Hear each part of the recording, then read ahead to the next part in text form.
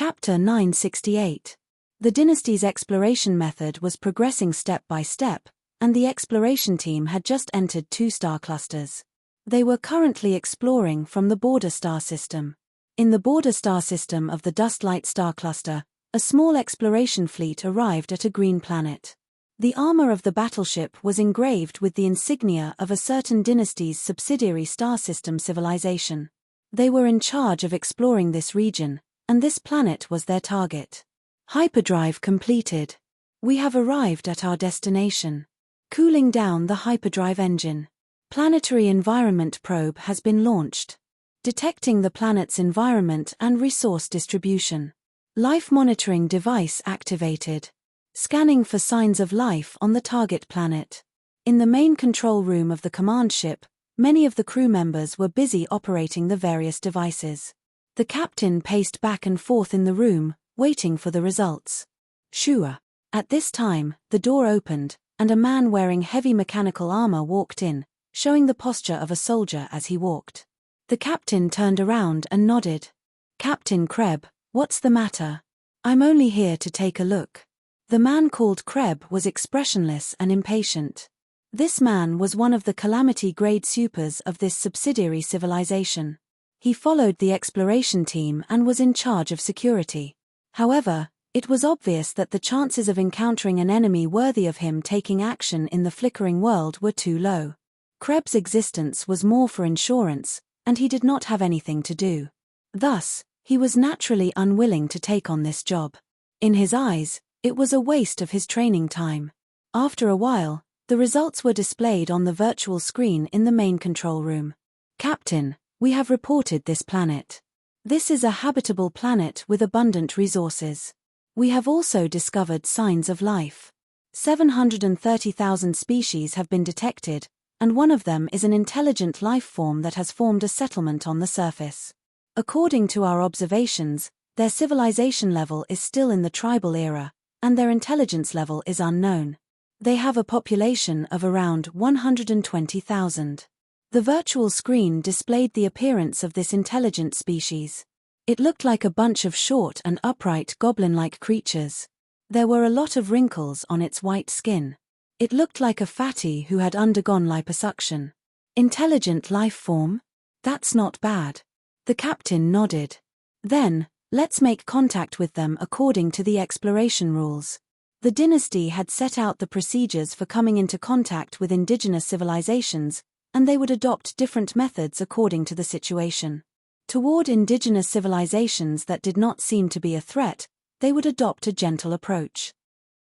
Han Xiao had once come into contact with planet Pangurus during the first exploration phase, and he adopted the approach of educating them. This fleet slowly landed in a forest on the planet. The ground troops disembarked and began to make friendly contact with the native tribes.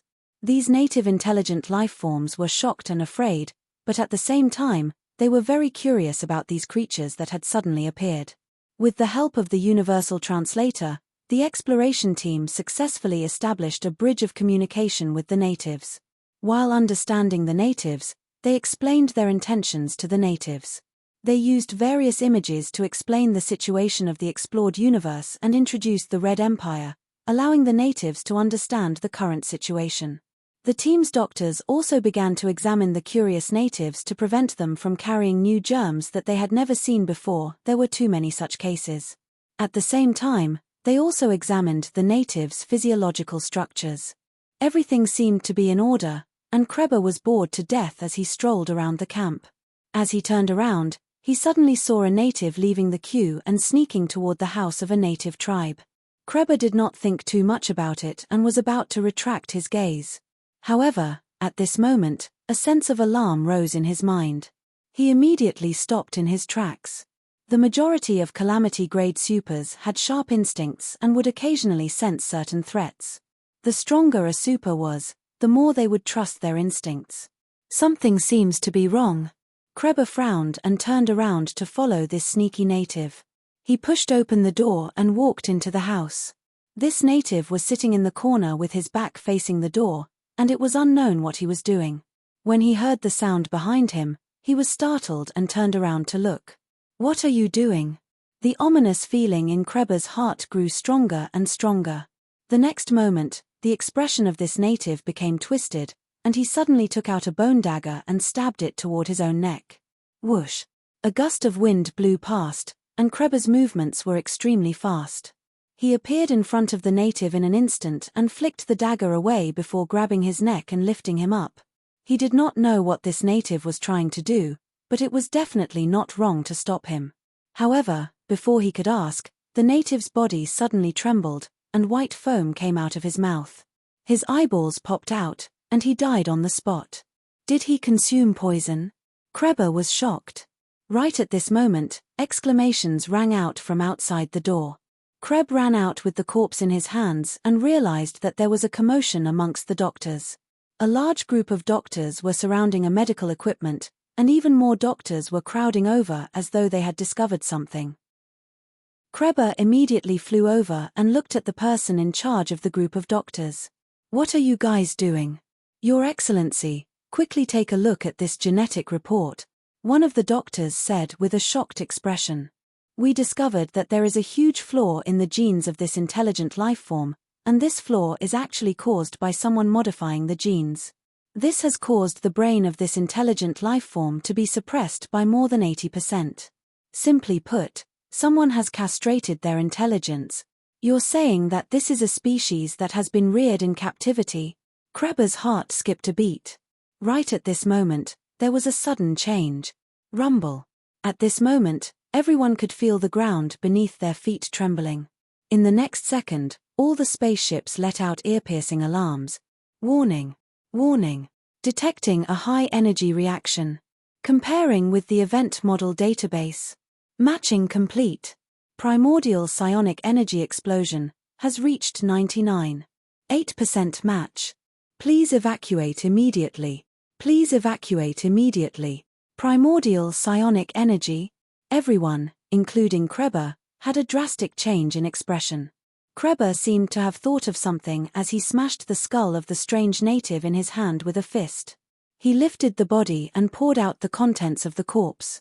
At the same time, an extremely small mechanical product fell out along with the liquid.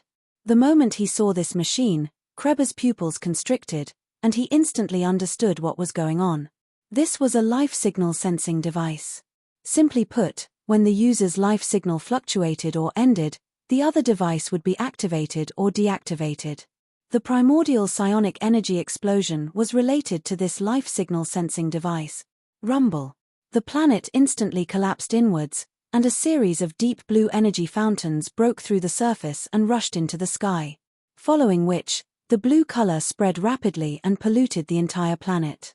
Mountains, rivers, forests, land, sea, sky, everything was devoured by the blue color and turned into a part of the primordial psionic energy. Expansion, endless expansion. All matter disappeared in this blue light. In the process of transforming matter into energy, an unparalleled amount of energy was released. The exploration fleet's escape speed could not even keep up with the expansion of the primordial psionic energy, and they were all swallowed up by this blue light. Kreber rushed out of the spaceship and struggled to escape. However, the boundless blue light drowned out his figure. In front of this destructive wave of primordial psionic energy, even a calamity-grade super was no different from a lump of ordinary matter. The same scene was happening on more than one planet at the border of the Dust Light Star Cluster. Planet Lighthouse, the commander's conference room. Not long after the previous meeting, the remote projections of all the participating organizations gathered once again. This was an emergency meeting, and Han Xiao and the other beyond grade as were also called over. Looking at the casualty statistics on the virtual screen, the atmosphere in the room was heavy. As you can see, our exploration fleet encountered an accident in the Dust Light Star Cluster. Tarakov's tone was solemn. More than 6,000 battleships were destroyed, and more than 7 million people died, including 2 calamity-grade supers from the subsidiary civilizations. Hearing this, many people were shocked. What kind of situation did they encounter? Did they encounter a very powerful native civilization? There are such powerful natives in the Dust Light Star Cluster? Han Xiao narrowed his eyes. He only knew that this native civilization had caused trouble for the dynasty, but he did not know the details of the battle. After all, this happened during the version update, and the players in his previous life did not experience it personally. They could only understand it from historical information. Tarakov gestured for everyone to keep quiet and said in a deep voice, "The armed forces of these natives are stronger than you think. They have grasped psionic technology, and these casualties were all wiped out by the primordial psionic energy explosion while exploring the planet. We have reason to believe that this is a trap set up by that unknown native civilization." As soon as this was said, most of the representatives held their breaths, and their expressions were filled with shock. They could accept a native civilization with powerful military forces because with the dynasty's battleship technology, suppressing a native civilization would not be a problem. No matter how strong their military forces were, they would not be able to pose much of a threat to their exploration fleet.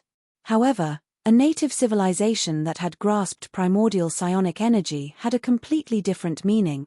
In the explored universe under the three universal civilizations, primordial psionic energy was a weapon that was absolutely prohibited from being used. Its power was terrifying, and the subsequent pollution would be even worse. However, these natives had grasped primordial psionic energy technology as well. Just how did they climb up the technology tree? Could it be that they still have some black technology that we do not know about? Fear grew in the hearts of most of the representatives present. The feeling of facing a native civilization was different. In the Galactic Society, even if you did not possess a certain technology, you would still know about its existence. However, facing a powerful native civilization that they had never seen before, who knew if they would suddenly pull out some incredible technology from their pants?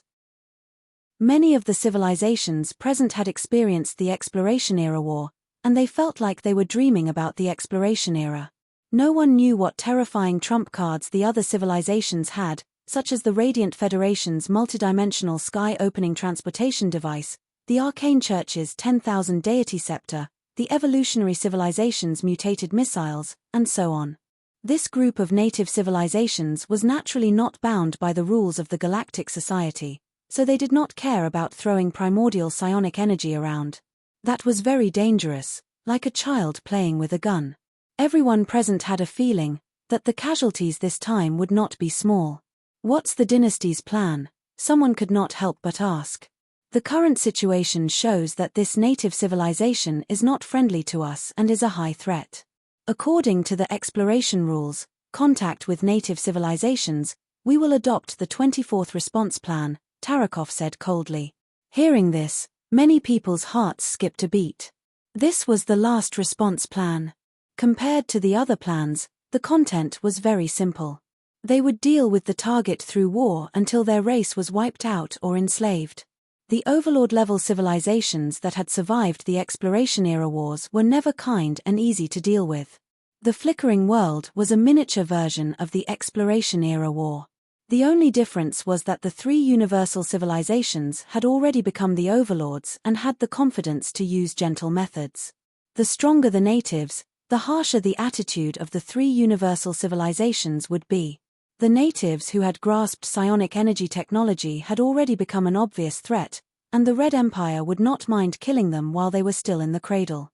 There would be one less annoying star cluster civilization, and this would be beneficial to the entire Galactic Society. Tarakov looked around and said coldly, "We don't know anything about them. We know almost nothing about them. We don't know where they are or what species they are. However, they launched a precise attack on us, which means that they have a certain amount of information in their hands. Before this, we have not come into contact with this civilization. So, we can determine that there are people behind this. Those stowaways are the biggest suspects." Hearing this, the civilization representatives all had different expressions, but they all thought of the same thing. This was not difficult to guess. The technology tree of an individual civilization would not be able to cover everything, and the strength of the Galactic Society was the flow of technology. It was the stowaways who had packed up a bunch of advanced technology in the Galactic Society and thrown it to the native civilizations, including psionic energy technology. Those supercluster civilizations also had sufficient motives. First, They wanted to kill the dynasty's armed forces. Second, they wanted to slow down the exploration progress. Third, they wanted to kill with a borrowed knife, indirectly eliminating the powerful native civilizations and opening up more space in the flickering world. Of course, they would not throw their technology to anyone they saw. Only the advanced native civilizations with sufficient productivity would be their target. Otherwise, even if they gave their technology, they would not be able to use it. I hereby announce that the exploration of the Dust Light Star Cluster will be temporarily halted. The dynasty's exploration army will officially enter a state of war, Tarakov said with a solemn tone. Everyone nodded with solemn expressions. Before dealing with the enemy, they would not continue to explore slowly. The dynasty had plenty of war experience, and they had countless cases to refer to. This was an advantage. The enemy had the advantage in terms of intelligence, but this advantage would not be maintained for long. With the trap of the primordial psionic energy explosion as the anchor point, the dynasty's profits would be of use. Furthermore, the mechanics were not given to them for nothing. The Black Star Corps also had to respond to the dynasty's call for reinforcements. However, Han Xiao did not intend to take action personally. He mainly wanted Nero and his subordinates to participate while he sent his mechanical army to protect them in the dark. He knew that the Kundi race did not have a super system, and they only had various armored warriors. Their greatest threat was the psionic energy explosion, and as long as they avoided this battlefield, they would be able to reduce their casualties. I have the advantage of being familiar with the map, and I can be of some help, Han Xiaoxin thought to himself. At the same time, in the depths of the Dust Light Star Cluster, the spaceships carrying countless civilians disappeared into the depths of the galaxy. Looking at this scene, every remaining Kundi race soldier had an indescribable feeling in their hearts. Reporting, the wanderer fleets of every colonial planet have already set off. All of them are carrying the local civilians and the seeds of all the creatures and crops that we have discovered. They will be searching for a new home. Hearing the report from his subordinate, the Kundi race leader nodded, and the other upper echelons did not say anything. That fallen spaceship did not lie to them. They had secretly arranged for some of their enslaved subsidiary races to come into contact with the other party. The other party was indeed called the Red Empire, and they were as powerful as the information stated. While the other party seemed friendly and was different from the information, in the eyes of the Kundi race, the other party was still trying to colonize and control them. The future could be predicted, and this was something that the Kundi race could not accept. This entire star cluster was supposed to be their resources for development and the ladder for their evolution. However, the Red Empire was here and wanted to snatch away these resources. Just like what the information stated, their way out would be blocked, and they would not be able to develop normally. In this regard, the superstar cluster civilizations were not all lies. They had a deep understanding of this. The truth was the best form of deception. The Kundi race was not willing to become a vassal, and the universe was so vast, so they still had a way out.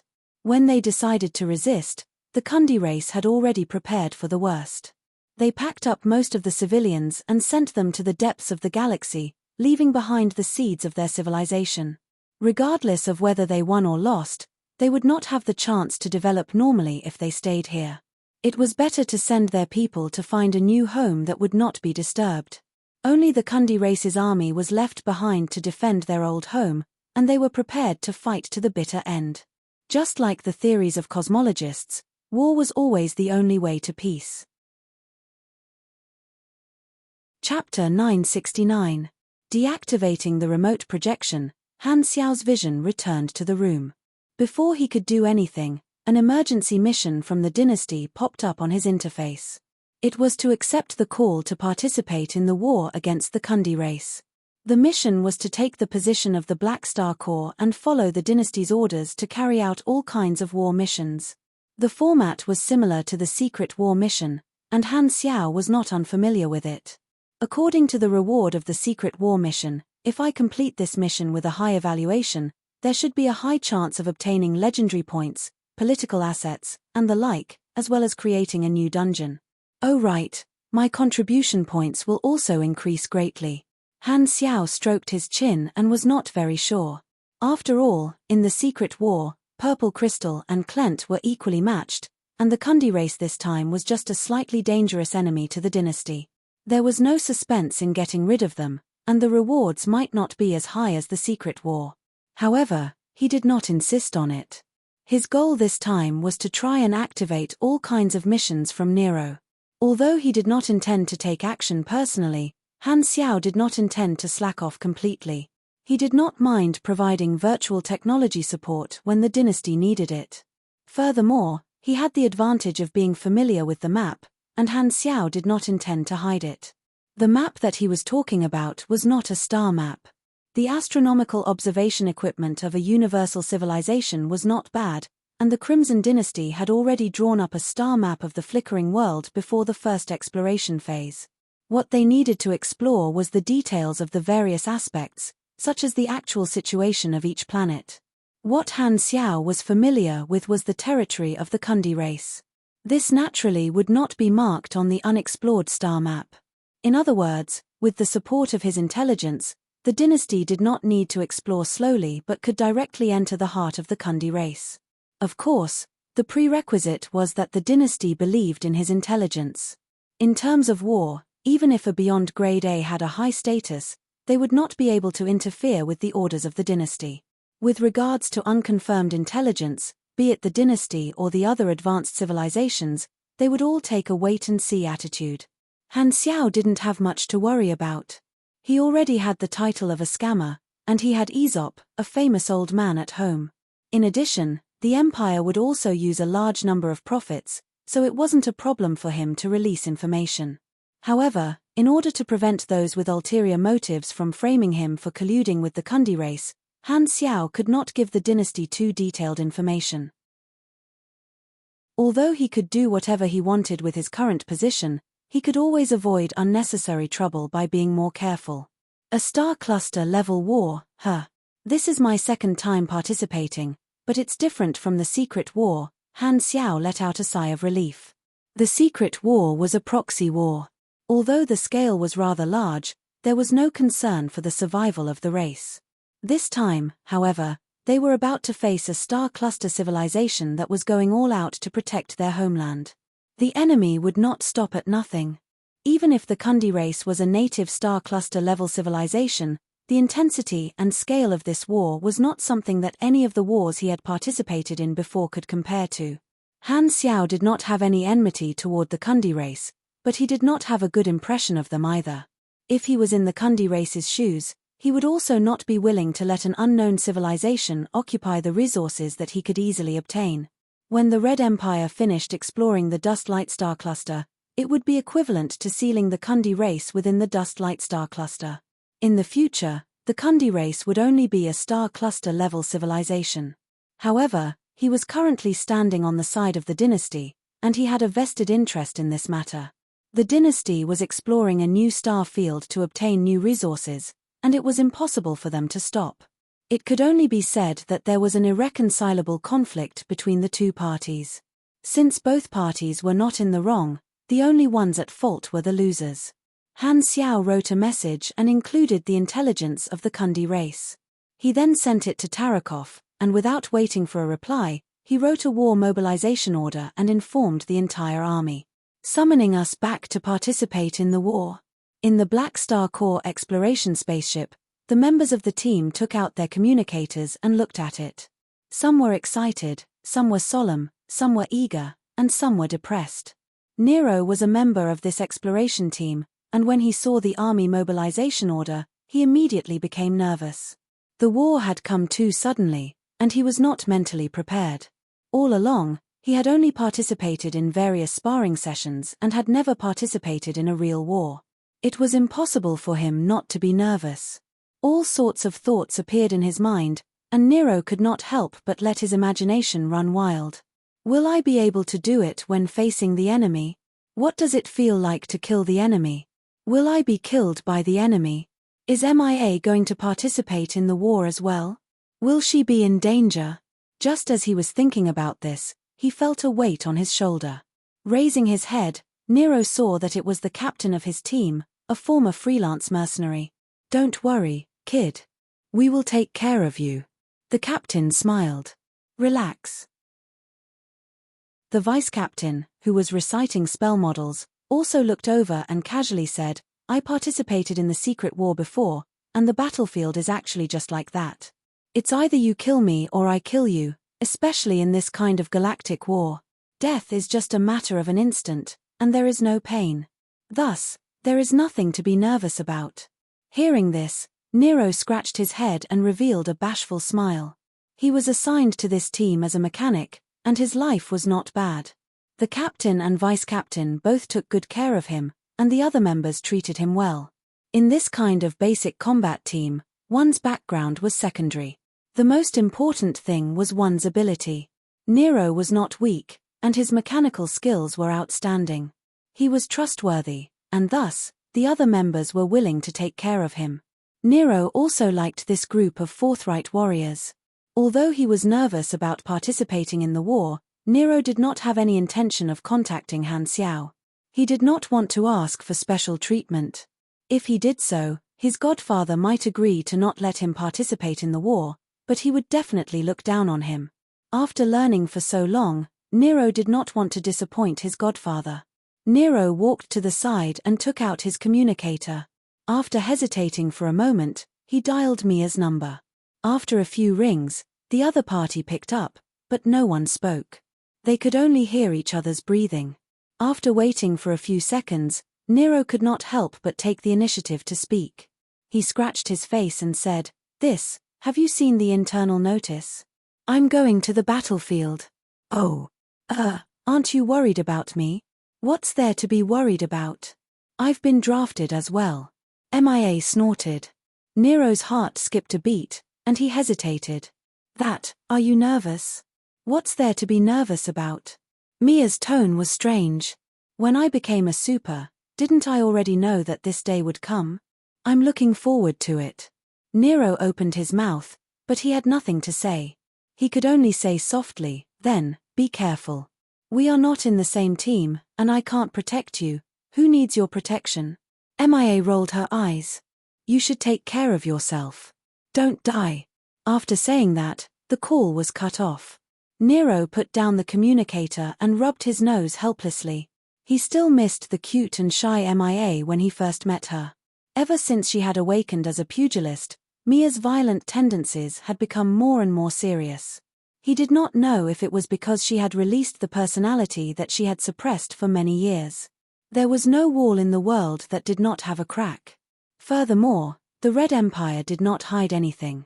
Not long after, the news of the flickering world spread to the explored universe, and the various starfields knew that the Red Empire was mobilizing for war. The majority of the galactic residents did not have any special opinions. Dealing with the natives was nothing strange. They could not wait for the dynasty to get rid of their opponents and complete the exploration as soon as possible so that they could have fun in the flickering world. There was also a group of anti-war factions that pitted the natives and called for peace instead of war. However, no one cared about them, and these words could not affect the actions of the advanced civilizations. Most of the organizations did not care, but the various supercluster civilizations were happy. They could not wait for the Kundi race to cause huge trouble for the dynasty. With the primordial psionic energy, the Kundi race would have the ability to kill the dynasty. The more of the dynasty's troops that died, the better. If possible, it would be best if the dynasties beyond grade as died. The exploration of the Dust Light star cluster had been stopped, and the dynasty and its allies were gathering their fleets near Planet Lighthouse. Apart from the exploration army, the Red Empire also sent elites from the central galaxy to the flickering world to participate in the battle. On one hand, it was to not underestimate the enemy, and on the other hand, it was to train the troops. In the explored universe, they would not encounter a war of this level often, and it was a good opportunity to train the elites that the army wanted to nurture. This time, because Han Xiao would not be participating personally, the commander of the Black Star Corps fleet was Hurlus, who had left his friends behind and rushed over from the Shattered Star Ring. The army this time is divided into many armies. I'm the commander-in-chief of all the armies, and I'm in charge of the strategy. Every army will have an exclusive commander to lead the various allied organizations. The dynasty commander in charge of your Black Star fleet has also been decided. In the commander's office on Planet Lighthouse, Tarakov opened a resume and showed it to Hurles. Looking at it, Hurles felt that it looked familiar. Tenny Armenlos. That's right, it's him. His military rank doesn't seem high. Will he be able to do it? Hurles was confused. Hihi, don't worry about that. He's an officer that the dynasty is currently nurturing, and he has outstanding commanding abilities. Tarakov smiled. He arrived at Planet Lighthouse not long ago. You can meet him. As he spoke, Tarakov knocked on the table, and the door was pushed open. An officer with an imposing aura walked in, followed closely by his adjutant. We meet again, my friend from the Black Star Corps. The officer nodded. Oh. So, it's you. Hurles immediately recalled when he saw this person. This person was an elite of the dynasty who had been modified by the evolution cube, the future dynasty marshal, and had a short relationship with Han Xiao back then. The adjutant beside him was his trusted aide, Corbus. Hurles stood up, and the two of them shook hands before sitting back down. I haven't seen Black Star in almost 10 years, Tenny said. I heard that his position is getting higher and higher. I'm very happy. Hurles nodded and asked curiously, You've been promoted in the past few years? I remember that you were only a colonel when you came. I made some contributions, but those achievements are nothing compared to Black Star. Tenny shook his head. This time, I volunteered to be the dynasty marshal of the Black Star fleet to help you reduce the casualties. Thank you very much. Hurles was pleasantly surprised. As an ally, he was most afraid of meeting an unreliable dynasty marshal. You don't have to thank me. You can take this as repayment. Tenny waved his hands. Back then, Black Star gave me a mechanical floating defense array personally built by a Beyond Grade A, which helped me get through a few dangerous situations. I should be thanking him. I see. Hurles was enlightened. There was no such thing as love for no reason. It turned out that his boss had helped him before. He could not help but be impressed by Han Xiao's ability to build relationships. After this battle, I'll visit Black Star in the Garu star cluster. I hope he'll be free. Tenny nodded. Don't worry.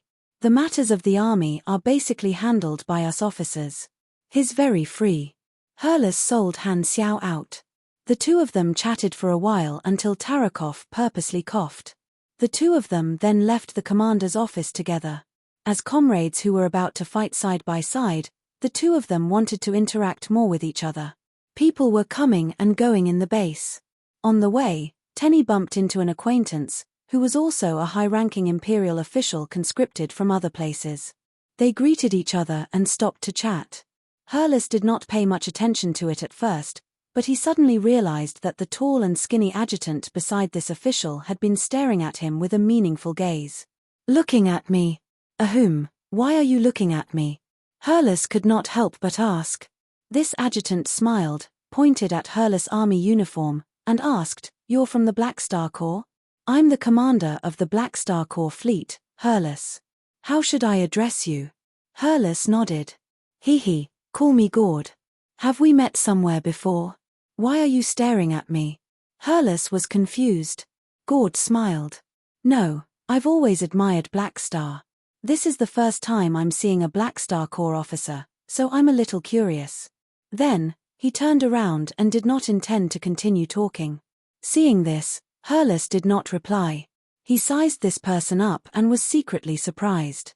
This guy called Gord clearly did not have any aura, but for some reason, Hurles felt an inexplicable pressure in his heart when standing next to him. At this time, Tenny also finished chatting with his acquaintance. The other party left with Gord.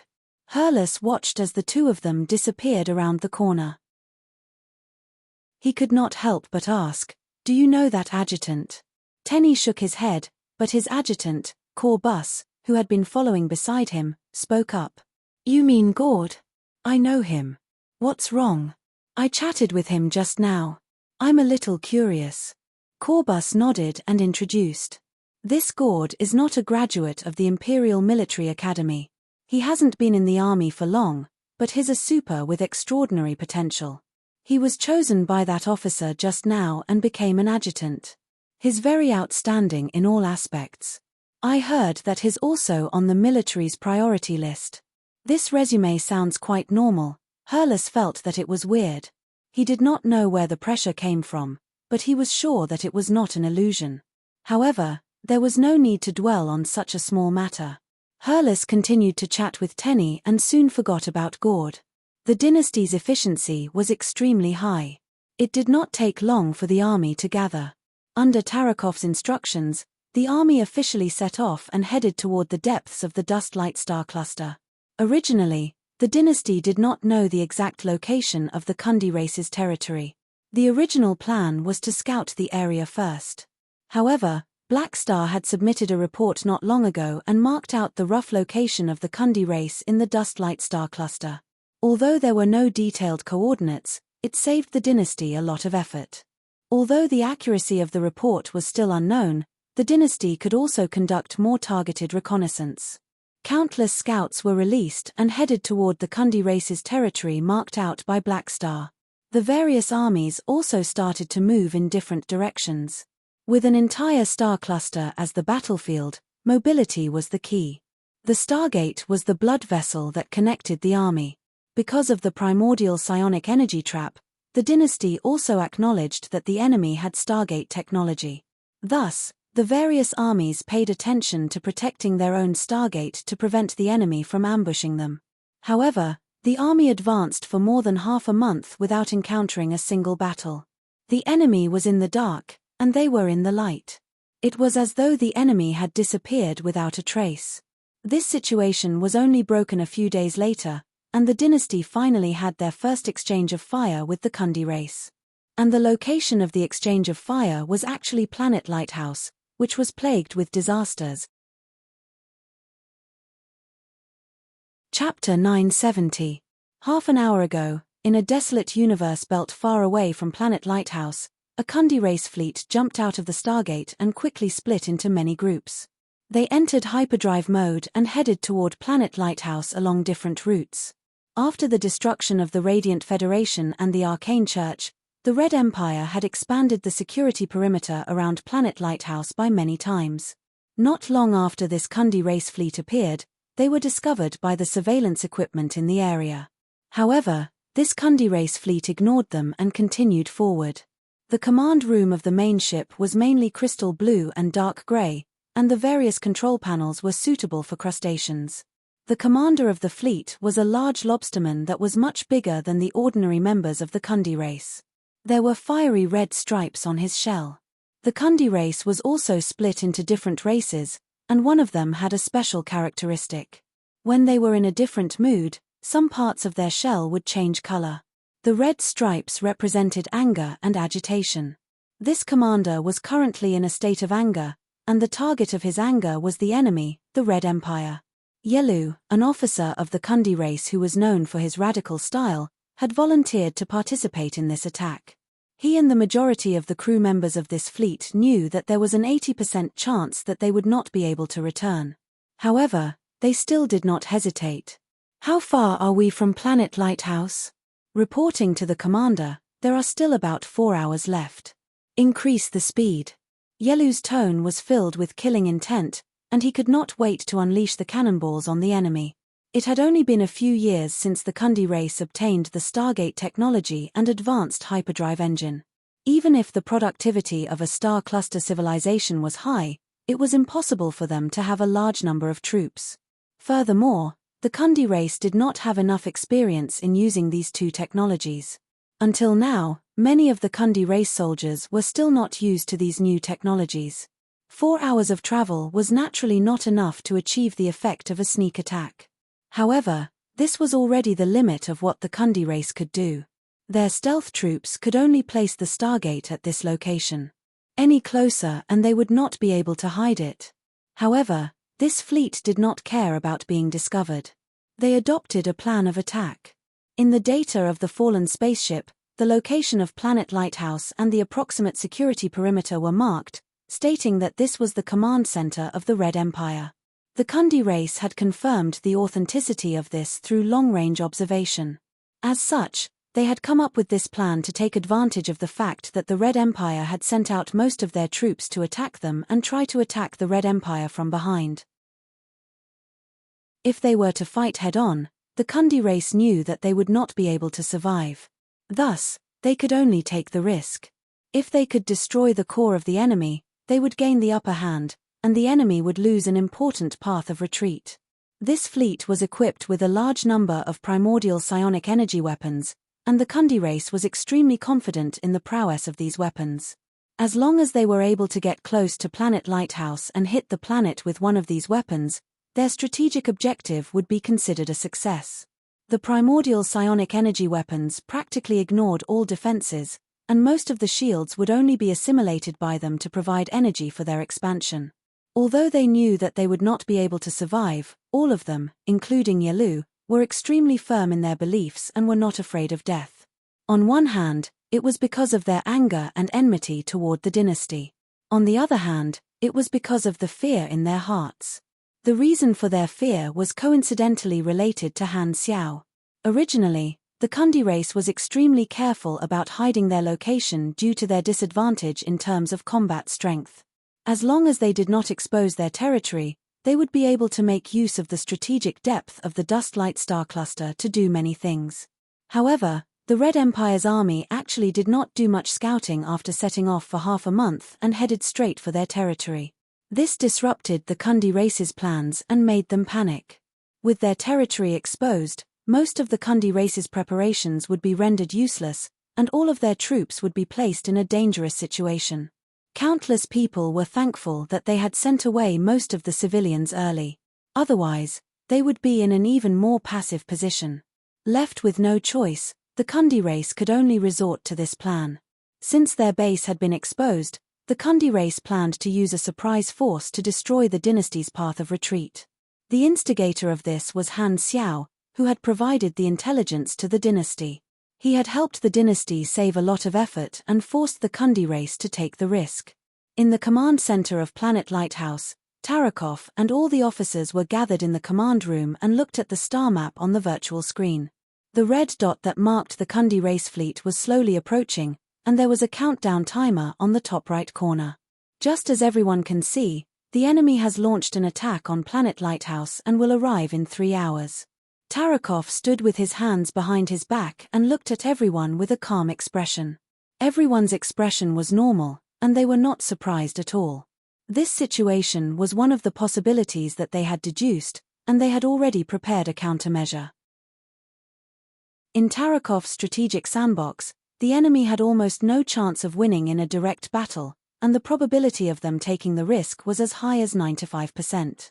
During the exploration era, the Red Empire had been ambushed countless times, and they were extremely experienced. Not only were the officers not panicking, they even felt like laughing. Compared to veterans like them, this indigenous civilization with little experience in war was still too inexperienced. Their every move was within their expectations. Without the multidimensional sky-opening transportation device, they still wanted to ambush them. Without the life of the Radiant Federation, they had gotten the illness of the Radiant Federation. Planet Lighthouse was filled with calamities, and they were all used to others coming straight for them. After the previous lesson, even if they sent out a large number of troops, they would still retain a sufficient fleet on Planet Lighthouse. Furthermore, the expanded alert range would cause the enemy to take a longer time to reach Planet Lighthouse. A few hours was more than enough for Garu, Reno, and Crown to rush over through the stargates. Even the army that was sent out could return through the stargates along the way. Everyone is aware of the situation. The only threat of the enemy's ambush is the primordial psionic energy weapons themselves. Tarakov paced around and slowly said, "We have plenty of time to prepare, so we have to destroy all the incoming troops. If any of the enemy ships get close to Planet Lighthouse and drop the primordial psionic energy bombs, we will be in trouble.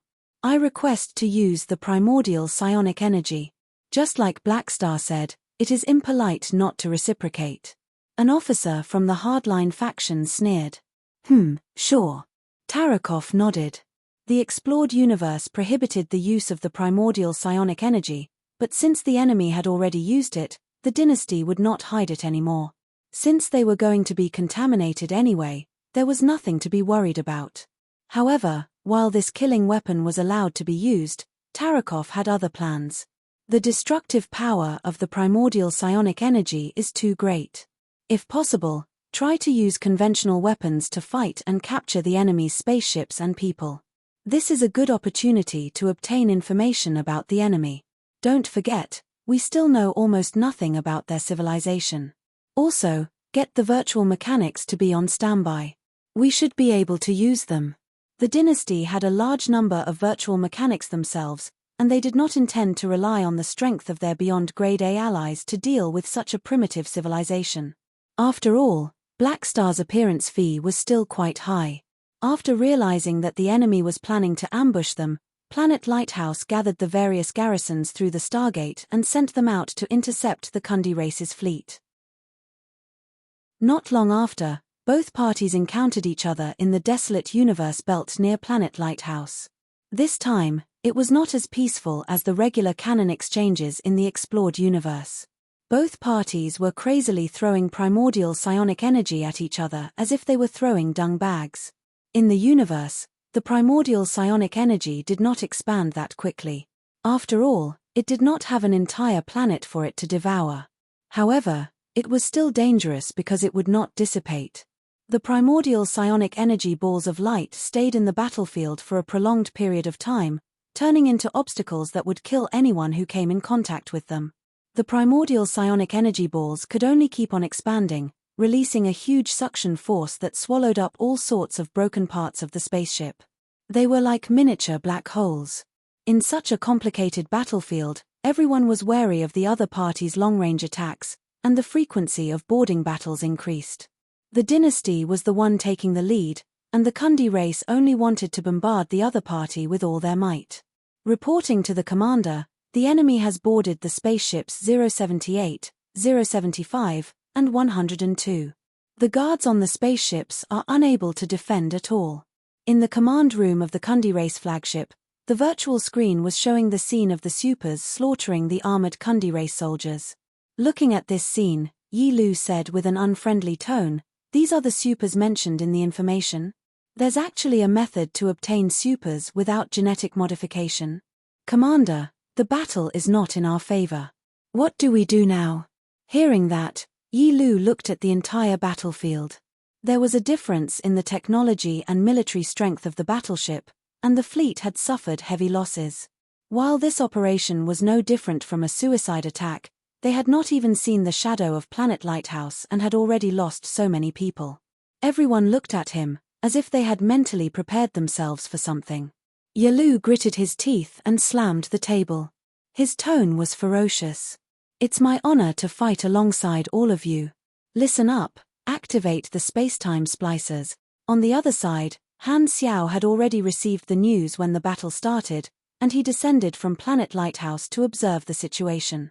The dynasty's attack on the Kundi race fleet could be said to be extremely easy, and the enemy did not have much ability to retaliate. The difference in battleship technology was not something that could be made up for so easily. In the command room, Tarakov was calmly commanding the battle while Han Xiao was just watching by the side. Seeing that the battle was going well, Han Xiao was a little confused. "That's weird. The Kundi race doesn't seem to be able to withstand a single blow. How did they cause so much trouble for the dynasty in my previous life?"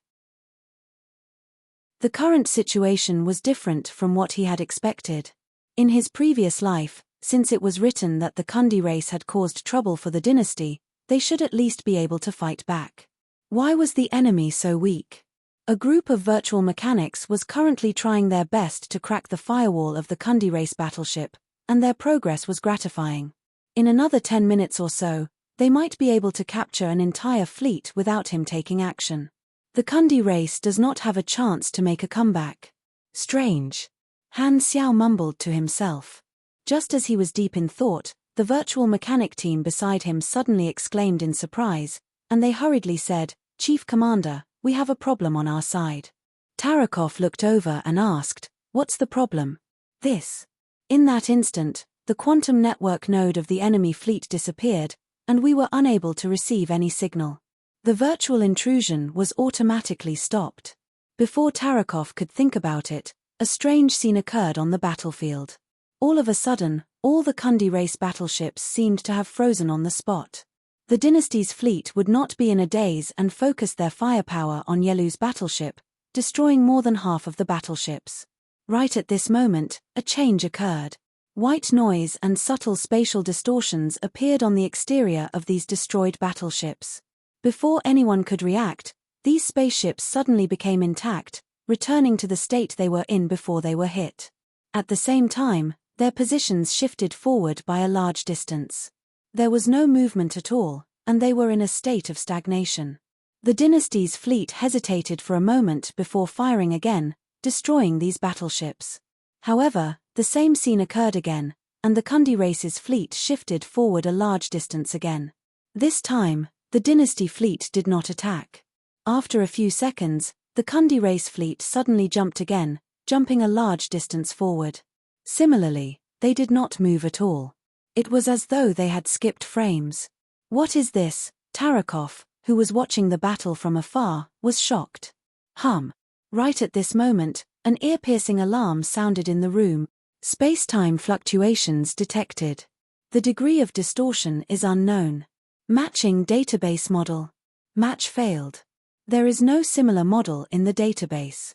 Creating new file. At the same time, the dynasty's fleet also used all their means to attack. However, no matter how many times they destroyed these battleships, they would always return to their original state and move toward Planet Lighthouse again and again. Upon seeing this, Tarakov's expression changed, and he quickly adjusted his state of mind. He shook his head and said, "It seems like we have underestimated them." We really cannot underestimate any civilization. Everyone looked at each other with different expressions. They originally thought that this would be an easy battle, but they did not expect this native civilization to pull out an unknown technology that seemed to be related to spacetime. They did not know how they climbed up the technology tree. Just as the officers were bewildered, Han Xiao, who was on the other side, was also a little stunned. He subconsciously put down his crossed arms.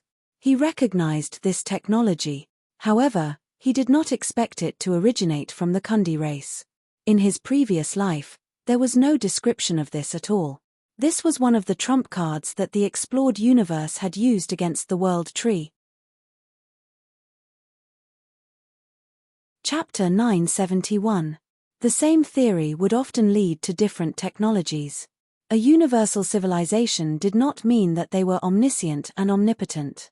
Just like how the three universal civilizations did not have their own unique technologies, the diversity of the civilizations also ensured the diversity of the technology tree. Han Xiao was very familiar with the special technology that the Kundi race had displayed. This was a technology known as spacetime splicing, which came from a branch of spacetime theory. Spacetime technology was very advanced but not rare. The three universal civilizations and even the various star cluster civilizations would more or less know some of it. Even in the supersystem of the Mags, there were spacetime-related spells. For example, Lagi's Smash Varudo was one of them. However, spacetime splicing also had its own uniqueness. The three universal civilizations did not reveal the specific principles behind it in his previous life, and Han Xiao only had a rough idea. This spacetime splicing seemed to be an ability to travel through spacetime, but it was also very different. The way Han Xiao saw it, the reason the Kundi race fleet was able to recover time and time again was because they had used spacetime splicing to freeze the fleet in the state before it was destroyed. No matter how many times it was destroyed, it would be able to recover to its previous state. The movement of the fleet was another use of spacetime splicing. First, a trend of the fleet was set as a parameter and simulated in reality, building a spacetime model of the entire action from start to end. Then, it broke through the spacetime continuum and separated the continuous action model into many time points. To put it simply, it was turning the action of I want to do something into a movie, and every time point was a frame of the movie. Then, he took out the time chain of this preset behavior and locked his own spacetime in it, cutting off the past and future, and only existing in the present of this time chain. He would jump at the time points separated by multiple time spans in the behavior model, and the movement process in the middle would be omitted. It would look like frame skipping. Because there was no process, the normal attacks of the dynasty's fleet would not be able to stop the Kundi race fleet. To put it simply, the fleet would transform into a high-ping warrior and move forward in a staggered manner. Even if the enemy hit the fleet, it would only hit the previous me. This technology had many unique uses in many aspects, but it was not without side effects. The space-time axis of the main universe was a chain system that was so huge that it could not be calculated. No matter which point there was an abnormal change, it would be corrected in the end like a taut chain. For example, all kinds of spacetime delay and spacetime stop spells would quickly correct the distorted spacetime in the area they covered after the effects of the spells ended, allowing the spacetime coefficient to return to normal. Only the changed state of matter would remain, and the spacetime axis itself would not be affected. The side effect of spacetime splicing was that the spacetime axis would start to correct the spacetime continuum. Due to the forceful distortion of the spacetime attributes of these skipped objects, their state of existence had changed.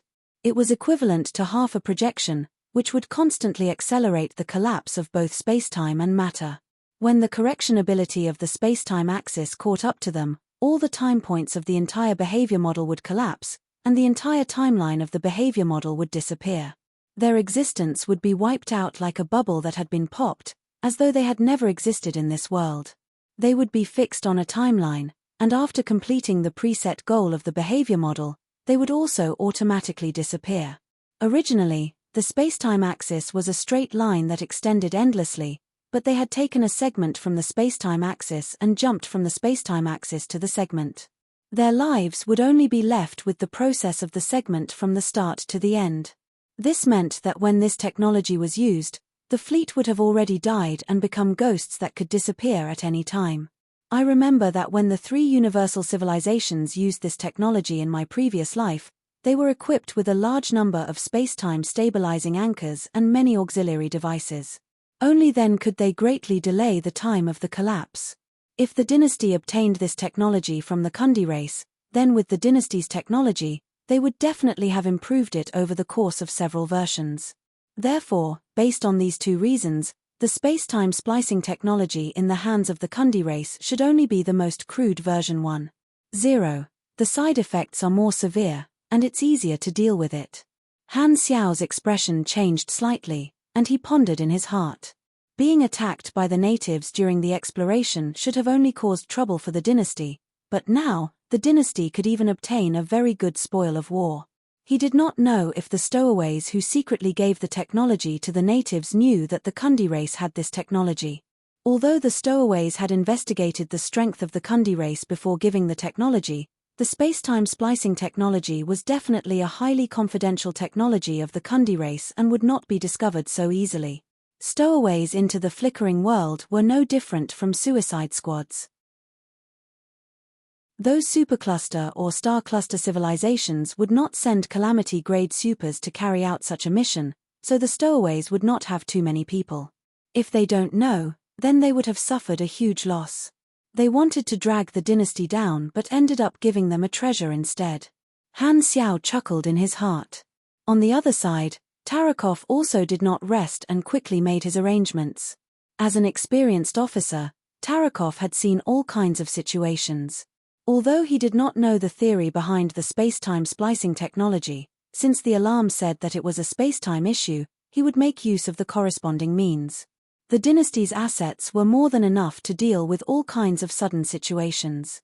Very quickly, a dynasty fleet that was on standby on Planet Lighthouse set off.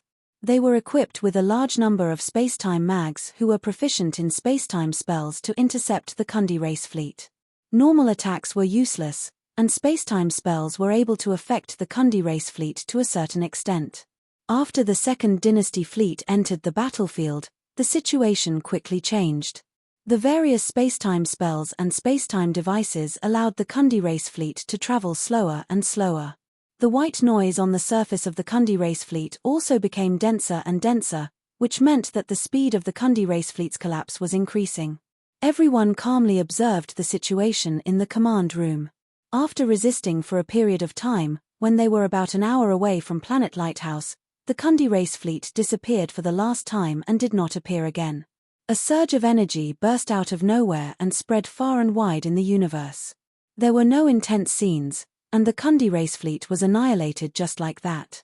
Apart from the huge amount of energy released after the collapse, nothing was left behind. In the universe, even annihilation was nothing. However, when these people made up their minds, they must have felt rather tragic. Even though they knew that they were going to die, they still wanted to give the dynasty a beating. Han Xiaoxin shook his head as such a thought flashed through his mind. It's settled. Tarakov placed his hands on the table with uncertainty. Chief Commander, the space-time coefficient has returned to normal. There are no abnormalities with the radar, and we did not detect any enemies. This might be the side effect of the enemy's technology, and it shouldn't be perfected yet. Before we can confirm that the enemy is completely annihilated, do not let your guard down. Continue to scan the surrounding area. Also, activate the planetary shield of Planet Lighthouse.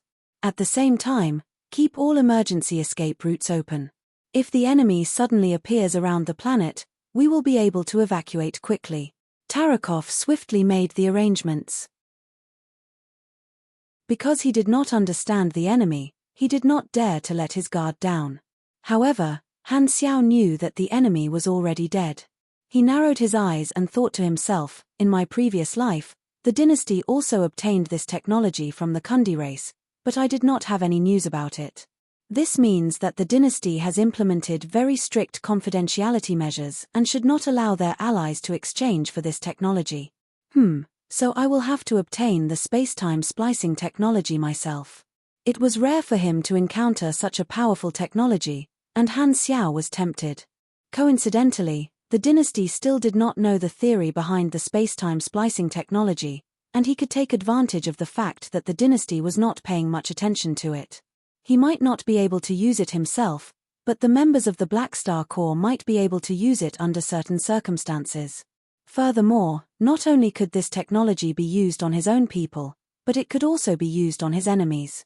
He wondered if the space-time amber and space-time splicing technology would work together and what kind of effect would it produce. Han Xiao was a little curious. In the depths of the dust light star cluster, an enormous Kundi race fleet was slowly moving through the universe. In the conference room of the flagship, the upper echelons of the Kundi race were seated. When they realized that the Red Empire was heading toward their territory, the upper echelons had decisively left their mother planet and moved together with the fleet. Since most of their race had already been transported away, they did not need to hesitate to temporarily give up on the colonial planet that they had been building for many years. We have lost contact with Yelu's fleet. The ambush plan has failed. Are they all dead? We can't be sure, but they should have used the space-time splicing technology.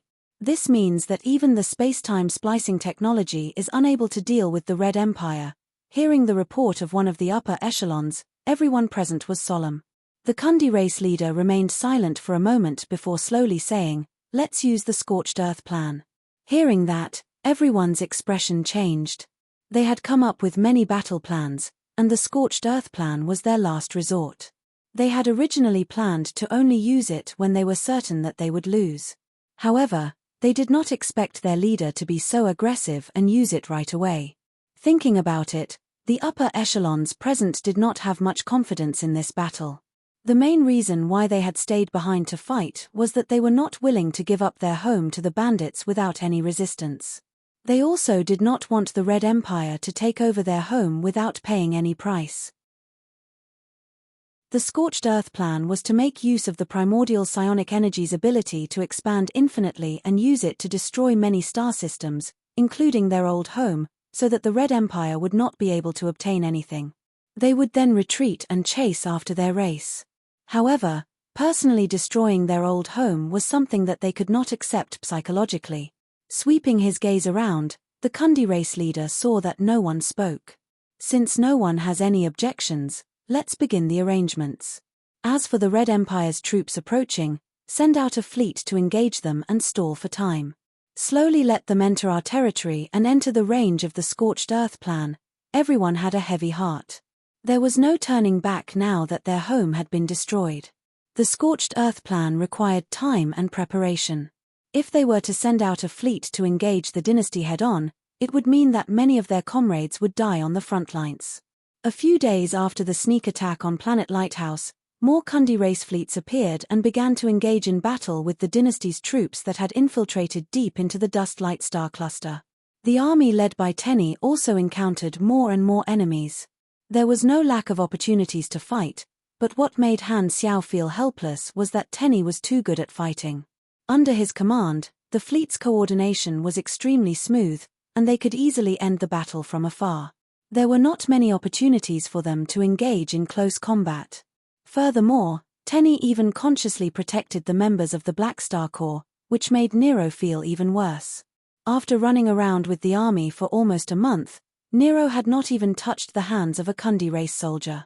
If this continued, Han Xiao would not be able to hold himself back from invading the next wave of enemies and controlling the Kundi race to attack Tenny. Thankfully, Tenny did not allow Han Xiao to extend his claws so quickly. In another battle, the Black Star Corps finally took on the task of engaging in close combat. Nero finally welcomed his first time. Chapter 972. Somewhere in the Dust Light Star cluster, the troops led by Tenny suffered a new wave of attacks. While shooting primordial psionic energy at the enemy, they sent out small assault ships to shuttle through the complicated battlefield and close in on the enemy. This was the nemesis of the Kundi race fleet that did not have any supers. In the previous battles, Tenny had always allowed the Black Star Corps to do nothing. In order to balance out the opinions of the other organizations, he had allowed the Black Star Corps to take the lead in this small wave of enemies. In the complicated battlefield, a small battleship made all sorts of maneuvers, shuttling between the energy cannons while avoiding the expanding primordial psionic energy. Inside the cabin, there were many armed landing squads waiting for orders in the various assault cabins. Nero's squad was one of the squads deployed on this spaceship. The interior of the cabin was grey, and it was slightly dark. Only a row of red lights flashed at the top, dyeing everyone's faces red. On the metal walls of the cabin, there were electromagnetic discs emitting blue light. Nero's team members were split into two rows with their backs against the electromagnetic discs, allowing the back of their combat suits to be absorbed by the electromagnetic discs to stabilize their bodies. The spaceship was flying with great difficulty, and the cabin was trembling slightly. Outside the window, beams from the cannons flashed past, and Nero's face turned pale. "Kid, there's no need to be afraid. Our spaceship's mobility far exceeds the enemy's. They won't be able to hit us." The captain in the heavy mechanical suit laughed and patted Nero's shoulder. Normally, people who say such things would be in trouble the next second. Nero couldn't help but curse.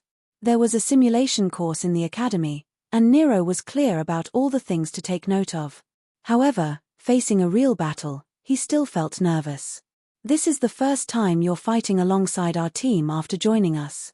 Let us see your actual combat strength. Don't be a burden," the captain said. "Got it." Nero took a deep breath and clenched his fists. Waiting in the cabin was a torturous thing, and time seemed to drag on for a long time. Nero did not know how long had passed, but a notification suddenly sounded in the cabin. "Target locked. The cabin will be launched in 45 seconds. Please prepare for battle. I repeat, please prepare for battle."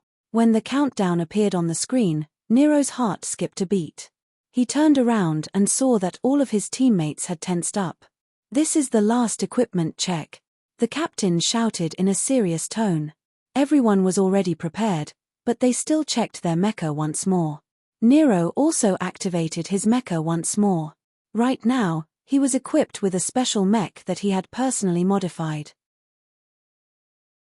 The second generation of the Earth could use a lot of resources to create a mech made from rare materials. Its performance was even better than the standard armor of the Black Star Corps.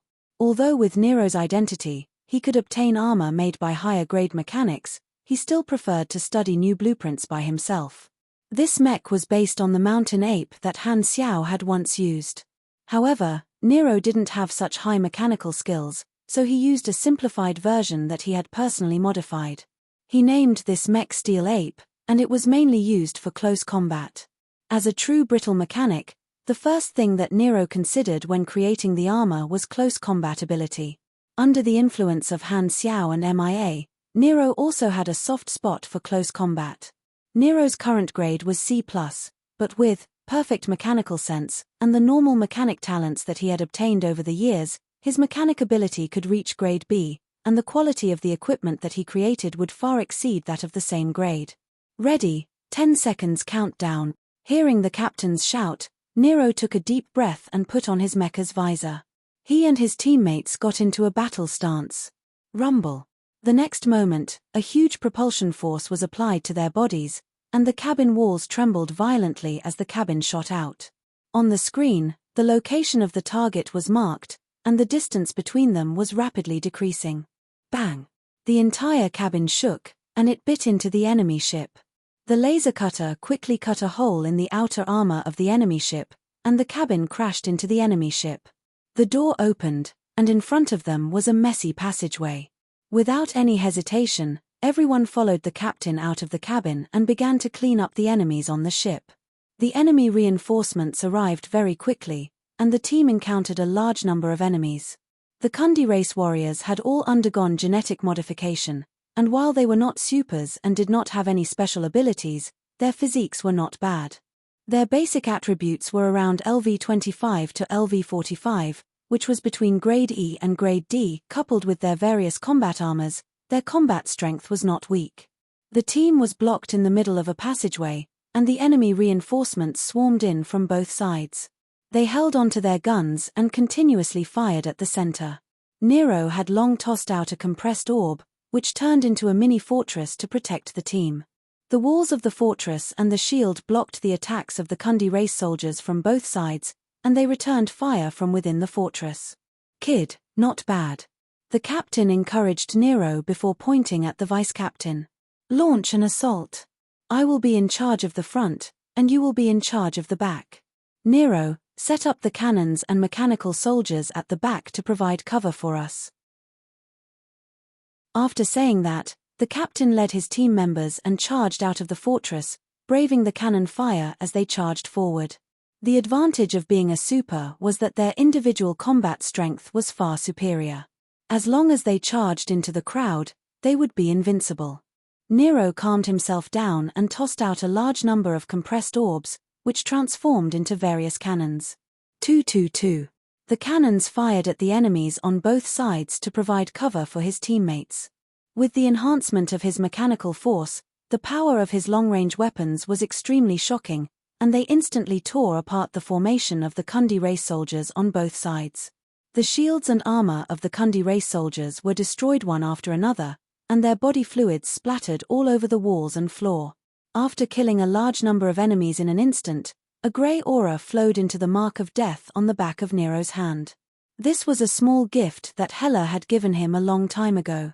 The more enemies he killed, the more his mental strength would increase. Nero had only been able to use this mark at this moment. With the support of his firepower, his teammates easily broke through the formation of the Kundi race soldiers and slaughtered them all. Many of his teammates were impressed by Nero's performance and praised him in their hearts. This newbie's firepower is truly ferocious. Is an ordinary grade C mechanic so powerful? This kid has some capabilities. He is indeed related to His Excellency Black Star. The team quickly advanced, and the reinforcements of the enemy increased. All of them charged forward without fear of death, and the situation was extremely tragic. This was especially so for the pugilists led by the captain. Their fists and kicks were extremely heavy, and while they might not be able to shatter the armor of the enemy, the surging pugilist flames were more than enough to kill the Kundi race soldiers within the armor. The scattered corpses on the ground made Nero feel a little uncomfortable. Even though his mechanical suit was filtering the air, he could still smell the pungent smell of blood. The fearless attitude of the Kundi race shocked Nero, but he and his teammates did not hold back at all. All of the Kundi race soldiers that charged forward were basically killed for nothing. This was the first time that he was facing a real battle, so he was nervous. However, he did not pity his enemies. The army had a targeted education in this aspect. However, Nero was also excited despite his nervousness. He did not wish to stay at the back and provide cover fire. As a mechanic from the Black Star, his physical combat instincts were raring to go. He could not help but charge forward a few times, but he was afraid that he would be scolded by his teammates. Right at this moment, a cry of surprise sounded from the communication channel of his teammates. The Kundi race soldiers were attacking the Black Star army warriors who were close to them, and one of their teammates had his shield broken. He was instantly targeted, and the armor on his body was severely damaged. Black smoke rose from his body, and he staggered backward from the recoil. It was as though he had entered a temporary dazed state. The surrounding Kundi race soldiers pulled out their high-frequency daggers and pounced forward, pouncing on him and stabbing him with their daggers. His teammate was a Grade C pugilist with a strong physique. His body was covered in flames as he fought and sent one enemy after another flying. However, an endless stream of enemies charged at him without fear of death. Both sides were entangled in a fight, and his body was stabbed a few times before he fell into a dangerous situation. Just when the nearby teammates were about to turn around and help, a black figure suddenly charged out from behind and knocked a large group of Kundi race soldiers away like a bowling ball knocking a bunch of bottles away. It was Nero, who could no longer suppress his desire to engage in close combat. The nearby Kundi race soldiers turned around and surrounded Nero. Nero's tactical screen displayed the trajectory of the enemy's attacks, and he followed the instructions to dodge and squat down. His movements were extremely smooth, and the enemy's daggers brushed past his mechanical suit's shield, creating a trail of sparks. Nero flicked out his wrist blade, and as he dodged, he continued to hack and stab. His speed was peerless, and his wrist blade sliced through the enemy's armor and body like tofu. The cold blade brought out waves of boiling blood as he killed all of his enemies. After helping his teammates out, Nero did not return to the back to focus on firing the cannons. Instead, he charged into the midst of the enemy and slashed them one after another, causing their formation to turn upside down. Looking at the enemies falling one by one under his wrist blade, Nero felt extremely satisfied. Indeed, a true mechanic should engage in close combat. This is the style of a mechanic. Seeing this scene, a look of surprise flashed across the captain's face. Although he knew that Nero was the strongest member of the team, they had never fought side by side before today, so he didn't have a good understanding of each other's abilities. Seeing Nero carving out a path of blood, the captain muttered in his heart, "What a mechanic. Why does he keep charging forward to engage in close combat for no reason? What's wrong with him?" In front of a group of supers, the Kundi race soldiers in the spaceship did not have much ability to resist. The battle did not last for long, and the enemy was quickly wiped out. Blue-green bloodstains covered the entire command room, and all of the enemy's crew members were killed. Everyone kept their weapons and heaved a sigh of relief. Nero kept the compressed orbs and was in a daze, as though he was still reminiscing about the previous battle. Seeing this, the captain walked to Nero's side and grabbed his shoulder with a smile. "The battle just now was not bad. How do you feel? Are you still not used to it?" I feel much better." Nero hurriedly waved his hands. After a true battle, his state was no longer as tense. Although he was a little nervous at the beginning, he gradually got into a good mood and felt more and more relaxed. The hand-to-hand combat was free and unrestrained, making him feel very comfortable. He did not feel any discomfort from killing. Firstly, they were of different species, so the psychological impact was not that great. Secondly, supers had a certain level of mental toughness and could easily accept all sorts of cruel scenes. Thirdly, after obtaining supers, their mentality would change, and they would want to use whatever ability they had. It's the first time, so it's normal to see some blood. You'll get used to it in the future. The captain's tone was casual. If you feel any discomfort, you can come and find me. I'll give you some advice for free. Thank you, but I don't need it. A smile appeared on Nero's face as he was slightly moved. After this battle, he couldn't help but feel a sense of camaraderie towards this small team. Their relationship had become much closer. Nero's first life and death battle was extremely smooth, and it gave him quite a bit of confidence. The battle did not last for too long, and the Kundi race fleet was defeated without any suspense. The dynasty's fleet quickly started to clean up the battlefield. In the main ship, Tenny looked at the spaceships sent by the Black Star Army that were basically intact and returned to the troops. He nodded calmly. He was very satisfied that the Black Star Corps did not suffer any casualties. As the commander, he had many ways to reduce the casualties of the Black Star Corps. He intended to repay Han Xiao. Beep beep. Right at this moment, his communicator rang. Tenny took a look, and his expression changed slightly. He immediately picked up the call and spoke with a respectful tone. Your Excellency Black Star, I was prepared to visit you after the battle, but I didn't expect you to take the initiative to contact me. We haven't talked in a long time, and I have something to ask of you. The one who called was Han Xiao. May I know why you're looking for me? Tenny did not like small talk and went straight to the point. I heard that you want to protect the Black Star Corps? Yes. Tenny nodded. This is what I want to ask of you. You don't have to protect my men too much. I sent them to participate in the battle, partly to participate in the recruitment and partly to train them. Han Xiao raised his brows and smiled. I understand. Hearing that, Tenny did not waste any more time. Since the main character had spoken, he would not reject. Also, I hope that you can take care of this person. Han Xiao sent Nero's information to Tenny with a strange smile. This kid is my student.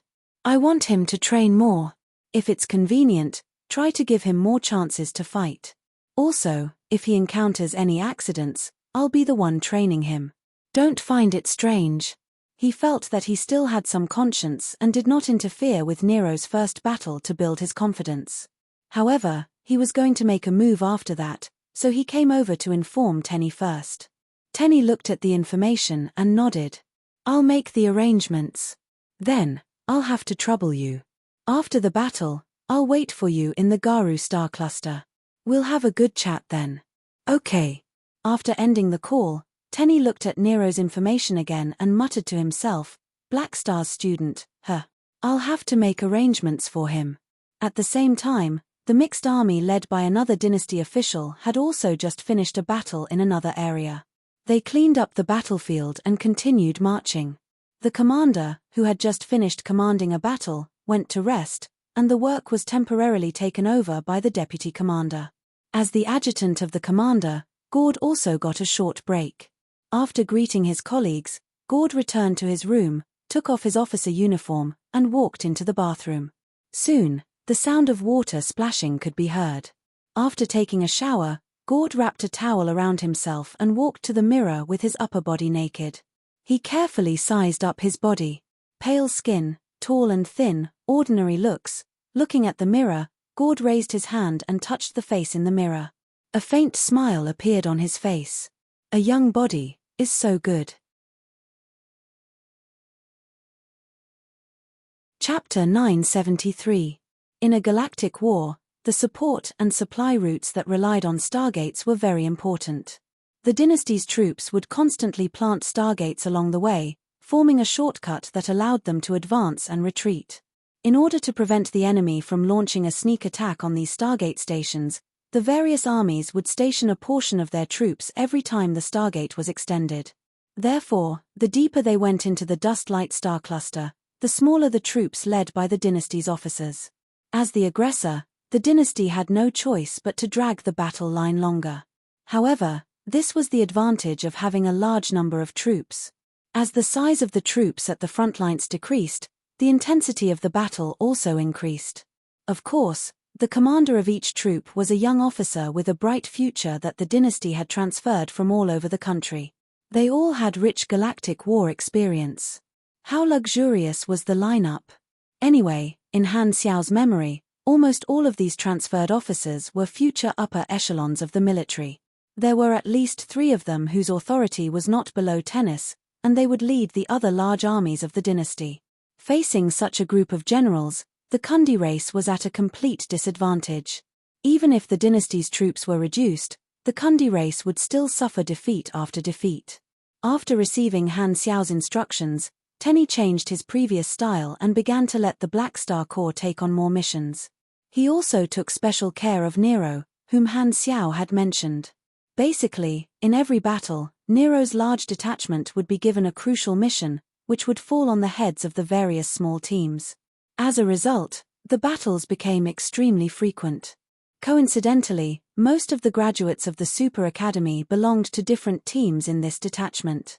The continuous high-intensity and high-risk battles put a huge burden on these young students. Even Nero could not take it. He felt that it was strange and did not know how their detachment had offended the commander. Due to the continuous high-pressure battles, Nero's machinery was severely damaged, and close to half of his stock was gone.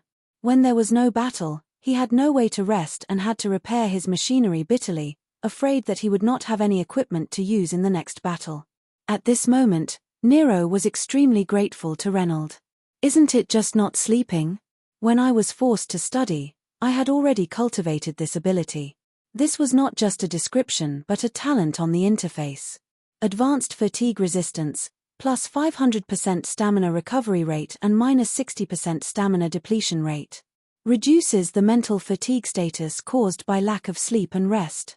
At most, it will accumulate to slight mental fatigue. For someone with good talent to be able to cultivate a talent even without sleeping, Han Xiao did not know how to reason with him. However, the other graduates did not have Nero's inspirational experience and were extremely tired. Even MIA did not have the time to chat with him on the phone. Since Nero had no way of guessing the commander's thoughts, it was useless even if he cursed in his heart. He could only continue to fight and did not know that he had already been arranged by Tenny. High-intensity battles would lead to casualties, but that was how actual combat training worked. Losses were unavoidable. Nero's team was still fine. Although they were exhausted, none of their members had died. Through the frequent battles, Nero's bond with his teammates had become stronger. The Red Empire had an overwhelming advantage in this battle, and many days passed in the blink of an eye. The various dynasty fleets had already crossed many star systems and were finally approaching the borders of the Kundi race's territory. As the army approached, the scouts moved first. The various armies that were approaching the Kundi race's territory from different directions all sent out a large number of scouts to scout the Kundi race's territory. Among these scouts, there were unmanned fleets that could be controlled remotely and combat squads that carried the ground troops. Without any surprise, Nero's team was chosen to be the scouts to carry out the dangerous scouting mission. Just as the dynasty's troops were exploring the borders of the Kundi race, Han Xiao had secretly sent out a secret mechanical army that had followed his instructions and arrived near the Kundi race's mother planet. This was a black planet that looked like a desolate planet. There were a large number of armed reconnaissance satellites floating outside the planet's atmosphere, as well as sky camouflage equipment used to cover the planet's surface.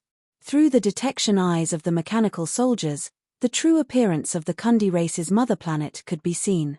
In fact, this was a sapphire-like planet. The ocean took up most of the surface area, and there were many floating cities on the surface.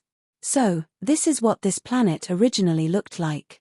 The mechanical soldiers stopped in space far away from the planet and activated their camouflage.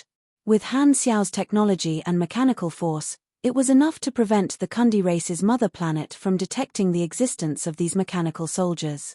One of the mechanical soldiers was Han Xiao's Lord's avatar, and it carried his consciousness. It was currently carefully observing this planet.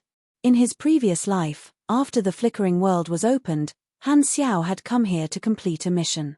At that time, the Kundi race's mother planet had already been completely modified by the dynasty. Because the dynasty had directly attacked the mother planet, the population of the mother planet had basically been evacuated. However, the Kundi race did not blow up the mother planet, and there were still many facilities left on it. Furthermore, a small fleet was stationed there to temporarily manage it. This was one of the core nodes of the Kundi race's quantum network. Get to work. Han Xiao twisted his mechanical neck, and with a thought, he entered the quantum network vision. His vision turned pitch black again, and only the light clusters representing the quantum network nodes were left. The brightness was different, and they were connected to each other by thin lines representing information flow, forming the structure of the network. Han Xiao directly locked onto the main quantum network node of the Kundi race's mother planet, and his consciousness turned into a stream of light. The firewall of the node appeared before his eyes like layers of dynamic data walls. In his eyes, there were holes and gaps everywhere. He did not want to alarm the Kundi race, so he chose to dive into the data instead of directly invading. He easily passed through the holes in the firewall and opened the back door. The other party's quantum network technology was very weak, and all the confidential permissions were useless. It was like entering a house where the owner was not home, and the tools in his hands could open any room or safe. There was no need to ask. If he did, he would be doing whatever he wanted. Very quickly, all the defenses of the Kundi race's data vault were removed, and it appeared naked before Han Xiao's eyes like desserts waiting to be enjoyed. "Philip, pack up and copy their database," Han Xiao instructed. His target was only the incomplete version 1.0 space-time splicing technology. However, since he was already there, he might as well pack up all the data of the Kundi race and bring it away. Philip began to work. Copying the data of an entire star cluster would take some time. Making use of this time, Han Xiao took a look at all the objects that were connected to this node. Through the path tracking method, he would be able to locate the whereabouts of all the Kundi race's fleets. "Let me see where the Kundi race's troops are." After importing the coordinates into the star map, Han Xiao's eyes suddenly moved, and he discovered some interesting information. The Kundi race's fleet was roughly split into 4 groups. The core fleet, with the command center as the main fleet, was hiding within the territory, waiting for orders. The second fleet was blocking the dynasty's troops at the front lines. It was normal for them to have opened up a battle line at the border. The third fleet was carrying the civilians and evacuating, which was already far away from the Kundi race's territory. What caught Han Xiao's attention was the fourth fleet. Countless small teams were heading toward the border of the territory in other directions, as though they wanted to form an encirclement. However, from such a far distance, it was clearly not a normal encirclement. It seemed like they were carrying out a special mission. With Han Xiao's current knowledge, of course, he would not be confused. Very soon, he had a guess. In such a situation, there should only be 3 possibilities. The first is to escape, the second is to cover the civilians as they evacuate, and the third is to set up a special trap. Escaping can be ruled out, but the civilians evacuating in the opposite direction can also be ruled out. In that case, the most likely possibility is to set up a trap. As for the trap, Han Xiao narrowed his eyes. According to the methods that the Kundi race could use and the specific situation, the enemy's most likely plan was to bury a large amount of primordial psionic energy at the border of the territory and cause it to expand, allowing it to devour all the celestial bodies within the territory, leaving nothing for the dynasty. This was not a random guess. There were too many examples of this during the exploration era. Wasn't the reason why so many artificial desolate universe belts were created because of the primordial psionic energy? So, the Kundi race wants to turn their homeland into a killing trap to lure the dynasty's fleet out. Whoa, that's quite vicious. They even want to take a bite out of the dynasty before escaping. Han Xiao shook his head. Only a civilization that did not know the dangers of the primordial psionic energy would use this thing recklessly. The formation of a natural celestial body required billions of years, and the probability was random. Wherever the primordial psionic energy passed by, it would devour all the celestial bodies, turning the universe into a desolate vacuum. No material resources could be found, and not a single blade of grass could be found. Furthermore, as long as the pollution was not dealt with, the primordial psionic energy would continue to expand endlessly. As its size increased, its contact area with the outside world would also increase, and the rate of expansion would also increase. If it expanded to a terrifying extent, it might not even be able to be dealt with. When that time came, all living beings could only race against the apocalypse. Another important reason why the 3 universal civilizations were so passionate about exploring the unknown was that they were afraid that there would be an unknown advanced civilization that would leave the primordial psionic energy and not deal with it, allowing it to expand endlessly. If that happened, it would only be a matter of time before the entire universe suffered. In the history of his previous life, there were no records of how the dynasty dealt with the Kundi race.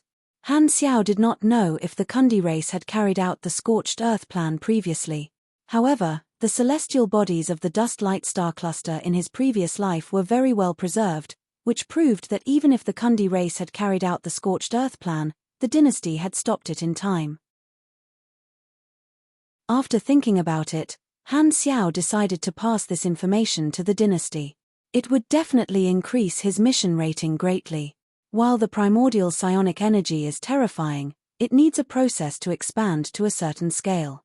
The dynasty has more than enough time to deal with this problem. Han Xiao nodded and felt relieved. He was only there to copy the space-time splicing technology, but he did not expect to receive such an unexpected reward. After a while, Philip finished copying the data, and Han Xiao left behind a backdoor program. After cleaning up the traces of his visit, he deactivated the quantum network vision and ordered the mechanical army to return. The Kundi race mother planet quickly disappeared from the vision of the Lord's avatar. From the beginning to the end, his visit did not alert anyone. A pinnacle beyond grade, a virtual mechanic, was unparalleled in terms of stealing intelligence. He was an existence that even the three universal civilizations had to be wary of. At this moment, the upper echelons of the Kundi race, who had already been ransacked, were having a new meeting. The topic of the meeting was related to supers.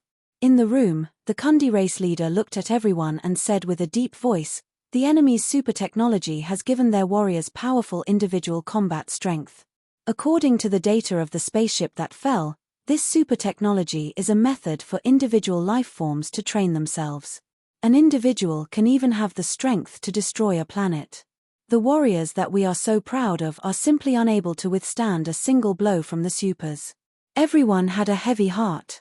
The super system was a technology that could only be discovered through luck, and the Kundi race was clearly on the blacklist of the goddess of luck, just like Han Xiao. The supercluster civilization behind the scenes had mentioned the existence of supers but did not give the cultivation method of the supers to the Kundi race. As a result, the Kundi race still did not have a super system. "Supers are exactly what we lack," the Kundi race leader said slowly. "Everyone, we have already decided to leave our home. If we can obtain this technology from the enemy, it will help us gain a foothold in our new home. What you mean is, I want the frontline troops to think of a way to capture some of the enemy's supers and use them as experimental materials. As long as we obtain their bodies, we will be able to research the principles and secrets of the super system. If that's the case, we will have to change the strategy of the frontline troops." Everyone gathered their spirits and began to discuss. Most people wanted to possess great strength and a long lifespan, not to mention that they were the upper echelons of the Kundi race. Strength had always been linked to authority, and if there was a superhuman strength, then the strength of a fist would be authority. They coveted the existence of supers, and not only did they want to use the scorched earth plan to destroy the dynasty's plans, they also wanted to snatch the new technology from the dynasty's hands. A few days later, at the border of the Kundi race's territory, a dynasty scout team was stealthily advancing. This scout team had more than 20 battleships, and the majority of them belonged to the Black Star Corps. Not only Nero, but even MIA and a large group of graduates were among them. They had been in the Kundi race's territory for a few days now, and they had maintained their vigilance along the way, ready to fight at any moment. However, they had yet to encounter any enemies. In the cabin of one of the battleships, a large group of army warriors was gathered around the star map and discussing the current situation. Nero stroked his chin and looked at the star map. He could not help but ask, "This is really strange. Before we entered the Kundi race's territory, we would encounter enemies intercepting us every day. Now that we have entered their territory, no one is coming to bother us." Hearing that, everyone turned to look at him but did not say a word. Not far away, Mia stood with her arms crossed and raised her eyebrows. She joined the conversation and spoke in a confident tone. Perhaps the enemies felt that they could not stop the dynasty and have all fled. "I don't think it's that simple." Nero shook his head. This time, Nero's team and Mia's team were on the same battleship, and there were a few other combat teams on the same battleship. After experiencing the baptism of war during this period, Nero's combat strength had increased by a considerable amount. However, his temperament had not changed. After all, he still had a baby face, and no matter how one looked at him, it was still rather comical. On the other hand, MIA had proven her combat strength in actual combat, and her temperament had become more and more confident. Rumble. Right at this moment, the fleet arrived at their target location and exited their hyperdrive state. Outside the window was a planet, which was also the current target of their scout team. They were looking for a planet that was suspected to be a Kundi race colonial planet.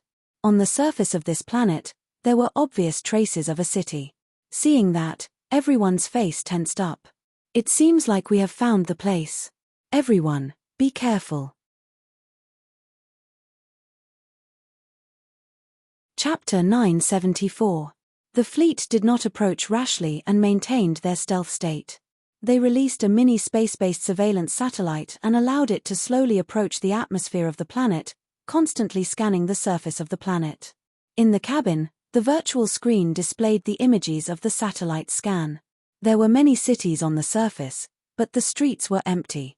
There was a lot of trash on the streets, as though it was left behind by civilians who had left in a hurry. This colonial planet seems to have been abandoned. Nero's finger swiped across the virtual screen, constantly scanning the empty cities. Let's look at the life signal detection. The captain pointed with his mouth. Nero nodded and switched to the control interface of the space-based satellite. This thing was a product of the army, and although he was not the one who had created it, it was extremely easy to control.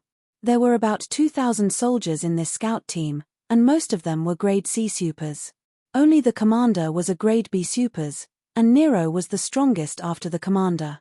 He was also the best mechanic in this scout team, and he was basically in charge of all the mechanical devices in the team. Very quickly, the results of the scan were displayed on the screen. The life signals on the surface of the planet were sparse, and the densest were wild beasts. In the cities, there were only a few intelligent life signals. Mia's eyes sparkled. There are still people in the cities. They should be civilians who are unwilling to leave. Nero heaved a sigh of relief. Their mission for this trip was to capture as many Kundi race civilians as possible and bring them back for interrogation. Kid, confirm the armed forces of this planet.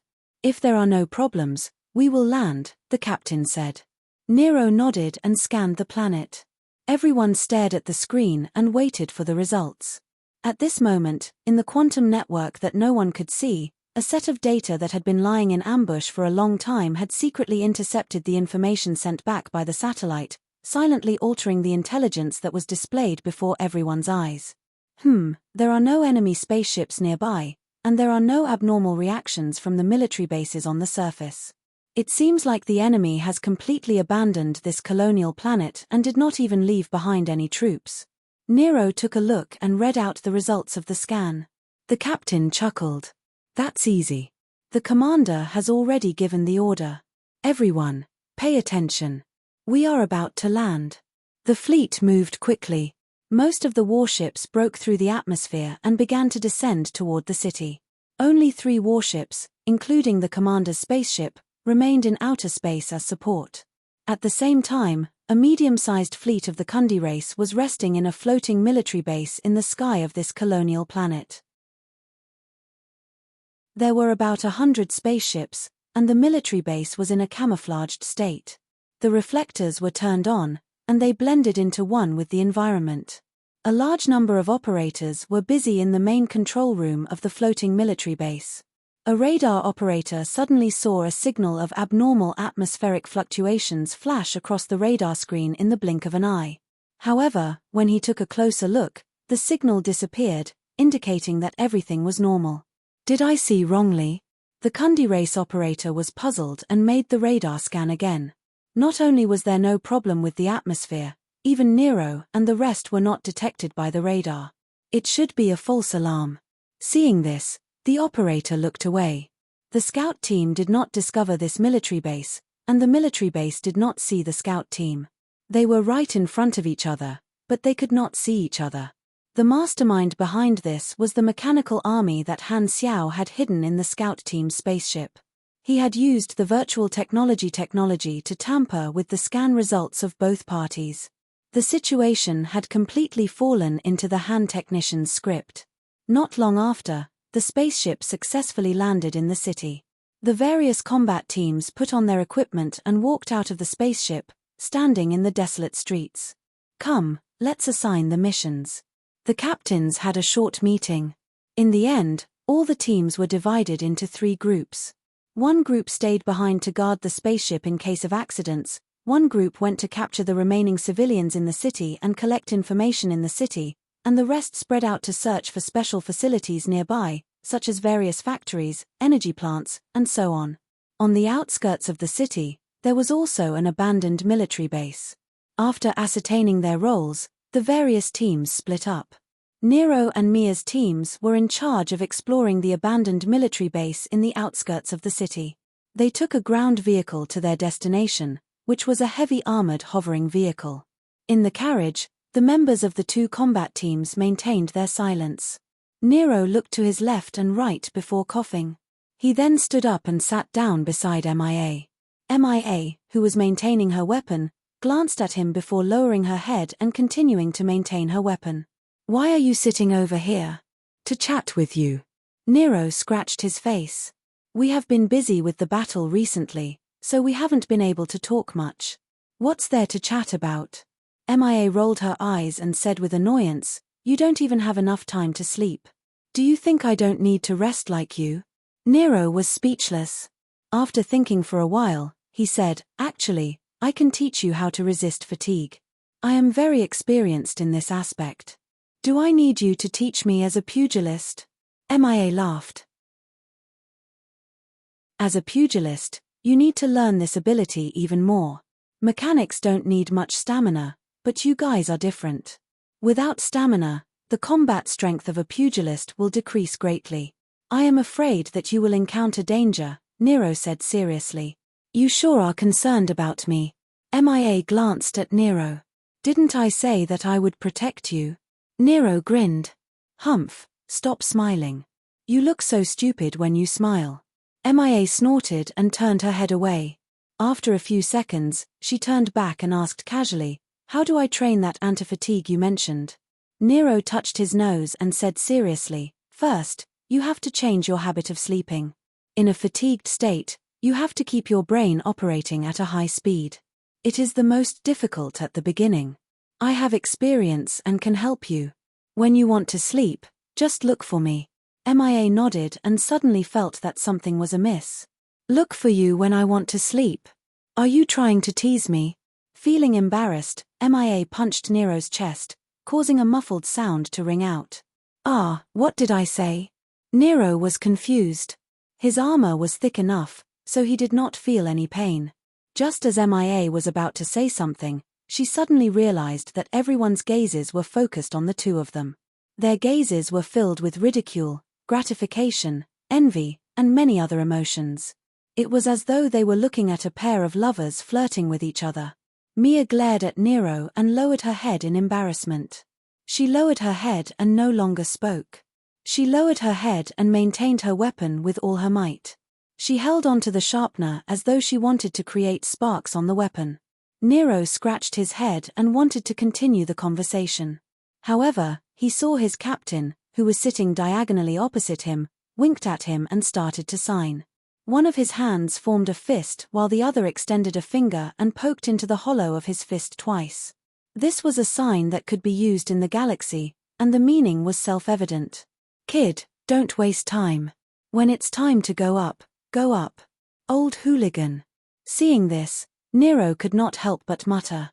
Right at this moment, everyone's radar detected an abnormality. Beep, beep. 2 abnormal energy sources detected. Everyone immediately retracted their smiles and checked their radar. There were 2 signals on the screen. One was pointing to the underground of the military base, while the other was pointing to the wilderness. "That's weird. Why didn't we detect it earlier? Is this thing spoiled?" The vice captain patted the radar and was puzzled. "No matter what, we have to take a look." The captain swept a glance and said to Mia's team, "Seems like we have to split up. When we reach the military base, let my team off first. You guys can check the abnormal signal in the wilderness." After finalizing the plan, the hover car quickly arrived at the outskirts of the military base. Nero's team got off the car and watched as MIA and her team drove off before the two of them separated once again. "Kid, stop looking. Time to do something." Seeing Nero staring at the direction the car left, the captain snapped his fingers and got Nero to retract his gaze.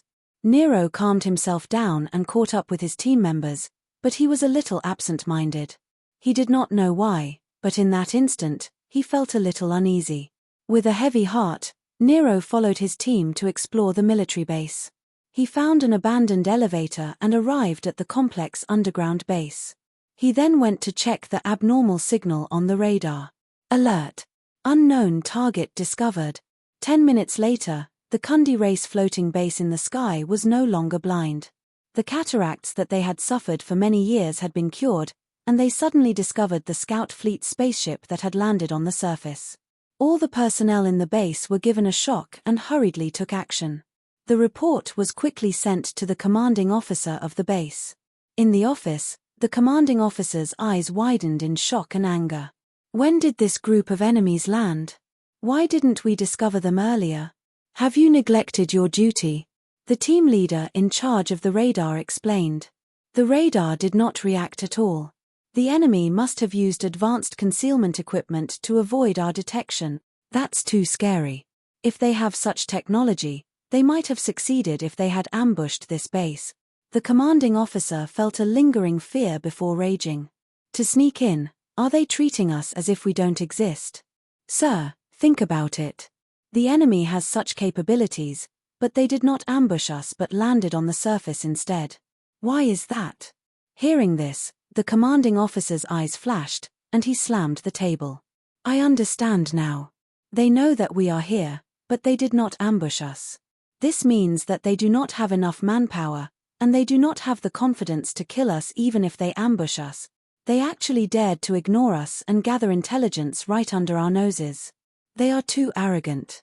We have to make them pay the price." After pausing for a moment, the commanding officer stood up and roared, "Order the fleet to move out and surround the enemy. Do not let anyone escape. Sir, try to capture them alive. The higher-ups want supers for research, and this is an opportunity," the adjutant beside him reminded. The commanding officer's eyes lit up, and he hurriedly said, "That's right, I almost forgot. The higher-ups want supers. These people are simply sending themselves to our doorstep. Capture them alive and bring them back to report." In the underground of the abandoned military base, Nero's small team was currently exploring the underground base. The power supply had long been cut off, and it was pitch black and incomparably quiet. Everyone could only hear each other's breathing and footsteps echoing in the empty corridor, giving off a rather frightening feeling. Nero released a few small mechanical pathfinder bees, which emitted a strong light to lead the way and illuminate the underground base. Without power, the entrance control of the base was completely ineffective, and they could only open it with brute force. A few high-energy heat cannons were enough to turn the tightly shut metal door into molten steel. After following the team for a while, Nero's intuition grew stronger, and he could not help but speak. "Captain, I feel that something is wrong." "What's wrong?" the captain asked. "I can't put my finger on it. It's just my intuition." "Is that so?" The captain frowned and made a hand gesture. "Bring a few people and follow behind to guard the path. I will go with the others to check the abnormal signal." After saying that, the captain picked a few teammates and told them to follow Nero while he led the others to continue forward. Nero waited for a while, and the captain's confused voice finally sounded in the communication channel. "We have already arrived at the source of the abnormal signal, but there is nothing here." Nero's heart thumped, and he hurriedly opened the shared vision to see the scene on the captain's side. It was an empty warehouse, and there was not even a strand of hair. However, the signal marked by the radar was in this place, and the height and distance matched perfectly. They were not in the wrong place. "Is it a radar error?" Nero swallowed a mouthful of saliva. Or, boom! Before he could come back to his senses, a violent tremor erupted in the next moment. "Warning! High-energy attack detected. Please evade in time." Rumble, the sound of cannon fire rang in their ears, and the dome and pillars of the underground base suddenly collapsed. The structure of the base instantly fell apart, and every floor shattered. The bottom became a black bottomless pit that led to an even deeper underground floor. Nero only had time to activate a shield to protect himself before he was sent flying by the shockwave of the explosion. He crashed into the wall of the corridor, and his body fell downwards. His teammates exclaimed in the communication channel, but he could not care less. At this moment, he could not even take care of himself, and his heart was filled with shock. How did they suddenly encounter an attack? They had clearly confirmed that there were no troops stationed on this planet. At this moment, Nero could not think of any other explanation. In his eyes, there was only one possibility. *T. This colonial planet is a trap. The enemy must have purposely set up an ambush somewhere else, and we have fallen into their trap. Just as this thought flashed through his mind, Nero crashed heavily onto the ground. Bang! A human-shaped crater appeared on the ground, and a large cloud of dust rose. Sigh. The huge impact caused his entire body to tremble, and he could not help but groan. Before he could stand up, a large amount of rocks and metal fell with him, suddenly magnifying in his line of sight. Nero's heart skipped a beat, and he clenched his teeth and activated a shield to protect himself. Bang! Bang! Bang! Countless debris fell down, covering every inch of Nero's vision and burying him completely. At this moment, in the abandoned city not far away, the Kundi race fleet had already started exchanging fire with the other battleships guarding the spaceship. Energy cannons shot out in all directions, piercing through the empty buildings one after another. Rumble, a large number of buildings collapsed, and smoke filled the air. There were also a few Kundi race battleships hovering above the abandoned military base. Their cannons were all opened, and their energy cannons rained down on the military base. Boom! Boom! Boom! Boom! Only when the entire base was destroyed did these few battleships stop their attacks and put away their cannons. The hatch of the battleship opened, and the armored Kundi race soldiers jumped out of the cabin. They landed on the ground, adjusted their posture, and got into formation before heading to the underground base with their weapons. The life signals of Nero and the others were exposed to the radar of the Kundi race, and the goal of these soldiers was to capture this group of supers who were alone without the protection of a fleet. Good. The operation is going smoothly. At this moment, in the command room of the floating base, the Kundi race commander smiled with satisfaction. However, he did not know that a group of highly invisible mechanical troops were floating outside the window, silently staring at him.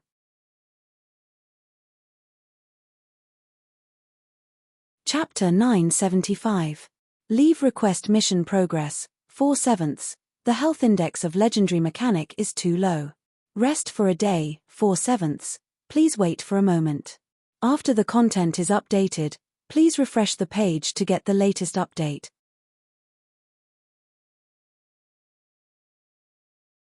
Chapter 976. When the bombing stopped, the abandoned underground base was already in a mess.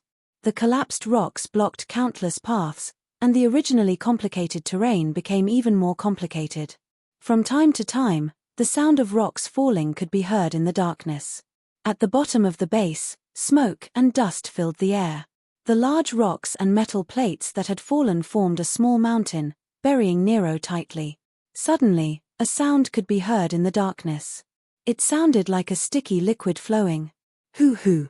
At the bottom of this pile of debris, an area with a diameter of about 2 meters gradually lit up with a red light.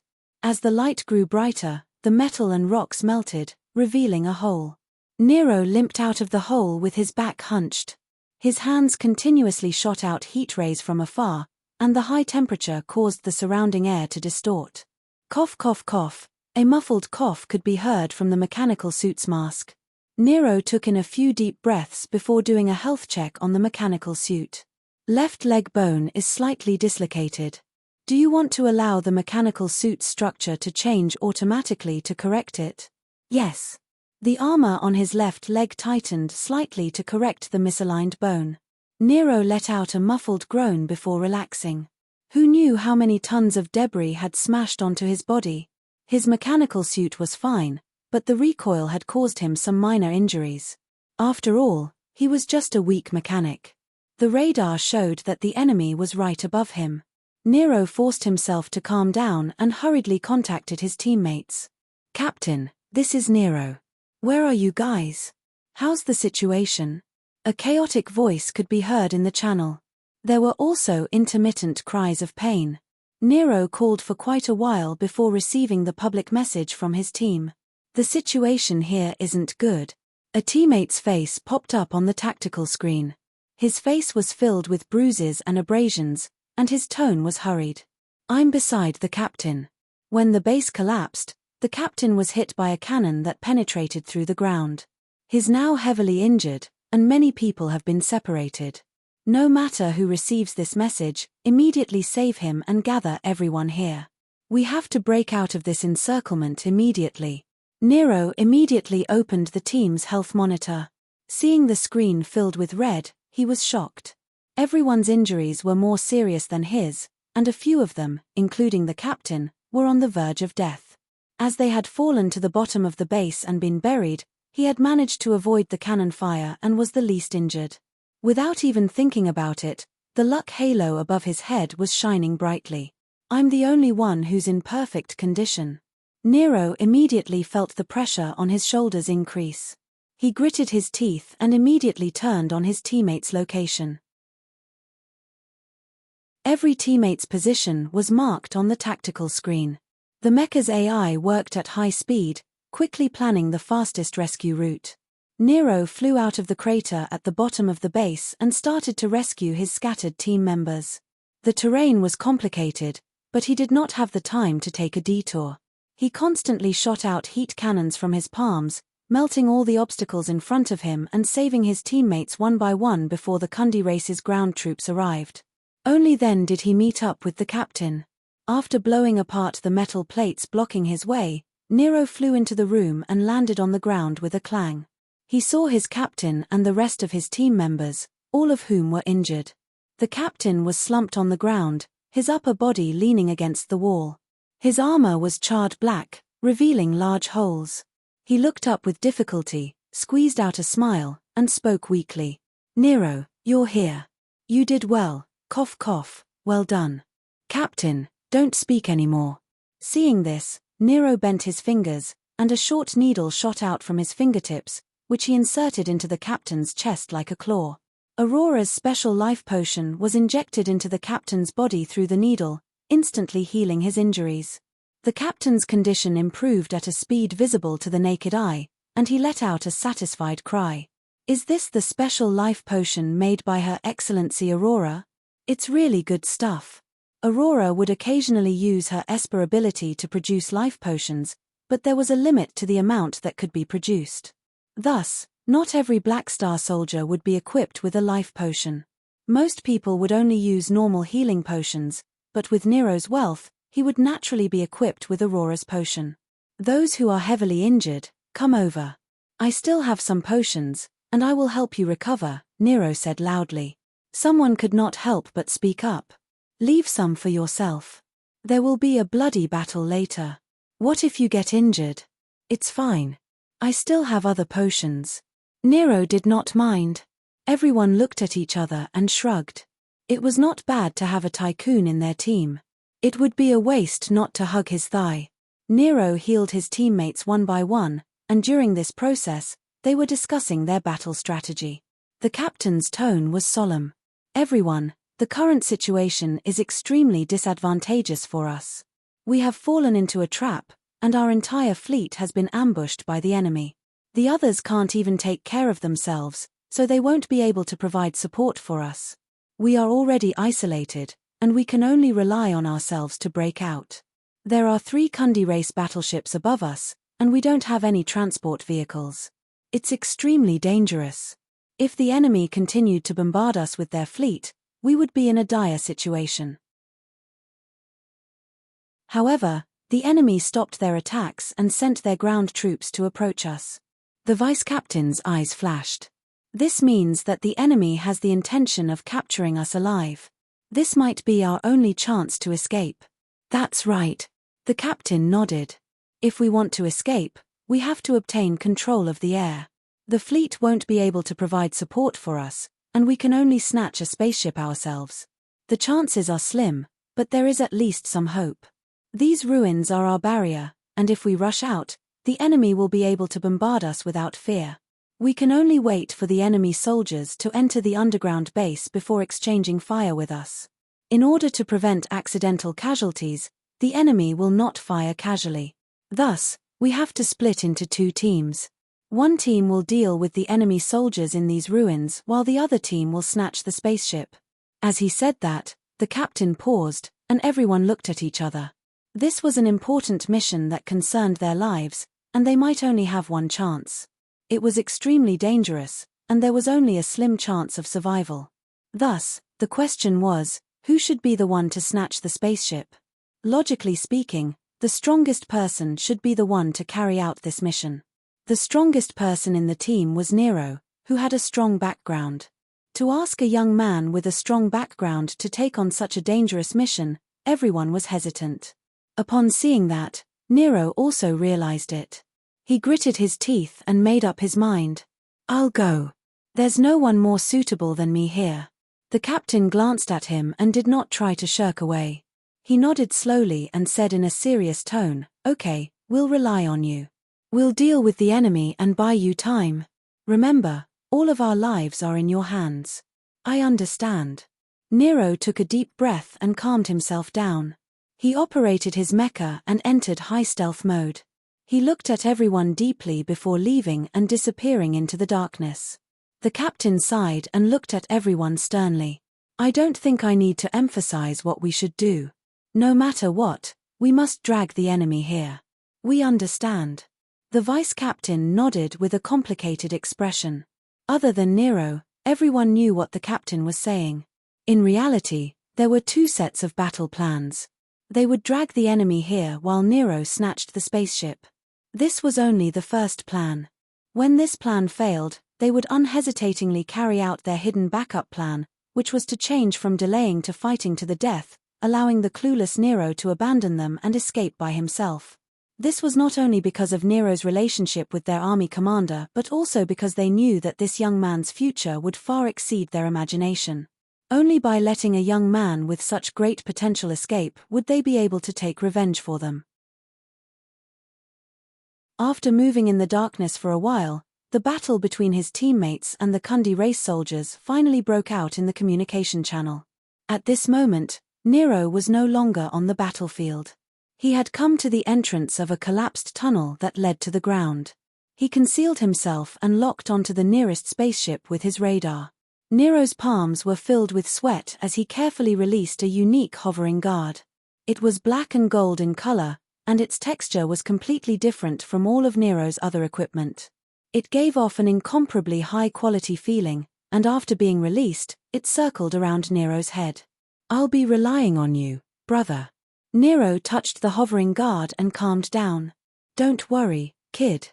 With your big brother here, no one will be able to hurt you," the hovering guard suddenly said. This was Nero's final trump card. This hovering guard was a gift that Han Xiao had given him when they first met. It was a high-grade orange machine that was created by a beyond grade A super. It was powered by dark energy and was enhanced with Emperor's Gift and Machinery Fusion Give. After Han Xiao had obtained the mechanical life tinder, he had modified it into a mechanical life form that possessed its own consciousness and the ability to grow. When Nero was young, even without the enhancement of mechanical force, the Heavenly Guardian could deal with a grade C super. Now that Nero had become a grade C+ super and possessed perfect mechanical sense, the power that the Heavenly Guardian could unleash was not weak even among grade B supers. Most of the time, Nero would not use this trump card, especially when sparring in the academy. Even if the pugilist he was sparring with suddenly appeared in front of him and beat him black and blue, he had never used this trump card. Even MIA, who was the closest to him, did not know about his true strength. In the academy, MIA had sparred with him countless times, but in truth, she had never known how strong he was when he went all out. Looking at the target marked on the radar, Nero took a deep breath and adjusted his state of mind, allowing the energy in his body to boil. "Phew, I can do it." After calming himself down, Nero no longer hesitated and activated the thrusters. Boom! His entire body suddenly shot up into the air. With a loud bang, He smashed through the rocks at the entrance of the cave and soared into the sky. The 3 battleships in the sky immediately fired their cannons at Nero. The power of the cannons was lethal to a Grade C super. However, the next moment, the heavenly guardian following Nero trembled slightly and formed a golden shield that protected Nero. Bang! Bang! Bang! All the cannons on the ships fired, exploding into bursts of light that resembled fireworks. However, only a slight crack appeared on the shield, and it was still repairing itself, forcefully enduring a round of concentrated fire.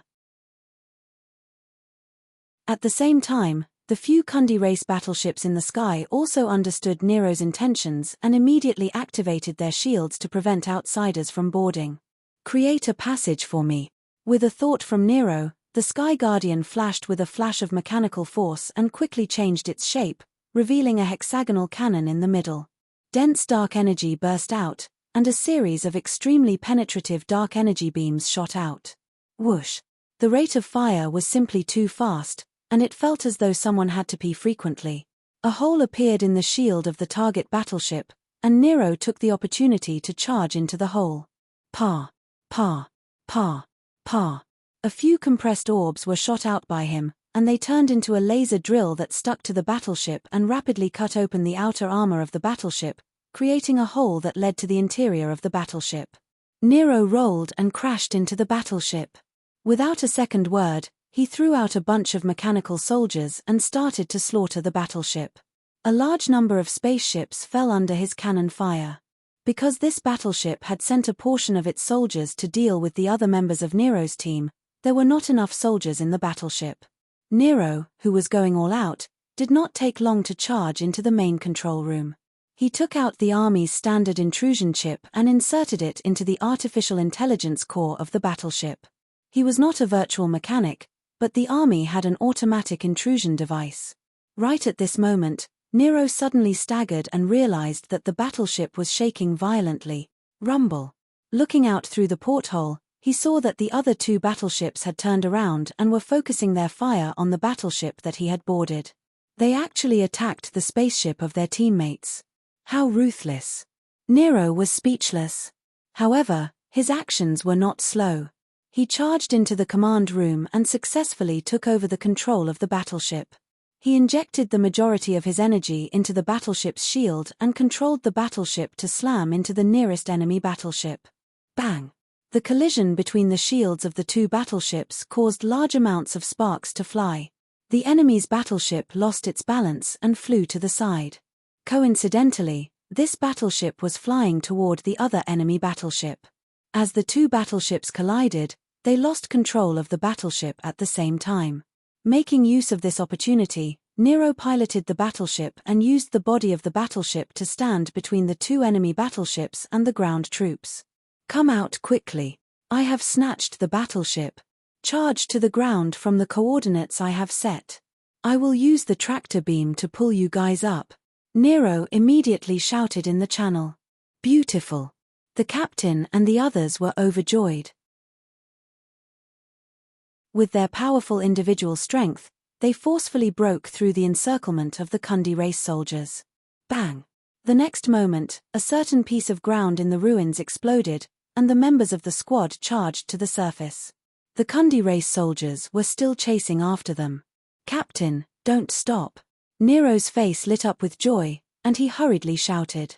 At this moment, they were in a race against time, and Nero did not have the time to care about the 2 enemy battleships behind him. He immediately used the tractor beam to attract the members of the squad.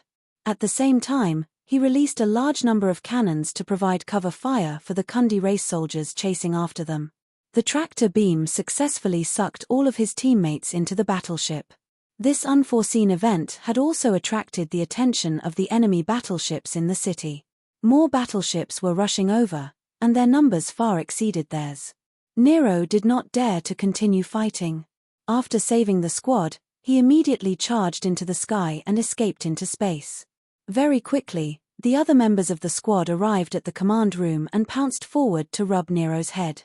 "Brat, well done. Haha, we are saved. I thought that we were going to die this time. It actually went so smoothly. It seems like luck is on our side. Everyone had a look of joy on their faces, and they were not stingy with their praises for Nero. Nero was also rather excited. "Don't be so happy so early. We are not out of danger yet." Although the captain said that, he still had a smile on his face. Although there was still a large number of battleships chasing after them, the situation was much better than before. After being happy for a while, everyone thought about their other teammates who were in danger and retracted their smiles. "We managed to escape, but what about the other members?" someone asked. "There's no choice. We won't be able to help. There are too many enemies, and if we rush over to help, we will only be implicated as well." The captain shook his head. He was extremely clear about the current situation. If they were to rely on just one ship, they would only be sending themselves to their deaths. What they should do now was to split up and escape instead of fighting. Furthermore, their current situation was not as good as the others, and they could only rely on their own luck. Right at this moment, Nero suddenly thought of something, and his heart skipped a beat. Right, I wonder how Mia's team is doing. The moment he thought of that, Nero could no longer sit still. He handed the spaceship over to his teammates and hurriedly took out his communicator to contact MIA. The process of waiting for the call to be picked up was torture, and time seemed to drag on for a long time. Nero waited anxiously for a while, but the call did not go through. He could only call Mia's teammates one by one, but no one picked up. He became more and more nervous. It was only when he contacted the captain of Mia's team that the call finally went through. However, the sounds of battle coming from the other side made Nero's heart sink to the bottom. Cough cough. "Nero, you guys escaped. It's me. You guys were attacked too. What's the situation? We have a spaceship that can provide support." Nero's tone was urgent as he fired off a barrage of questions. Don't come over. You guys should quickly run. My team has been captured, and MIA has been captured alive. I'm the only one left who is still resisting, and I won't be able to hold on for much longer. The enemy has a few battleships, and you guys won't be able to save me. Cough cough. After the other party finished speaking, the call ended abruptly. Nero's face twitched, and he turned to leave with large strides towards the cabin door. The surrounding teammates had also heard the call, and upon seeing Nero's actions, a group of people hurriedly rushed over and held him down. "Nero, don't take things too hard," the captain shouted. "I have to go save her." Nero was held down by 7 to 8 burly men, and he struggled with a resolute expression. "Don't be silly. Didn't I tell you just now that it's useless for us to go save her?" the captain roared. "I know, and that's why I didn't intend to ask you guys for help." Nero gritted his teeth and said, "This is my own choice, and I didn't ask you guys to take the risk. You guys can pilot this spaceship and leave. I will go save her alone. Don't stop me. You won't have a chance if you go alone. You'll just be sending yourself to your death. Don't be rash." The captain held Nero down tightly. Nero struggled for a while before gradually calming down. He sat on the ground and covered his face with both hands, not saying a word. Seeing this, everyone released their hands and took a few steps back, leaving him alone. Sensing Nero's sorrow, the captain could not help but sigh. He squatted down and patted Nero's shoulder. After pondering for a while, he could not think of a way to console him and could only mutter, "She was only captured, and she's not dead yet. Perhaps there's still a chance. Let's think of a way to save her in the future. Right now, we can only escape." The moment he said that, Nero suddenly raised his head with reddened eyes. "You're right. I was too rash just now. Thank you for stopping me. I can't let MIA and the rest fall into the hands of the enemy. I don't know how they will be tortured. I still have a final hope." As he spoke, Nero stood up and took out his communicator. Taking a deep breath, he mustered his courage and dialed Han Xiao's number. He had originally decided not to contact Han Xiao during his military service because he did not want to disappoint his godfather. If not for the fact that he had no other choice, he would not want to trouble Han Xiao. The signal rang 3 times, and to Nero, it felt like a year had passed. After 3 precise rings, the call was picked up, and a familiar calm voice came through. "Nero, what's the matter? Han Xiao had a subtle smile on his face. Godfather, I'm sorry to disappoint you. Nero rubbed his eyes and said softly, I've encountered a predicament that I can't resolve. I hope that you can help me. Speak, Han Xiao replied indifferently. Nero quickly explained the situation and lowered his head, waiting for a reply. Looking at his appearance, Han Xiao stroked his chin and smiled. I refuse. Nero raised his head with a look of shock. Are you very surprised? Han Xiao kept his smile. Your identity is different now. Not only are you my godson, but you're also an ordinary soldier. I have indeed given you excellent treatment, but that does not mean that I will always give you special treatment. But. Nero's eyes turned red. It's not impossible for me to help you. Putting aside our relationship, just from a business perspective, what can you give me to hire me to help you? Han Xiao said indifferently. I don't know. Then why do you need my help? Han Xiao blinked his eyes. Our relationship is not fake, but I will not help you for no reason. The rules are like that. If you want something, you have to exchange it with something else. Without this layer of identity, what do you have left? Nero's mind was in a mess as he muttered, I don't. Seeing Nero cover his head with his hands and not speak for a long time, Han Xiao relaxed and smiled. Why, do you feel despair? Think about it. How long has it been since you thanked me? When Nero heard this, his body trembled as he lowered his head and muttered, I'm sorry. I'm sorry. I beg you. I'm asking you, do you feel despair? Han Xiao narrowed his eyes and spoke with a heavier tone. Nero remained silent for a long time before raising his head again. He had already bitten his lips, and his eyes were hazy with tears as he nodded at Han Xiao. That's right. Remember this feeling and don't ever experience it again. Han Xiao sat up straight and chuckled. Don't worry. This time, I promise you that I will help you save your little girlfriend. Nero's emotions fluctuated like a roller coaster. First, he fell from the clouds into the abyss, and then he soared into the sky from the abyss. At this moment, he was stunned for a moment before he regained his senses. He held on to the communicator with both hands and was about to cry tears of joy. Thank you, don't be happy so early. This isn't free. Han Xiao supported his face with his palms and patiently said, You don't know what you have to offer, but in reality, you aren't completely useless. At the very least, you have a strong mechanical talent. Why don't you use this as a bargaining chip? What do you mean? Nero did not understand. If you really want to explain, you can understand that I don't want you to waste your talent. There's no need to ask what I mean. You only need to answer me. Do you agree or reject? Han Xiao smiled. Nero still did not understand, but he had no choice. He gritted his teeth and nodded heavily. I agree. I beg you to help me. You have triggered the special character mission, Nero's request. Mission introduction. Nero has agreed to your deal and is willing to use his talent and ability in exchange for your help. Mission requirements. Save Mia Morotto.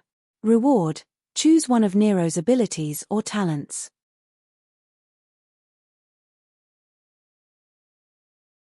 Chapter 977. It really did appear. It's actually a specific learning type mission. I thought it would be a random ability draw. Looking at the content of this mission, Han Xiao's eyes flashed with joy. This type of mission was similar to employment.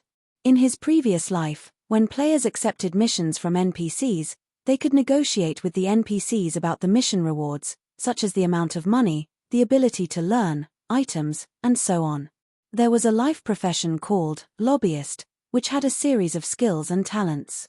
Its use was to increase the success rate of communicating with NPCs. Its effect was similar to a player's reputation. However, the probability of a specific learning type mission was extremely low, and it depended on luck. Most of the time, the reward would be a random ability draw.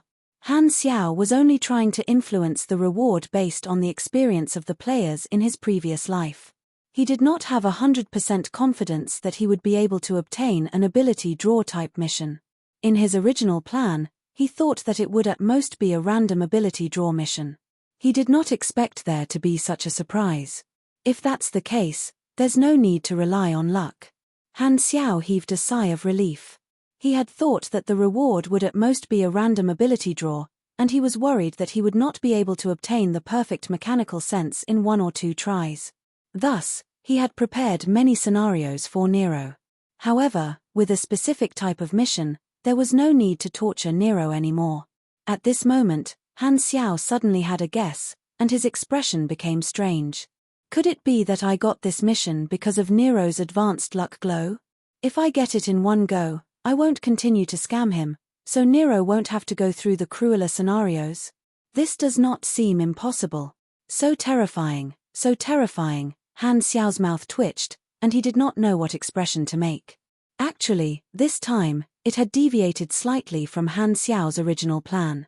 Originally, Han Xiao wanted Nero to call him for help after falling into a desperate situation.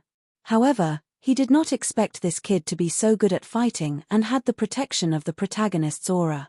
He had forcefully opened a path of blood and escaped by himself, almost ruining Han Xiao's plan. If it wasn't for the fact that he had come up with a fake signal to trick this brat's little lover, Nero might not have come to him for help. If that was the case, everything would have been for nothing. All sorts of thoughts flashed through his mind before Han Xiao regained his senses. When he saw that Nero was still anxiously waiting online, he couldn't help but smile. All right, since the agreement is made, leave everything to me. Nodding his head, Nero wiped his tears and couldn't help asking, Godfather, when can you come over? I'm afraid that MIA will. He did not know that Han Xiao's mechanical army was hidden in the fleet, so he thought that when Han Xiao said he would help, he would have to save MIA after the mission was over.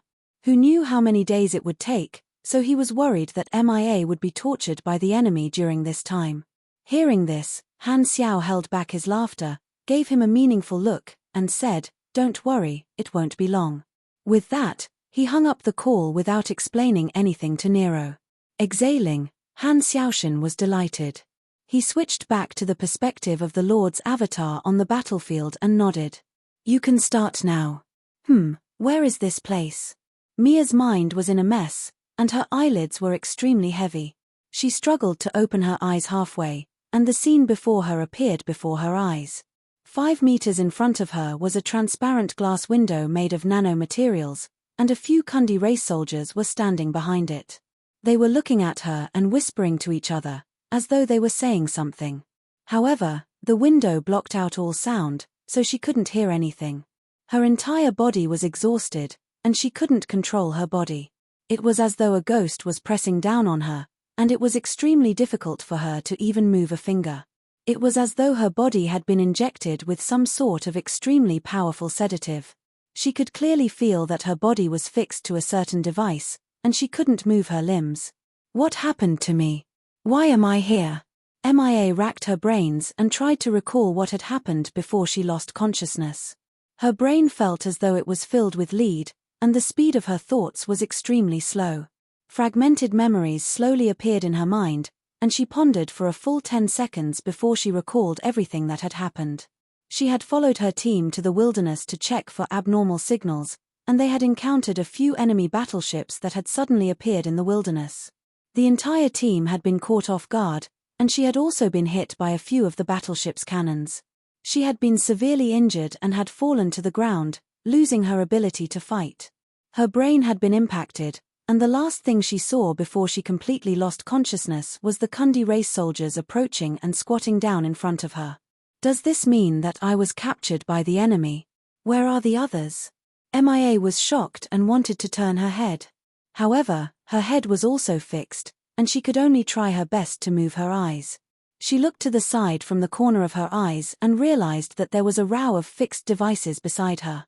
All her teammates had been restrained, and most of them were still unconscious. Right at this moment, a weak and familiar voice sounded from the other side. MIA, you're awake.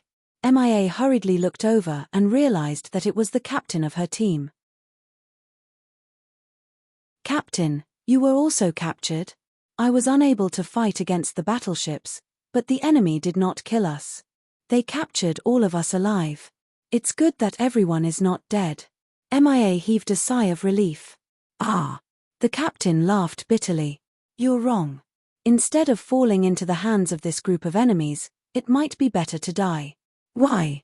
MIA was a little dizzy and subconsciously asked. Think about it. Why would the enemy want to capture us alive?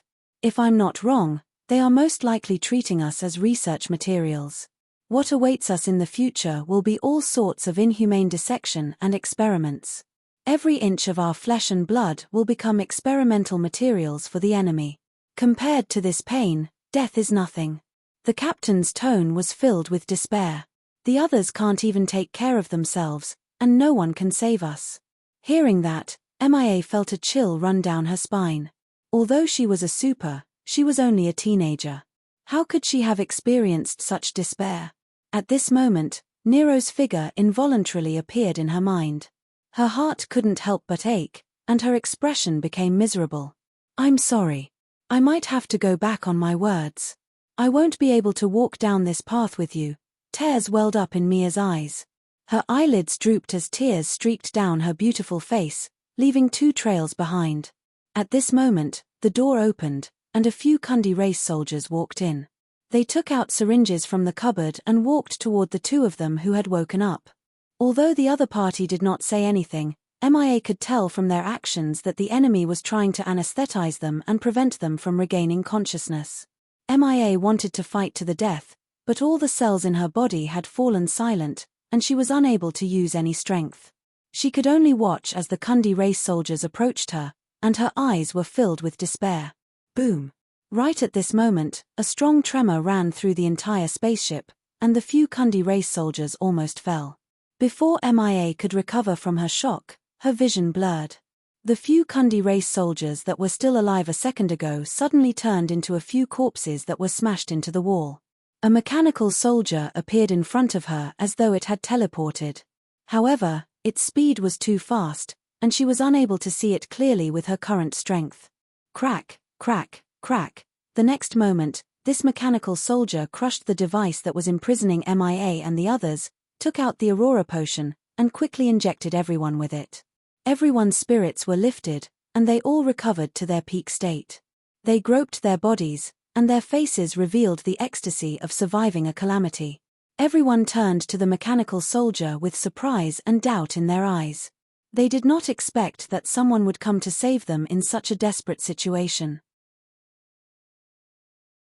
Mia's emotions fluctuated greatly, and she only recovered after a few seconds. She stared at the mechanical soldier and could not help but ask, Who are you? Are you also from the army? Why? Don't you recognize me? The mechanical soldier let out a laughter similar to Han Xiao's. I am Black Star. Everyone's eyes suddenly widened, their faces filled with astonishment. It was the army commander who came to save us. Why would he appear here? Mia's mouth opened wide, and she suddenly realized that she had guessed the truth. For someone of Black Star's level to appear here, there could only be one explanation: he had actually been secretly protecting Nero. The others also reacted and rejoiced at the fact that they had survived a calamity. Fortunately, they were assigned to the same unit as Nero. Otherwise, it would have been impossible for such a turn of events to occur. At the very least, half of their lives were saved by Nero. All right, my mechanical army has taken over the battlefield. Follow me. The mechanical soldier controlled by Han Xiao waved his hand and calmed everyone down. After thinking for a while, he patted Mia's shoulder and slowly said, Bring Nero to me. After the war, get Nero to bring you to me. I will introduce you to a few calamity-grade pugilists and get them to accept you as a student. Mia's eyes widened in disbelief. She was stunned for a while before realizing that Han Xiao had given her the opportunity to become a disciple of a calamity-grade super. She was both excited and flattered, not daring to imagine that she would be treated differently by Black Star. She hurriedly nodded like a chick pecking at rice. All right, thank you so much, Your Excellency Black Star. It's nothing. I just feel that you have the potential to become a calamity-grade super. Han Xiao smiled and turned to look at the other members of his team. After pondering for a second, he said, As for you guys, you can report to Hurlus when you return. I will get him to increase your authority in the army. You can be promoted, form new teams, or choose new positions. You will not be short of material rewards. They did not expect that being captured would bring them such benefits. Everyone looked at each other with joy in their eyes. Outside the floating base, the mechanical army that had been waiting all along suddenly bared its fangs. Under the suppression of his strength, the entire base did not have any room to resist and was instantly infiltrated. All of their military forces were disintegrated, and the entire base fell into Han Xiao's control. Be it the Kundi race soldiers or officers, they all fell from heaven into the abyss and became captives. On the battlefield, the invisible mechanical army finally appeared and joined the battle. Under the shocked gazes of the army warriors, they destroyed all of the enemy's battleships. Nero and the others were still escaping when a mechanical army suddenly appeared in front of them and opened fire behind them. They hurriedly looked back and saw a beam of light shooting past their spaceship, easily piercing through the few Kundi race battleships behind them. Boom! Boom! Boom! Flames lit up, and all of the spaceships that were chasing them exploded from the inside out, turning into fireworks in the sky. Seeing this, Nero was stunned. How did he arrive so quickly? Speaking of Godfather, it had only been 1 or 2 minutes since the call for help. At this moment, he suddenly thought of the meaningful look Han Xiao had given him when he hung up the call and came to a realization. Although Godfather wants me to train alone, he has always sent troops to protect me in secret. These mechanical troops are most likely hidden within the troops and will come to my aid at the most critical moment. So, the call earlier was just to educate me. Godfather, he has a sharp tongue but a soft heart. Realizing Han Xiao's good intentions, Nero was touched and wiped away the tears in his eyes. He secretly evaluated Han Xiao's character. It was the complete opposite of Han Technician's true character. Even Nero's thoughts had been predicted by Han Xiao, and everything was going according to the script that the great director Han had written. The entire battlefield was under the control of Han Xiao's mechanical army, and this small fleet of the Kundi race would not be able to do anything. Han Xiao's mechanical army swiftly ended the battle and gathered all the army warriors before sending MIA and the others back. Seeing that MIA was safe, Nero's tense nerves finally relaxed, and he let out a long breath before revealing a comforting smile. That's great. You're fine. MIA immediately saw Nero and ran to him. She originally wanted to give him a hug, but seeing that there were so many people around, she felt a little embarrassed. She only raised her fist and lightly punched Nero's chest before softly saying, "Thank you. If not for you, I wouldn't have been able to return." Nero smiled and said, "I said that I would protect you." Looking at his silly smile, MIA could not help but want to argue with him. It was clearly His Excellency Blackstar who protected me. Cough cough. Han Xiao coughed and interrupted their conversation. "I've saved you. You have to be more careful in the future. Your luck won't be so good every time, and I won't always be protecting you." "I understand." Nero turned around and thanked Han Xiao solemnly. "Thank you. I will remember today's lesson and not act rashly in the future. I promise you that I won't waste my talent." Han Xiao nodded with a smile. He then turned to look at the other army warriors present, nodded slightly, and slowly said, "Although I interfered in the battle, I won't steal your credit for capturing so many Kundi race captives. Send these captives back and look for Hurlus afterward. He will arrange additional rewards for all of you."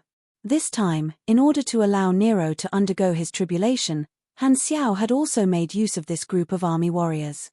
Han Xiao had long prepared compensation for this, and he would not be stingy in this aspect. When he made use of the other party, if the other party was one of his own, Han Xiao would definitely give them a reward. From Bennett to Godora, to the Amethyst Civilization, to the Red Empire, he had always been like this, and he had never changed.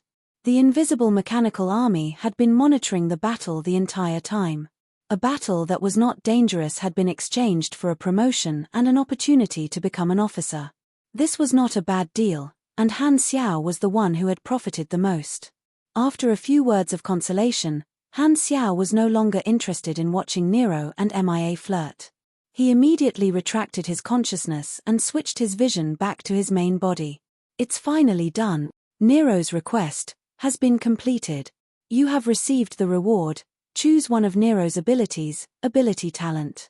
Please choose one from the following as your reward. A list of abilities popped up on the interface, and all of Nero's abilities and talents were listed. Han Xiao was extremely clear about Nero's abilities. Among all the abilities, there were two that had the highest priority. One was perfect mechanical sense, and the other was advanced luck glow. There was only one ability that could be chosen. Between these two abilities, Han Xiao needed perfect mechanical sense the most. This was one of the top molding talents of the mechanic class, and almost every beyond grade A mechanic had it. As for advanced luck glow, he did want it, but his priority was slightly lower.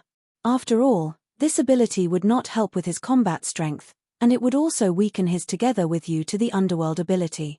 Furthermore, his basic luck attribute was slightly low, so the effect of this ability was limited. He was also afraid that if his luck increased, it would be harder for him to obtain a mission completion card. Furthermore, with Ding Ku Ku Ku, Han Xiao did not need luck that much. Perfect mechanical sense was the goal of his plan, and Han Xiao was very satisfied with his efficiency. In order to reward Nero, he decided not to let Nero suffer for the time being. As for advanced luck glow, he would find a chance to give it to Nero in the future. Han Xiao stroked his chin. Putting away his devilish thoughts, Han Xiao calmed himself down and selected a target on the interface.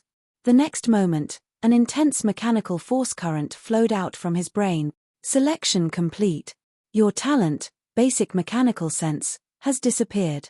You have received perfect mechanical sense.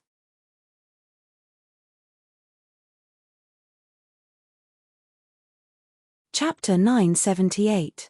On the divine mechanical throne, crackling sounds could be heard, and thick arcs of mechanical force shot out like whips, leaving charred marks on the ground. His brain felt a slight tingling pain, as though he was being electrocuted. With his eyes shining brightly, Han Xiao could clearly feel that the cells in his body were operating at full power, continuously spitting out energy. After a few minutes, this symptom finally subsided, and the world in his eyes changed slightly. He now had a clearer mechanical perception, and his vision was deeper into the microscopic structure. How magical!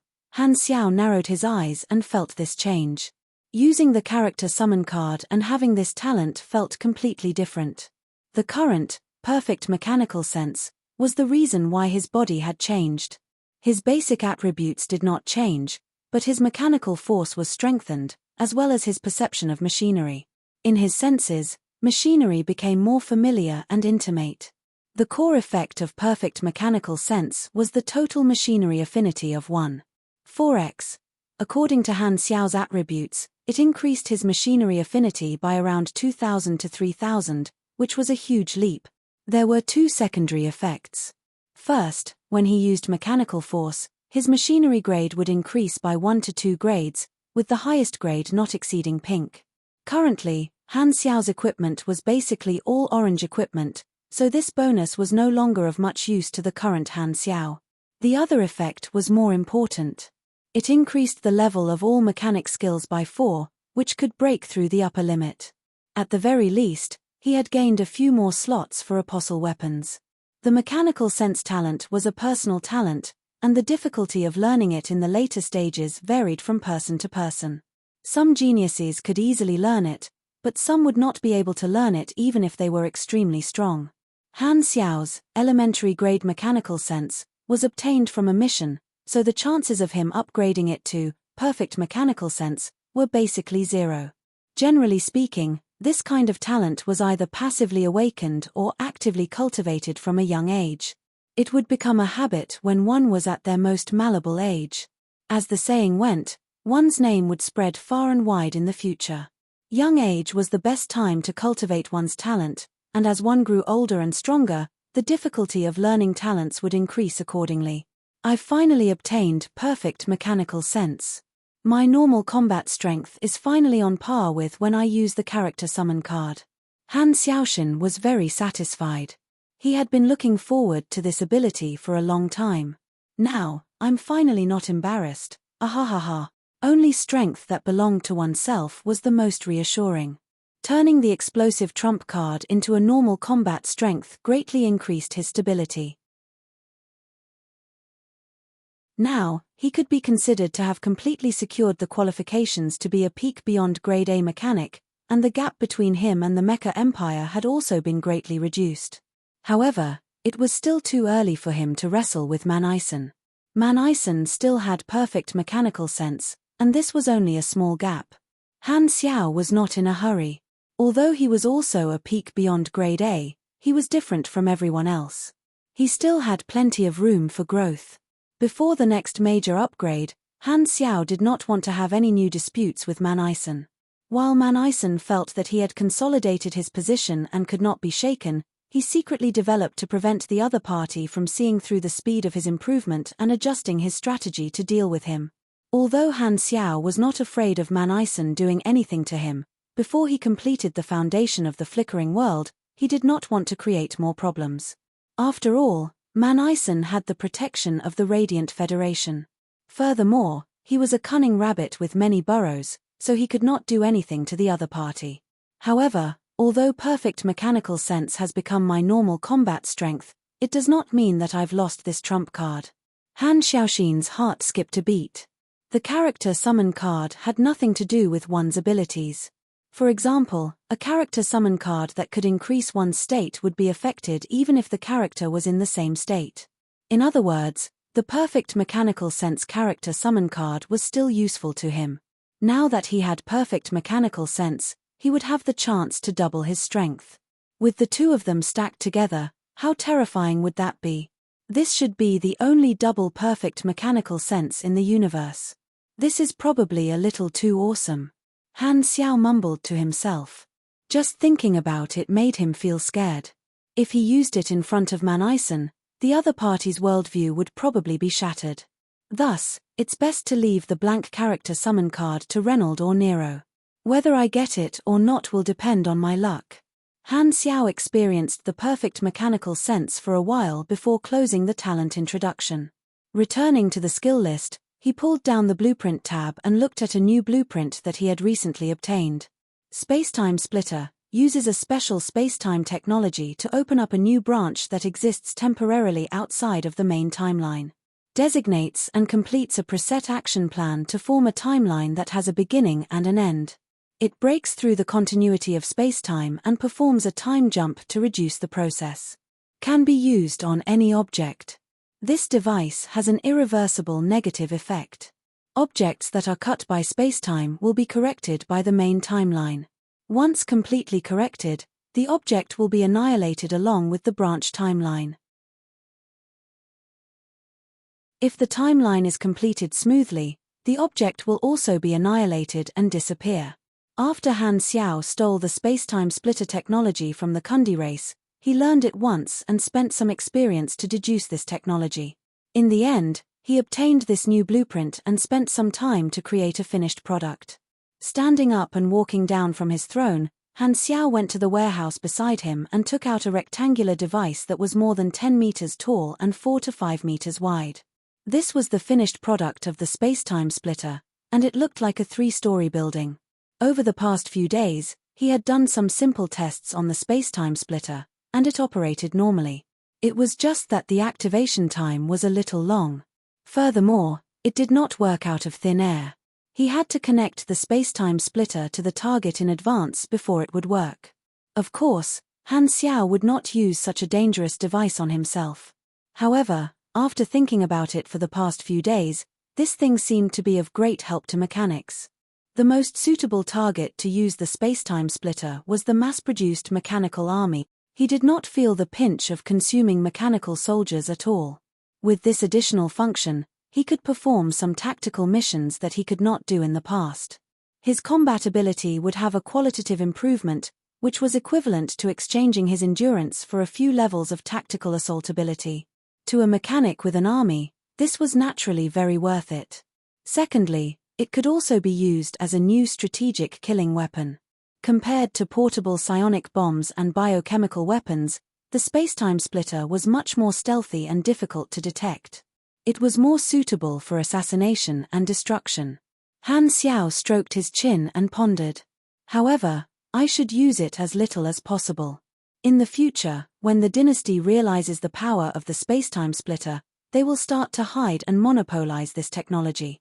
Although with my status, the dynasty will not force me to take back the technology in my hands, they will definitely ask me to keep it a secret. There was no need to hide the fact that he had the spacetime splitter technology from the dynasty. He had only stolen a copy before the dynasty monopolized it. He did not plan to hide it, and there was no need to. If the empire knew that he also had this technology, it could also raise his status. After all, he had stolen the chicken before the empire paid attention to him. It was legal and not something that could not be exposed, so there was no need to hide it. Moreover, if he used this technology on others in the future, it would be exposed sooner or later. Perhaps the empire would help him hide it. In any case, no matter what, he would not spit out the fat meat that he had eaten. Shaking his head, Han Xiao put away these thoughts. He took out a spacetime amber, hung it in midair, and connected it to the external port of the spacetime splitter. Today, he was going to test if the spacetime amber could be affected by the spacetime splitter. This was his first time doing this experiment. The operation of the spacetime splitter was a little complicated. Han Xiao fiddled with it for a while before activating it. Buzz, buzz, buzz. The entire device vibrated immediately. Streams of colorful light flowed through the pipes and into the spacetime amber. He took a few steps back and waited silently for a while. Only then did the vibrations of the device gradually stop. The splitter is complete, Han Xiao's eyes flashed. He cut off the nanoparticles that were hanging the spacetime amber. The spacetime amber fell smoothly. It did not skip frames according to the preset program. Narrowing his eyes, he picked up the spacetime amber and played with it in his hand for a while. He confirmed that there were no changes at all. Looks like the spacetime amber is immune to the spacetime splitter. After coming to this conclusion, Han Xiao breathed a sigh of relief. This was good news for him. The fact that the spacetime splitter could not solve this space wonder meant that the spacetime amber was still an unsolvable method. Even if the dynasty or more organizations obtained this technology, the spacetime amber in his hands would still be irreplaceable. After thinking about it, Han Xiao conducted a new experiment. He used the spacetime splitter on a normal machine and then wrapped it in the spacetime amber to see if the side effects of the spacetime splitter would still take effect. The principle of the spacetime amber seemed to be a solidified special spacetime. The machine wrapped in it did not suffer the side effects of the spacetime splitter. It seemed to ignore the correction ability of the timeline.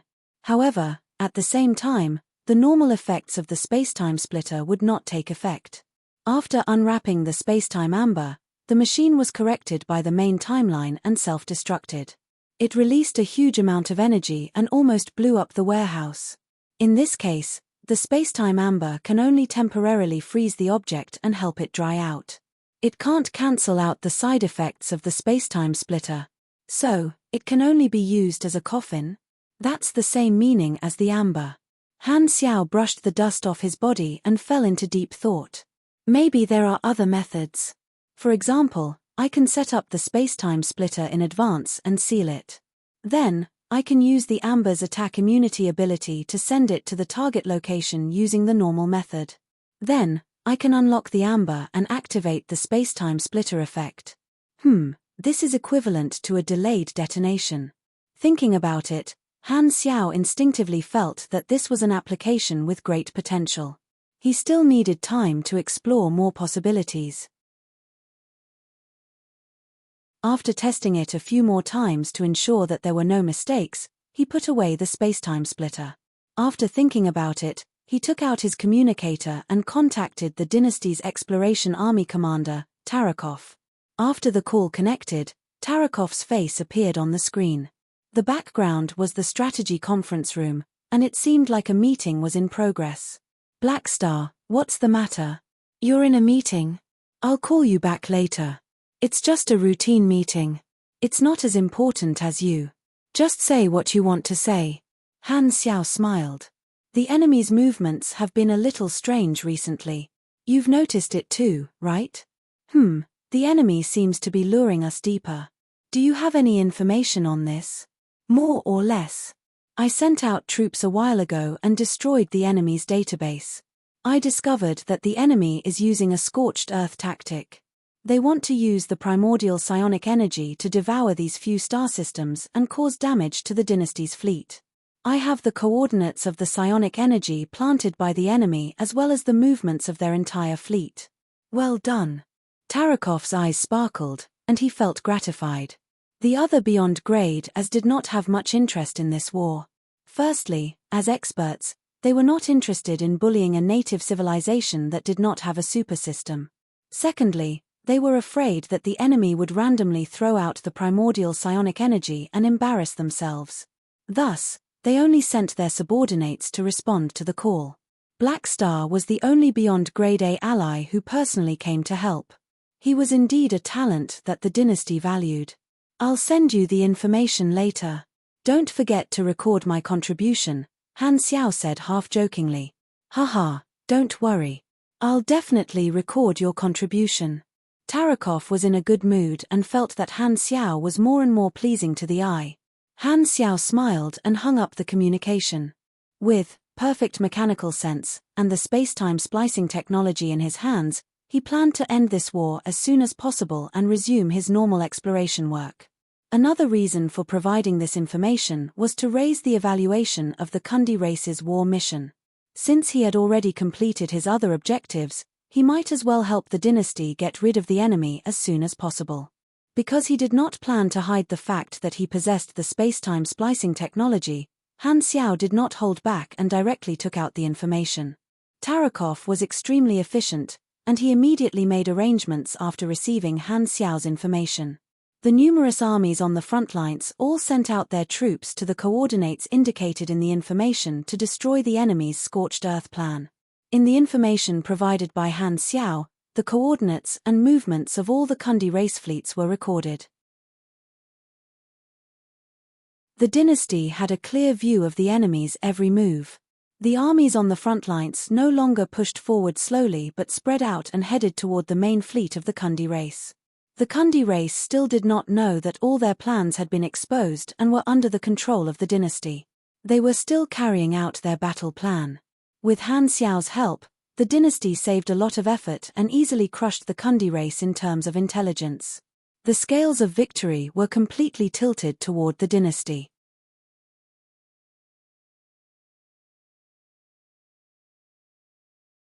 Chapter 979. Han Xiao's intelligence had cleared the fog of war for the dynasty. The dynasty's generals on the front lines were swift and decisive, and the flames of war engulfed the Kundi race's territory in just a month. Every army split up and attacked the Kundi race's main fleet that was on standby at different locations. The battleship formations advanced and swept through the galaxy. Under the bombardment of the dynasty's cannons, the Kundi race was caught off guard and was forced to retreat, losing a large number of their main battleships. In a certain star system, a dynasty fleet was exchanging fire with the Kundi race's main fleet. The enemy was already on the verge of defeat and was being mercilessly slaughtered. The Kundi race battleships were pierced through by the psionic cannons one after another, turning into fireworks in the universe. The enemy's main ship was already surrounded, and the cannons of countless dynasty fleets were aimed at this main ship. The moment there was any movement, they would open fire and destroy it. The reason they did not kill the enemy was because they wanted to capture the commander of the enemy's fleet alive. A small spaceship flew out from the dynasty's formation, carrying the dynasty's officer who was going to take over the main ship. The enemy's main ship removed its shield as though it was surrendering. The small spaceship successfully approached and entered the port of the enemy's main ship. The difference in size between the two was like a sesame seed and a grape. Screech! The hatch of the main ship opened, and a pale-skinned dynasty officer stepped into the enemy's main ship. It was Gord. The adjutants of the dynasty's officers had many responsibilities. Some were like personal secretaries, and some were involved in dangerous battles. Gord belonged to the latter. A large number of Kundi race soldiers surrounded them, and all of them held onto their weapons tightly, emitting intense hostility. Gord glanced around and ignored them. He adjusted the galactic translator by his ear and slowly spoke. "Who's the commander? Step forward." A commotion broke out among the Kundi race soldiers, and a tall mantis shrimp in uniform walked out. It was the commander of this fleet. "Invader, how do you know our language?" Both sides had always been at war and had never exchanged information.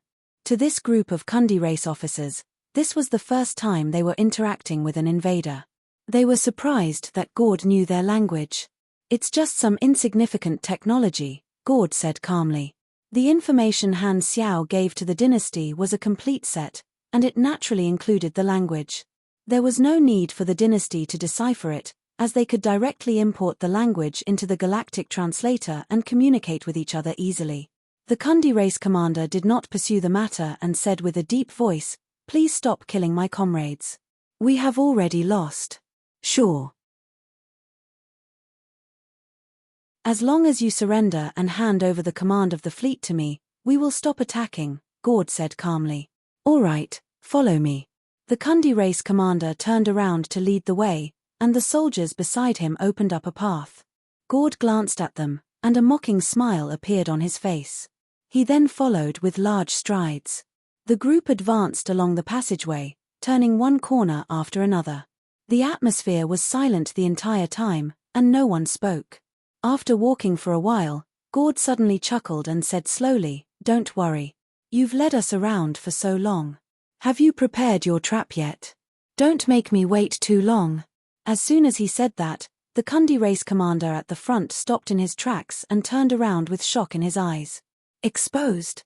But since he had discovered it, why was he still so calm? Although he had been exposed, his decision could not be changed. The Kundi race commander's tone suddenly became ferocious. "You want me to surrender after slaughtering my troops? Dream on. Let's die together." As soon as he said that, a violent tremor came from beneath his feet. Gord looked down and saw that the metal deck was expanding rapidly. Numerous cracks appeared on it, and a piercing blue light could be seen from the cracks. "You placed primordial psionic energy on your ship and planned to self-destruct long ago." Gord was only halfway through his sentence when a loud sound wave reverberated throughout the flagship. Boom! The next moment, psionic energy gushed out and swallowed the bodies of Gord, the Kundi race commander, and everyone else, filling up every inch of space. At the same time, the dynasty fleet in the outside world noticed the abnormality. The enemy flagship that was surrounded exploded from the inside out, turning into a primordial psionic energy ball that rapidly spread in all directions. The Kundi race commander was planning to drag the dynasty fleet down with him and self-destruct. In the command ship far away, the dynasty commander in charge of this army snorted coldly. He's indeed planning to self-destruct. Psionic Energy Disposal Team, take action.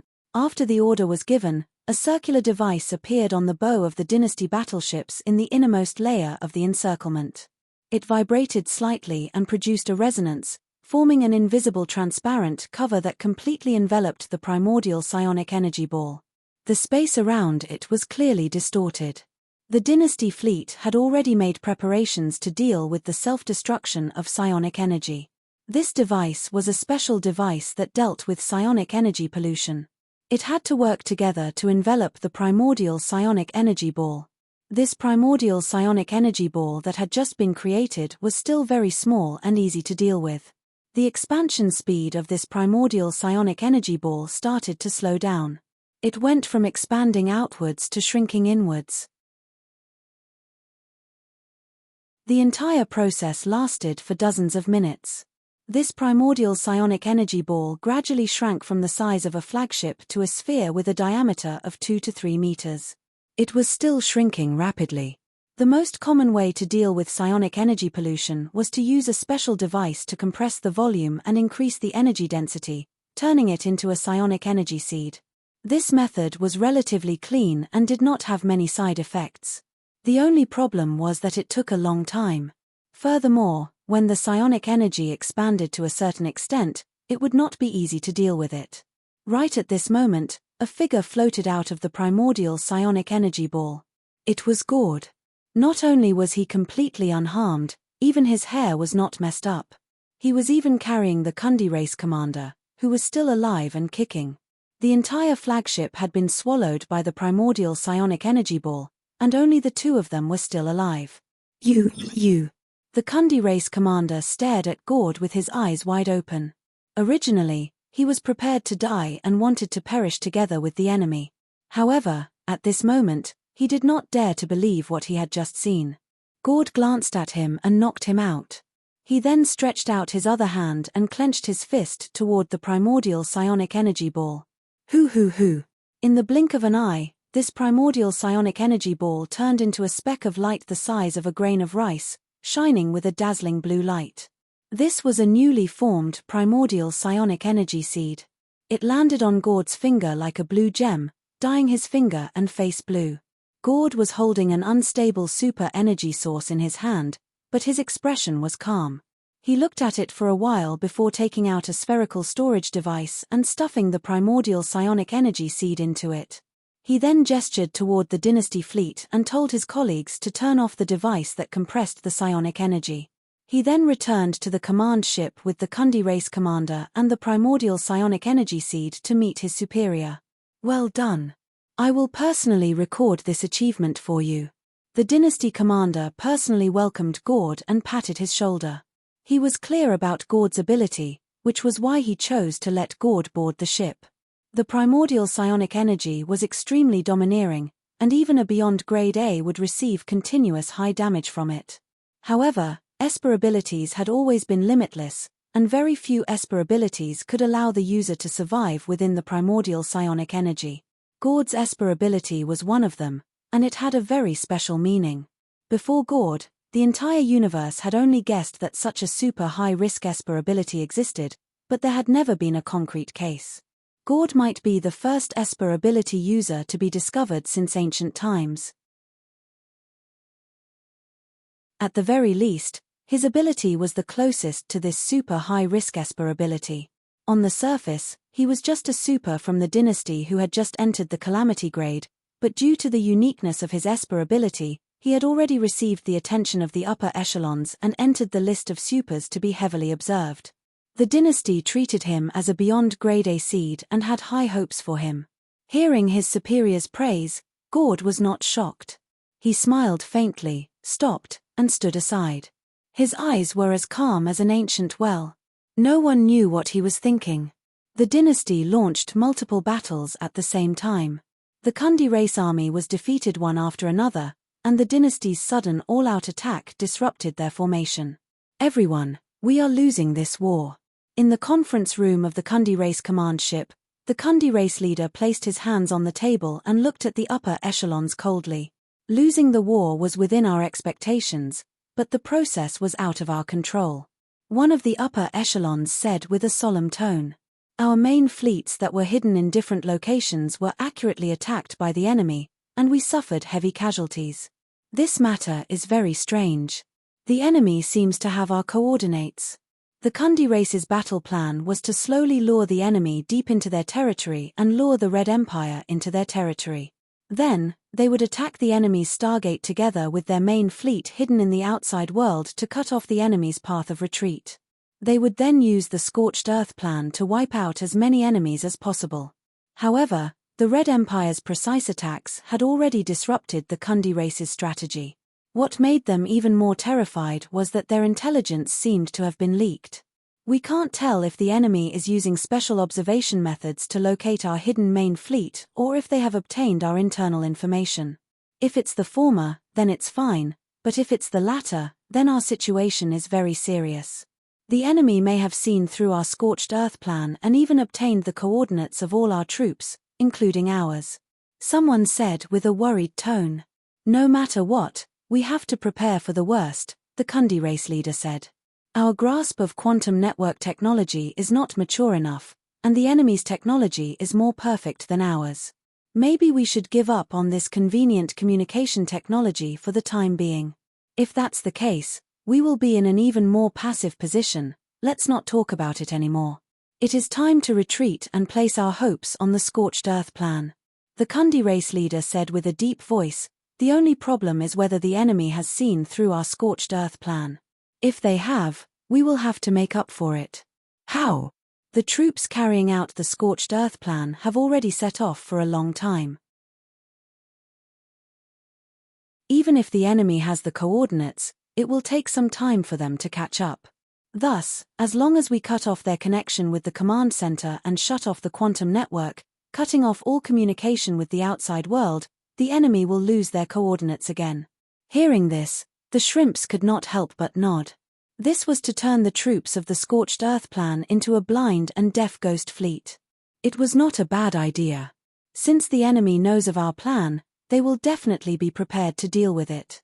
Even if they do not know the coordinates of the primordial psionic energy, they will be able to discover the location of the psionic energy explosion through observation and quickly deal with it. This way, the effect of the Scorched Earth plan will be greatly reduced, and the enemy will be the first to eliminate it. That's right, our strategy has already failed to a certain extent. The Kundi race leader's tone was resolute. However, we have to try our best to leave as little resources as possible for the enemy. No matter what, we have to make the enemy suffer a certain amount of losses. The upper echelons looked at each other, and no one objected. Seeing that no one had any objections, the Kundi race leader turned on the virtual screen in the conference room, entered his authority, and opened a secret interface. On it, the location and status of all the troops of the Scorched Earth plan could be seen in real time. At this moment, the interface showed that all the troops were rushing to their destination normally and had not been attacked. Everything seemed normal. After confirming that the Scorched Earth plan was operating normally and had not been destroyed by the enemy, everyone heaved a sigh of relief. This was the only backup plan they could count on at the moment. Everyone immediately contacted the executor of the Scorched Earth plan, and the other party's figure appeared on the virtual screen. The upper echelons have orders for you. Change the target location of the psionic energy explosion, cut off the quantum network connection, and shut down all information channels. After the mission is completed, leave the location of the psionic energy explosion, restore the connection, and report back to us. Understood. Understood. After giving a few instructions, the Kundi race leader hung up. After dozens of seconds, the real-time surveillance of the Scorched Earth troops dimmed one after another, and the connection was cut off. Seeing this, one of the upper echelons could not help but sigh. Although this is not the best method, at least this is safer. The Kundi race leader nodded, looked around, and said with a deep voice, "Since the arrangements have been made, we can begin to evacuate. Remember to bring along all the supers that we have captured." At this point, the Kundi race had already decided to recall their troops and disperse.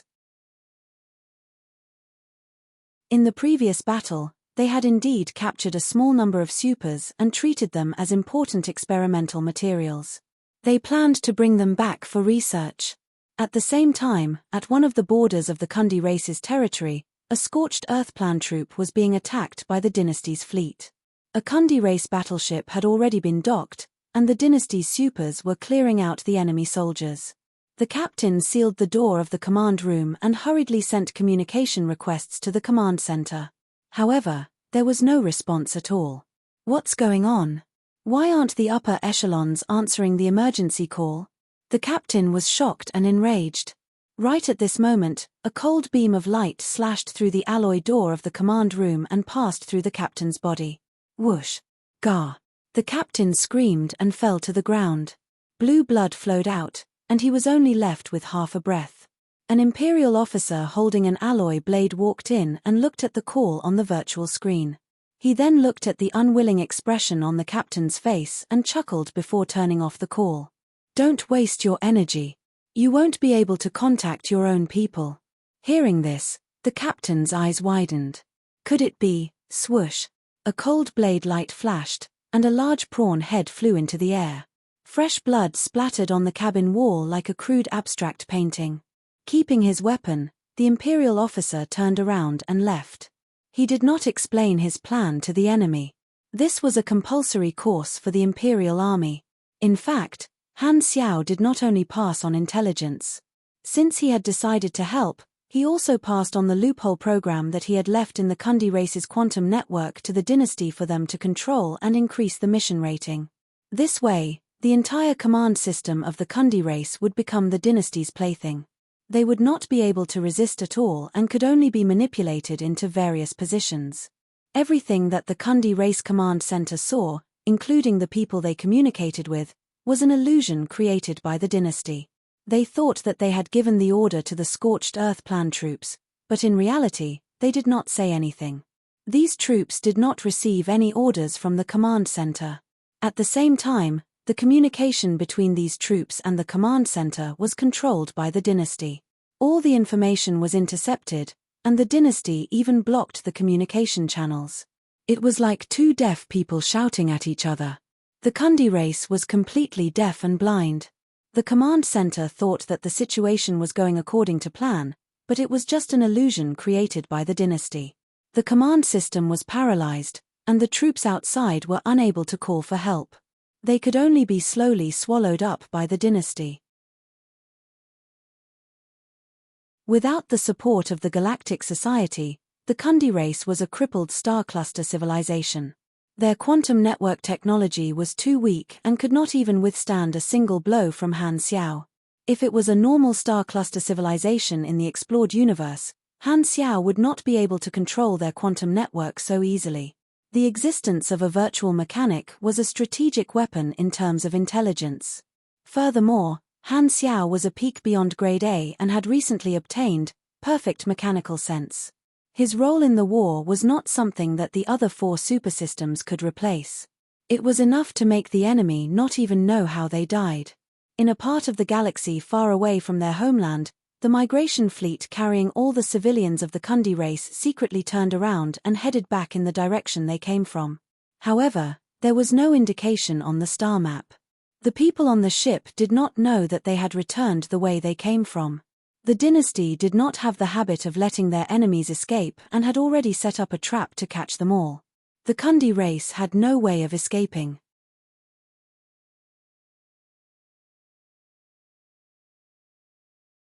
Chapter 980. Somewhere in the front lines of the Kundi race, the remnants of the Kundi race's main fleet were slowly cruising through the universe. Not long ago, this fleet, which was codenamed Sea Flag, had experienced a fierce battle and been ambushed by a dynasty general. The command ship and the guards had fought with their lives and escaped with their lives. There were only 20-odd battleships left beside the command ship, and the other battleships had either been destroyed or scattered. The Sea Flag fleet belonged to the 3rd Space Corps of the Kundi race, and the commander of this fleet was the famous general of the 3rd Corps, Olliot. He was known as the future star of the 3rd Corps. A few years ago, the Marshal of the 3rd Corps had reached the age of retirement, and Olliot was seen as the first candidate for the position. However, because they had received information about the fallen spaceship, the upper echelons had made the decision to delay the retirement of all the officers, and this matter had been delayed. At this moment, the Sea Flag fleet, which had just suffered a defeat, was moving stealthily while waiting for the next order from the command center. In the bridge of the command ship, the atmosphere was silent and dejected. Everyone was immersed in the sorrow of losing a battle and losing their comrades. Olliot stood silently in front of the porthole, leaving his back view for all the operators and adjutant in the room. The color of the shell on his body was a mixture of sorrowful green and angry red. In the previous battle, he had been led by the nose by the enemy commander, and he was a part of the reason why they had lost the battle.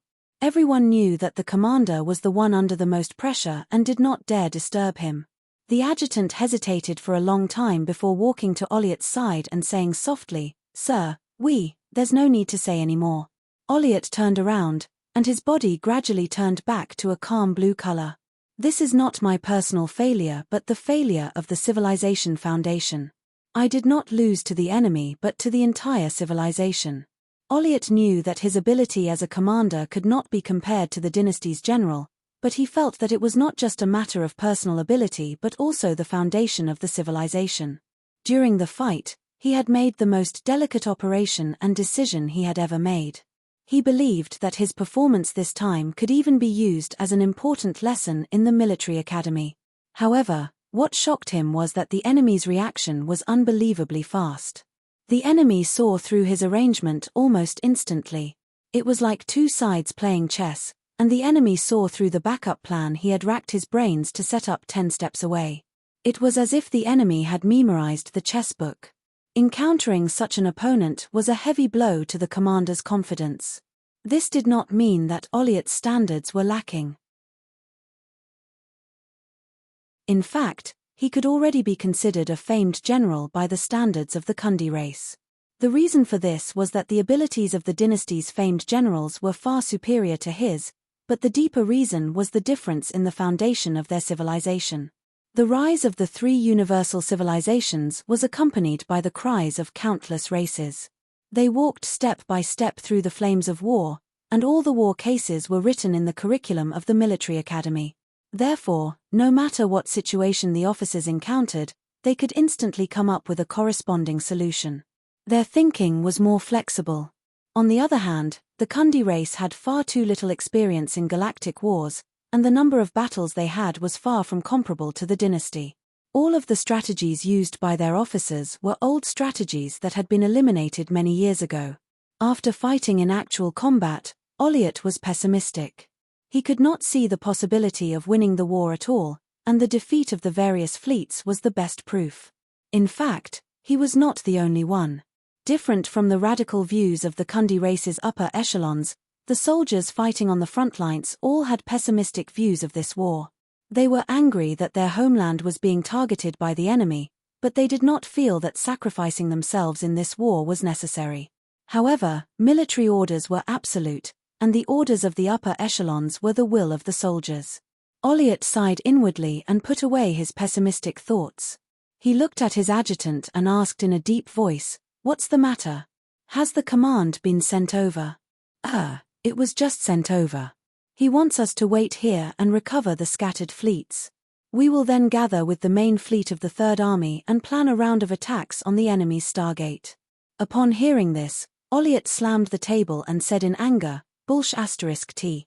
Why aren't we retreating? Has the command center really gone mad? We've just been scattered, and we still want to stay in this dangerous area to find our old troops. Do you think the enemy won't chase after us? Furthermore, our main fleet has already been defeated to such an extent, and we still want to forcefully gather and attack the enemy's Stargate. This is akin to sending us to our death." Many of the officers in the room felt that there was something wrong with this tactical arrangement, but they did not dare voice their anger. They all stared at Olliott and waited for the commander's decision. Olliott paced back and forth before suppressing his anger and saying, "Contact the marshal. I want to ask him personally what's going on with this decision." The adjutant nodded and immediately acted. A communication interface popped up on the virtual screen. After waiting for a few seconds, the other party picked up, and the figure of the Third Army Marshal appeared on the screen. "Olliott, I heard that you were attacked. Thankfully, you're still alive. It's partly because of luck." Olliott calmed himself down and said, "I received orders from the command center. We're planning to attack the enemy's Stargate."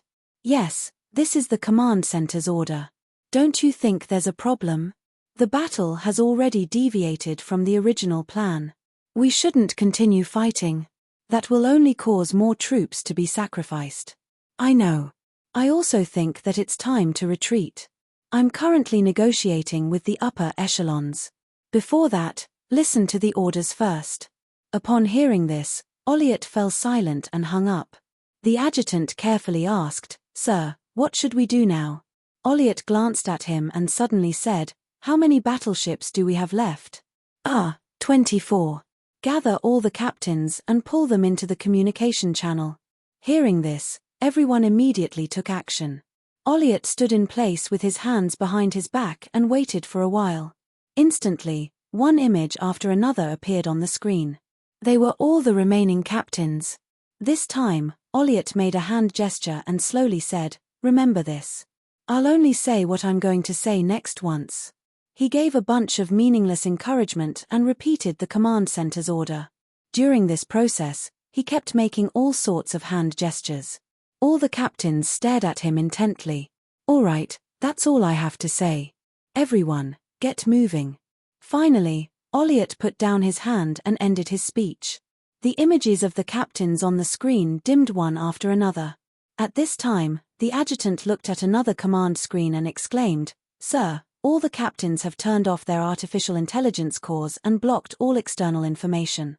We can't contact them." However, Olliott had already expected this. He calmly nodded and said, Very good. Turn off the artificial intelligence cores of our spaceships as well. Everyone was shocked. They suddenly understood something and could not believe it. Did this mean they were going to become deserters? The adjutant was stunned. Olliott glared at him, and his tone suddenly became stern. Why aren't you going? The adjutant hesitated for a moment but still ran off to make the arrangements. Very soon, he got someone to turn off the artificial intelligence cores of the command ship. This way, the remnants of this sea flag fleet became a ghost fleet that had lost contact with the outside world. Olliott slowly exhaled, looked at the confused people around him, and explained, "Sorry, this is all for the sake of caution. If I'm not wrong, our quantum network has been completely infiltrated by the enemy." As soon as this was said, everyone was shocked. Glancing around, Olliott slowly said, "I know the Marshal very well. He's a rigid soldier who would never question the orders of the higher-ups. Although we're in a critical period now and everyone can change, we can't let go of any suspicious points. I suspect that the person just now wasn't the Marshal at all. The enemy has very likely infiltrated our command system. I don't need to explain the consequences. Thus, the war is already over, and I can no longer follow their orders. We can only save ourselves now. The hand signals I gave just now were a special signal that only a few people know about. I got all the captains to cut off the connection. From now on, we can only rely on ourselves."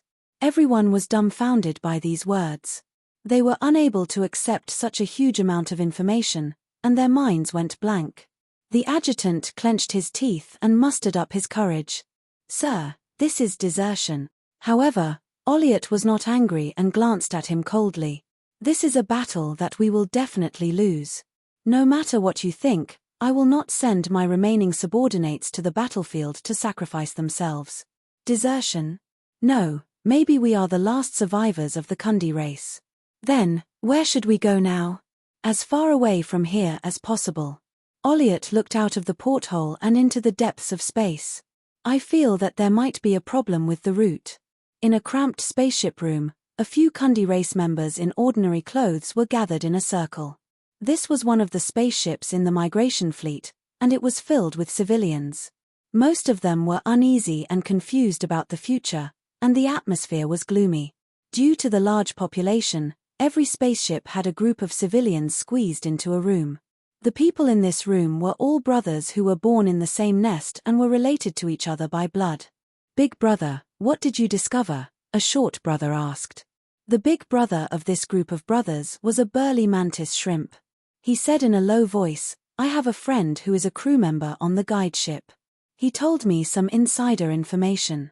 According to the plan, the fleet should have arrived at a planet yesterday for a short rest. However, they did not encounter any planets yesterday, and the fleet has been moving. Could they have changed the plan? Why don't you ask your friend again?"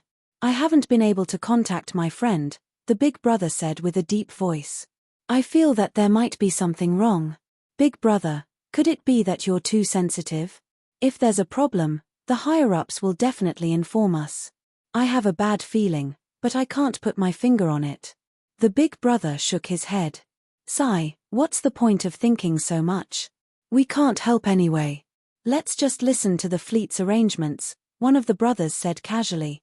Right at this moment, the youngest brother beside him suddenly said, "Big brother is right. There's a problem with the route of the fleet. We're going back the way we came."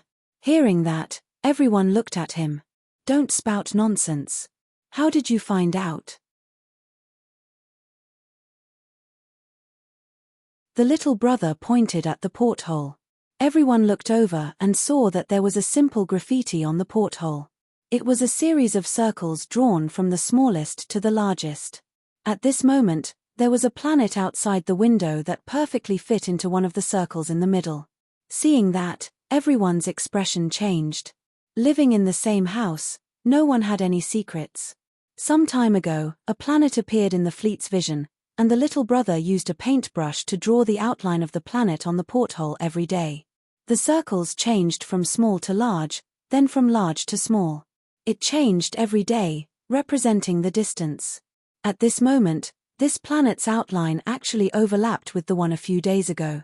Everyone understood what this meant. I'll go ask. Seeing that, the big brother could not sit still anymore, and everyone hurriedly followed behind. The group hurriedly passed through the back half of the cabin, which was as crowded as a refugee camp, and came to the middle part of the cabin. They found a few soldiers on the ship and reported the situation. You said there's a problem with the route. A soldier picked his ear and said impatiently, "This is not something you should be worried about." "What are you worrying about?" "It's true. I can show you the evidence." All right. The soldier waved his hand. The guiding ship has a star map. If it really deviates from the route, it will definitely adjust immediately. You guys just go back and wait. The big brother had no choice but to take his brothers back and wait. However, after 3 consecutive days, they stared at the graffiti on the porthole every day and found that the fleet was still going back the way they came. There was no adjustment at all. The big brother contacted the friend who leaked the information every day, and only on the 3rd day did he contact the other party. However, the other party's answer made his heart sink. "You said we deviated from the route." No. Our star map shows that the route is completely correct. We didn't encounter the supply planet I mentioned." "Oh, this is a long-distance observation error. The star map is not very accurate. We have already reported it to the higher-ups, and they have updated our star map. There is no problem now." "What graffiti record?" You guys might have made a mistake. That is a new planet marked on the updated star map, not the one we saw before. Anyway, the navigation device here shows that the route has been moving forward." The big brother turned off the communicator with a cold face and was silent for a long time. Suddenly, he seemed to have made up his mind. He said, "Do you guys believe me or the higher-ups?" The brothers looked at each other and hesitated. "What do you want to do?" The little brother could not help but ask. "My intuition is getting stronger and stronger. There must be a problem. Maybe the higher-ups are sending us into the fire pit." The big brother lowered his voice. "I don't want to stay on the spaceship anymore. I am going to steal supplies and escape pods. We will escape on our own." "Are you crazy?" Someone was stunned. "This is suicide. The fleet will definitely catch us. Even if we succeed, the stolen supplies will be used up sooner or later. There will be no food, no fuel. What will we do when the time comes? Also, do you have a star map? Without a star map, how are we going to escape? I can get the star map and access to the escape pods from my friend. As for supplies, the medium escape pods have complete facilities. As long as we reach the planet, we can use the collector to replenish the fuel inventory. It will be enough for us to use for many years. To solve the food problem, we will need greenhouse incubators, crop seeds, and nutrient paste makers. These things can be obtained on the spaceship. During the incubation period, we can hibernate in the cryogenic chamber." The big brother said in a low voice, "I have been thinking about the escape route for the past 3 days. This is not a decision I made on the spot." Everyone still shook their heads. Leaving the main group of people to build a new home, a few of them running to the unknown universe to survive. Just thinking about it made them feel that this plan was too crazy. "I will go with you." At this time, the little brother stood up and shrugged. "Big brother, you know me. I don't like to be bound by rules.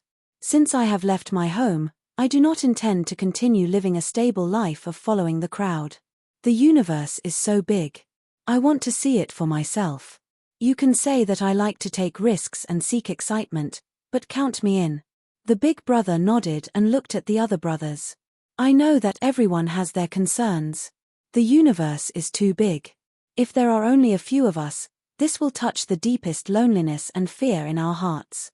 Perhaps I will be proven wrong in the end, but I do not want to wait passively. I will not force everyone to go with me." The little brother hesitated for a while and said, "Big brother, I will go with you. You are the person I trust the most. I believe in your judgment." Hearing this, more people wavered. Someone shook his head helplessly. "Sigh, forget it. Let's go. From the moment we left our home, I will treat this life as dead." So what if we take a little more risk? We are brothers. We cannot be separated. This group of brothers had grown up together and were already used to sticking together. After some hesitation, everyone finally agreed with the big brother's plan. Miraculously, after making up their minds, the previous hesitation and uneasiness disappeared and turned into unparalleled excitement and anticipation. Big brother, I have a suggestion. We should at least bring a girl. As soon as this was said, everyone laughed. The tense atmosphere dissipated and the room was filled with a cheerful atmosphere. That's right. We should bring more than one. Haha, maybe we will become a wandering civilization in the future. In the following days, this group of brothers split up and used their connections to secretly prepare. As the migration spaceship carried a large amount of daily supplies, the things they needed could be found on the spaceship. The only problem was how to get them. With courage, money, connections, and a little bit of luck, they used various methods to gather most of the supplies they needed and completed the scouting. Soon, the day of the operation arrived. The progress was much smoother than they had imagined. Based on the information they had gathered, they sneaked into the escape pod and stepped into a medium-sized escape pod. They turned off the artificial intelligence core and switched to manual control mode. The big brother's palm stopped above the launch button and did not press it. Have you thought it through? As long as you press this button, there is no turning back. If we are caught, we will be treated as prisoners.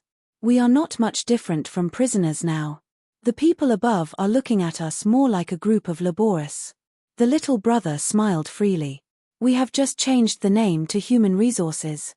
I have wanted to get rid of this identity for a long time. Nonsense.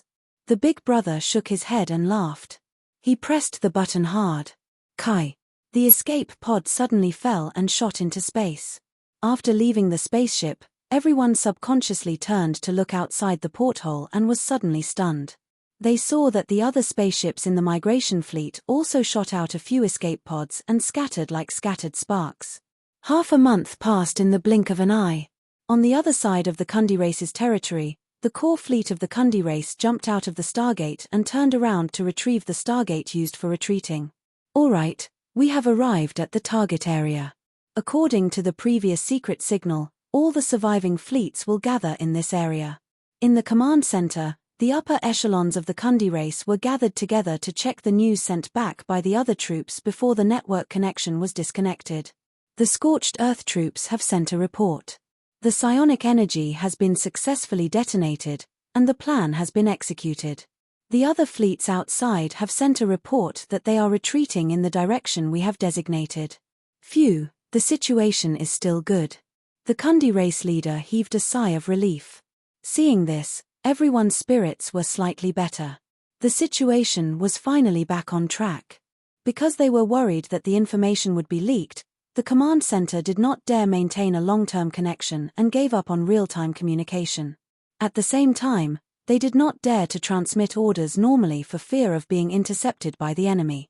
However, before they could catch their breath, the radar suddenly sounded. Attention, attention, an unknown large fleet has been detected ahead.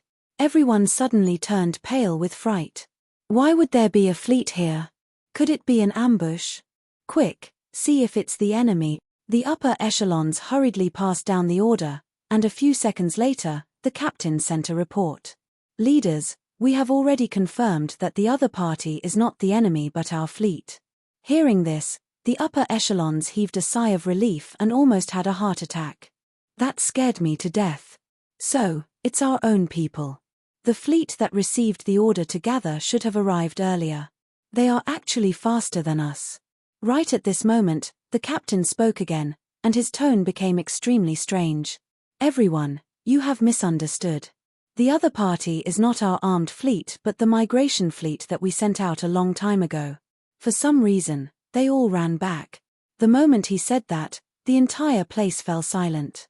All the upper echelons were stunned for a second before their minds were thrown into chaos.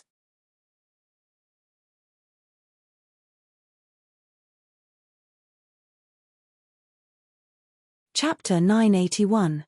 Didn't we tell them to leave long ago? Why are they here? Who told them to return? The Kundi race leader stood up in shock and anger. At this moment, all the upper echelons present could no longer sit still. They felt that the situation was completely out of their control. The migration fleet was the last hope of the Kundi race, and it was their weakness. The reason why they dared to start a war in their territory was because they had sent all their members away. Now that they saw their members return, all the upper echelons began to panic. Buzz. Right at this moment, a virtual screen suddenly popped up on the conference table, and a figure wearing the uniform of a high-ranking dynasty officer appeared. The gazes of all the upper echelons of the Kundi race were attracted over. This figure stood with his hands behind his back, and his voice was old but powerful. Let me introduce myself.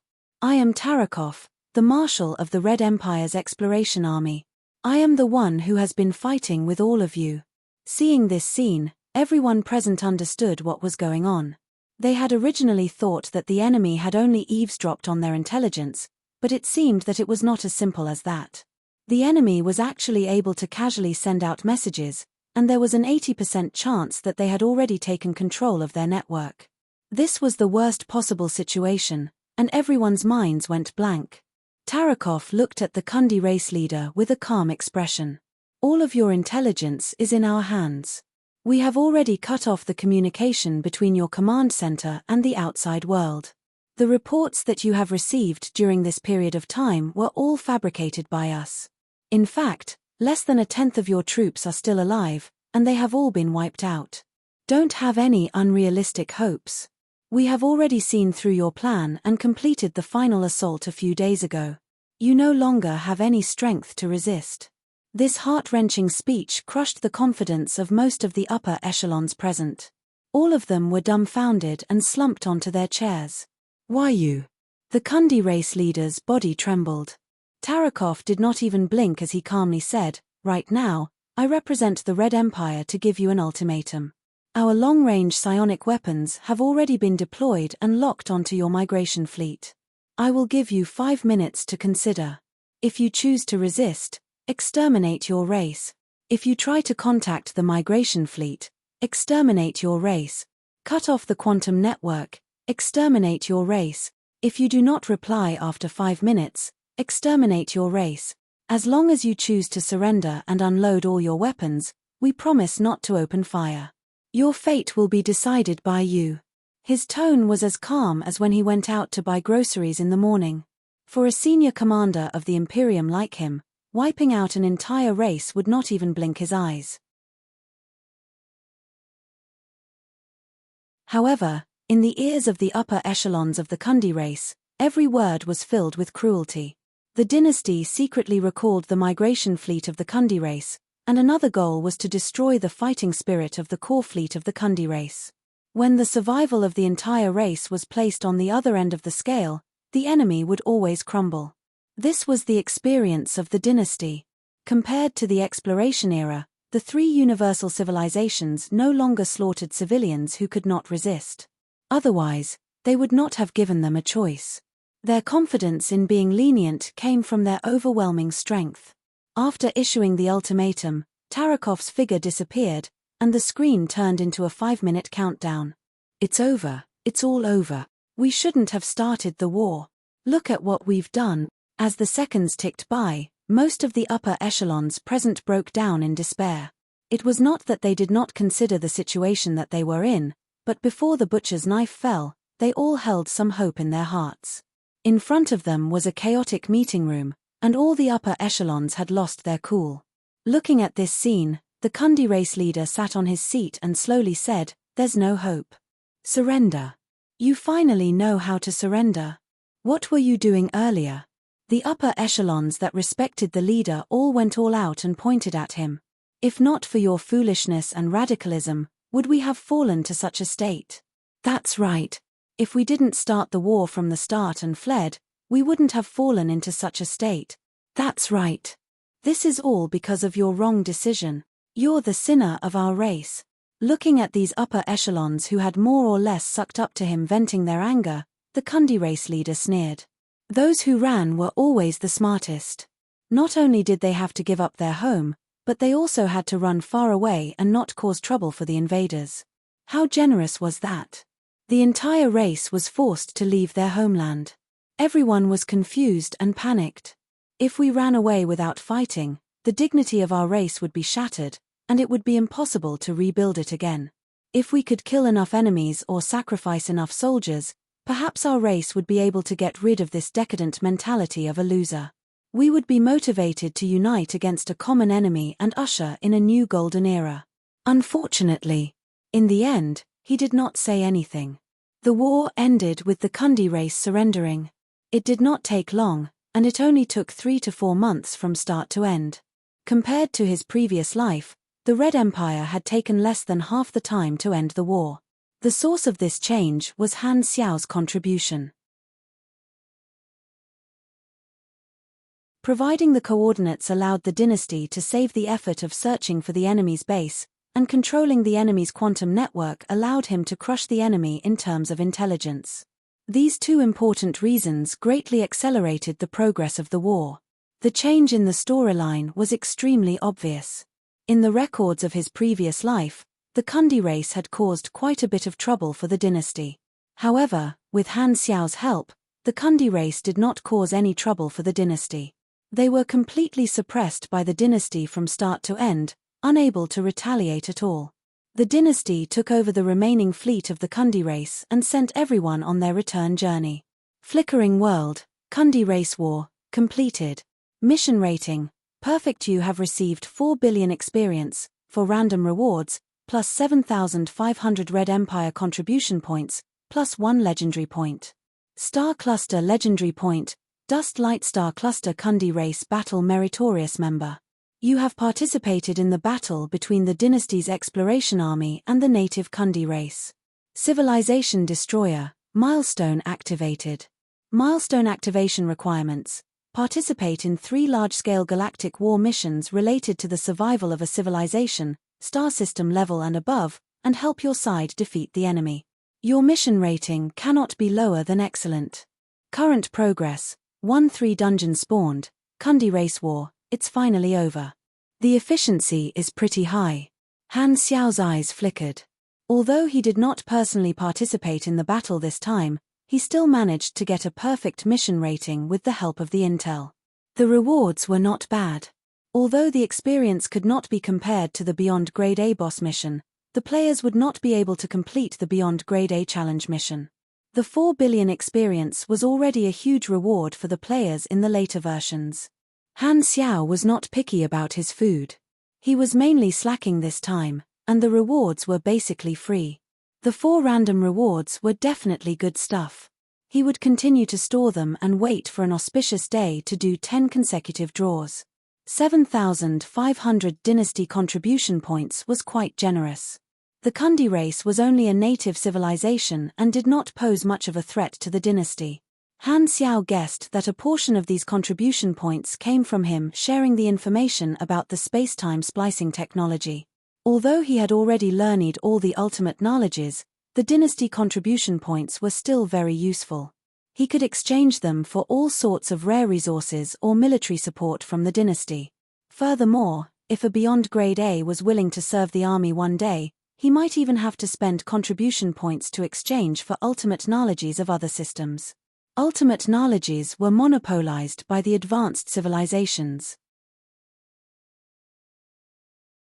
Without a specific reason, Beyond Grade As were not allowed to exchange for ultimate knowledges of other systems, even if they had sufficient contribution points. Using ultimate knowledges to attract talents for their own organizations was equivalent to stealing business from the advanced civilizations. Thus, the Beyond Grade A allies had a tacit understanding and would not share ultimate knowledges with each other. Only with Beyond Grade A officers under their command would they have the authority to exchange for ultimate knowledges. Of course, such exceptions were extremely rare. After all, most Beyond Grade As were not willing to submit to others. Han Xiao had a deep impression of the Civilization Destroyer milestone. In the explored universe, all civilizations at the star system level and above were protected by the peace treaty, and there would almost never be a war that could wipe out an entire race. Usually, Only players from the chaotic evil faction would have the opportunity to activate this milestone. The effect was not bad. When wearing the Civilization Destroyer milestone, all types of damage would be increased by 6%, attack range would be increased by 25%, and there would be an aura of deterrence. However, the price to pay to obtain this milestone was extremely high. One would have to participate in or even initiate a war of life and death with a star system civilization. This opportunity was extremely rare, and there was a high chance of being hunted after the war. Being in the lawful faction, the chances of obtaining this milestone were even lower. However, the good thing was that one would not be hunted, which gave legitimacy to one's evil deeds. Not having any political assets was within Han Xiao's expectations. The weight of the Kundi race was still a little lacking, and it was not important to the dynasty whether they were eliminated or not. However, it did increase the favorability of the upper echelons of the dynasty. Apart from Old Tower and the ruler, a large number of future dynasty generals, including Tenny, had their favorability increased as a reward for fighting alongside him. The final dungeon, Kundi Race War, was like the Secret War and the Germinal Organization. It was a series, and the various battles could be cut out to form individual dungeon crystals. Because the Kundi race was a group of younger brothers, only the Battle of the Fleet would be considered as the difficulty. Thus, the difficulty level would not be high, but the rewards would not be low. After calculating the rewards, he closed the interface and let out a sigh of relief. Perfect mechanical sense, space-time splicing, and mission rewards. The rewards this time were extremely bountiful. The Kundi race was the only obstacle. After dealing with them, the second exploration phase would be able to proceed smoothly. Han Xiaoxin pondered. Because of his interference, the outcome of the Kundi race had changed.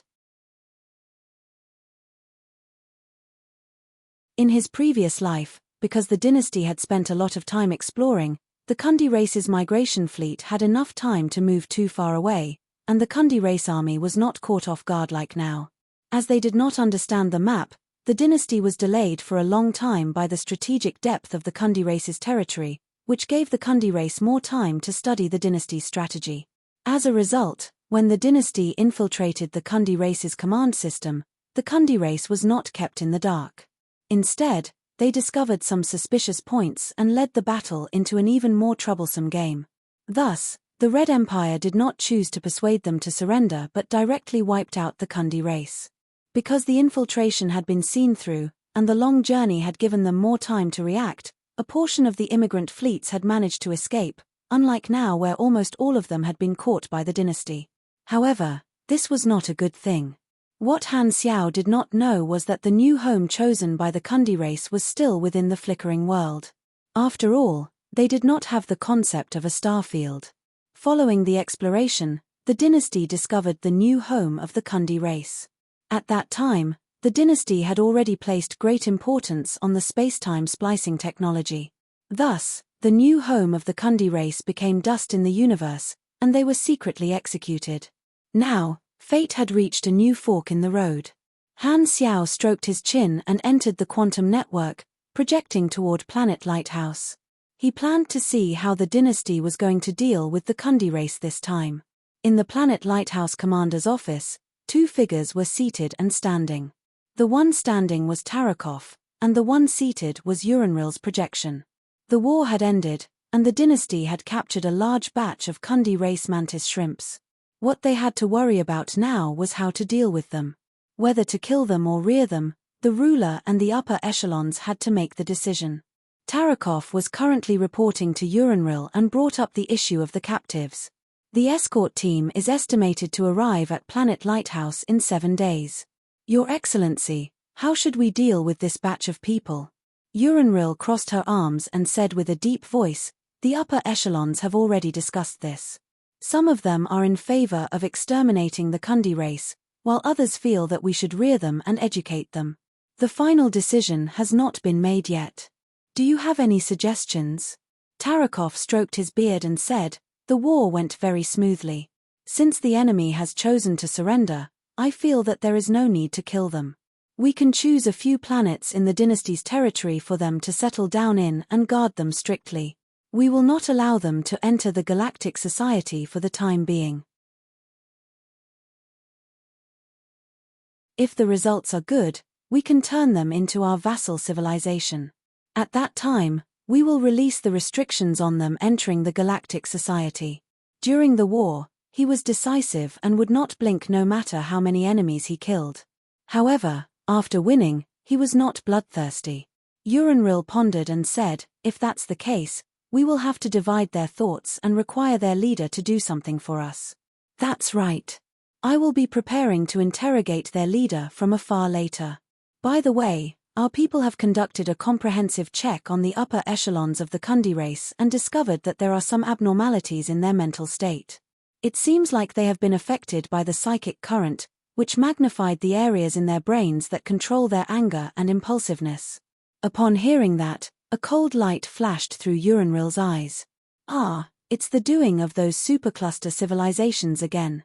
Not only did they throw away their technology, but they also secretly released the psychic current. If not, they might not have been so aggressive.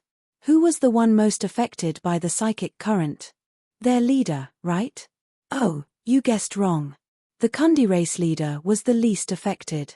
Uranril shook her head helplessly and said, that's rather interesting. Is this the difference in logic between different species again? Beep beep. Right at this moment, the communicator on the table rang. Tarakov pressed on it, and his secretary's voice sounded. Chief Commander, Blackstar is online. Should we connect to his remote projection? Why is he here at this time? Tarakov shook his head and said, I am currently reporting to the ruler. Get him to wait online for a while. At this moment, Uranril waved her hands and said, there's no need. Let him in. He is not an outsider. All right. Since the ruler did not mind, Tarakov did not mind. Very quickly, Han Xiao's remote projection appeared in the room, and he immediately saw Uranril. Your Excellency, you're here as well. Blackstar, I heard about your contributions to this war. You have done well. Uranril nodded with gratification. I only did some insignificant work. Han Xiao said humbly and looked at the two of them. What are the two of you talking about? Nothing much. We are just discussing how to deal with the Kundi race. There is no conclusion for the time being. Uranril repeated the conversation and casually asked, Blackstar, do you have any suggestions? I don't have any opinions. I am also here to ask how the dynasty is going to deal with it. Han Xiao raised his brows. Not having any opinions is also an opinion. Uranril narrowed her eyes and did not say anything. She then turned around and gestured for Tarakov to continue reporting, expressing that she did not mind Han Xiao listening in. After listening to the report, Uranril gave the two of them a few words of encouragement before going offline to meet Li Wanji. After sending the ruler away, Tarakov turned around and looked at Han Xiao with a smile. I am going to interrogate the upper echelons of the Kundi race. Since you are here, shall we go together? Oh, I am very busy.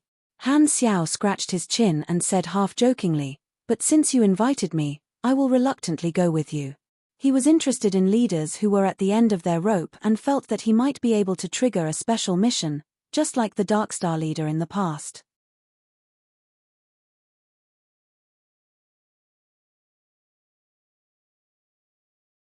Chapter 982. All the armies gathered together, forming a massive fleet that escorted all the Kundi race spaceships toward Planet Lighthouse. The densely packed battleships dragged the hyperdrive streamers in a dense formation. Their exhaust flames complemented each other as if they had formed a moving sea of light, setting off bright waves in the dark universe. The dynasty's battleships were mainly scattered around the periphery. In the middle of the encirclement were tens of millions of Kundi race spaceships, carrying the entire Kundi race population. The weapons on the spaceships were all unloaded, and the power of the energy core was limited to the lowest level to ensure that the spaceships could operate. The thin shield was easily broken, and the spaceships were completely taken over by the dynasty's soldiers. These Kundi race spaceships had been modified into prison spaceships. The Kundi race flagship had been the most thoroughly modified. The cabin had been turned into a prison, and all the facilities had been removed. It had changed from a heavy industrial style to a minimalist style. Basically, only the load-bearing walls were left. The command hall had already been taken over by the dynasty's soldiers, and 2 remote projections appeared in the hall. They were Han Xiao and Tarakov. Greetings, Commander-in-Chief. The moment the 2 of them came online, the greetings of the dynasty's soldiers could be heard. Han Xiao was just in time. Old Tarakov had already announced the plan of patrolling the captives, and the soldiers on the spaceship were all waiting to welcome him. The high-ranking dynasty officers of the various armies were also present, and they had all brought their adjutants with them. Thank you for your hard work. Tarakov smiled and nodded with a friendly attitude. These young elite officers were the future stars of the dynasty's military, and they would be the successors of the old generals. Seeing that the dynasty had so many talents, Tarakov felt gratified. Han Xiao looked at the officers present and could not help but raise his eyebrows. Whoa, all of them are big shots. A group of future generals and military bigwigs stood in front of him, waiting to be inspected. It felt as though a group of people had walked down from the portraits on the wall of the dynasty's exhibition hall. Because he knew the future identities of these people, Han Xiao felt that this scene was very meaningful and could not help but want to take a group photo with them. Your Excellency Blackstar, you're here too. Tenny was among them, and he greeted with a smile. It was clear that he was in a good mood. We meet again. Han Xiao nodded. Seeing that all the officers were looking over, he simply said in a clear voice, "Congratulations on winning this war. It is the Empire's honor to have such outstanding military talents." The effect of an AOEPY attack was extraordinary. Blackstar's status was there for all to see.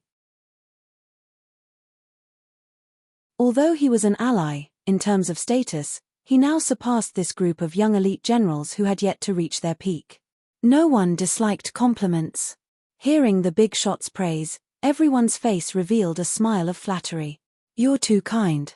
The information provided by His Excellency Blackstar is the cornerstone of our victory.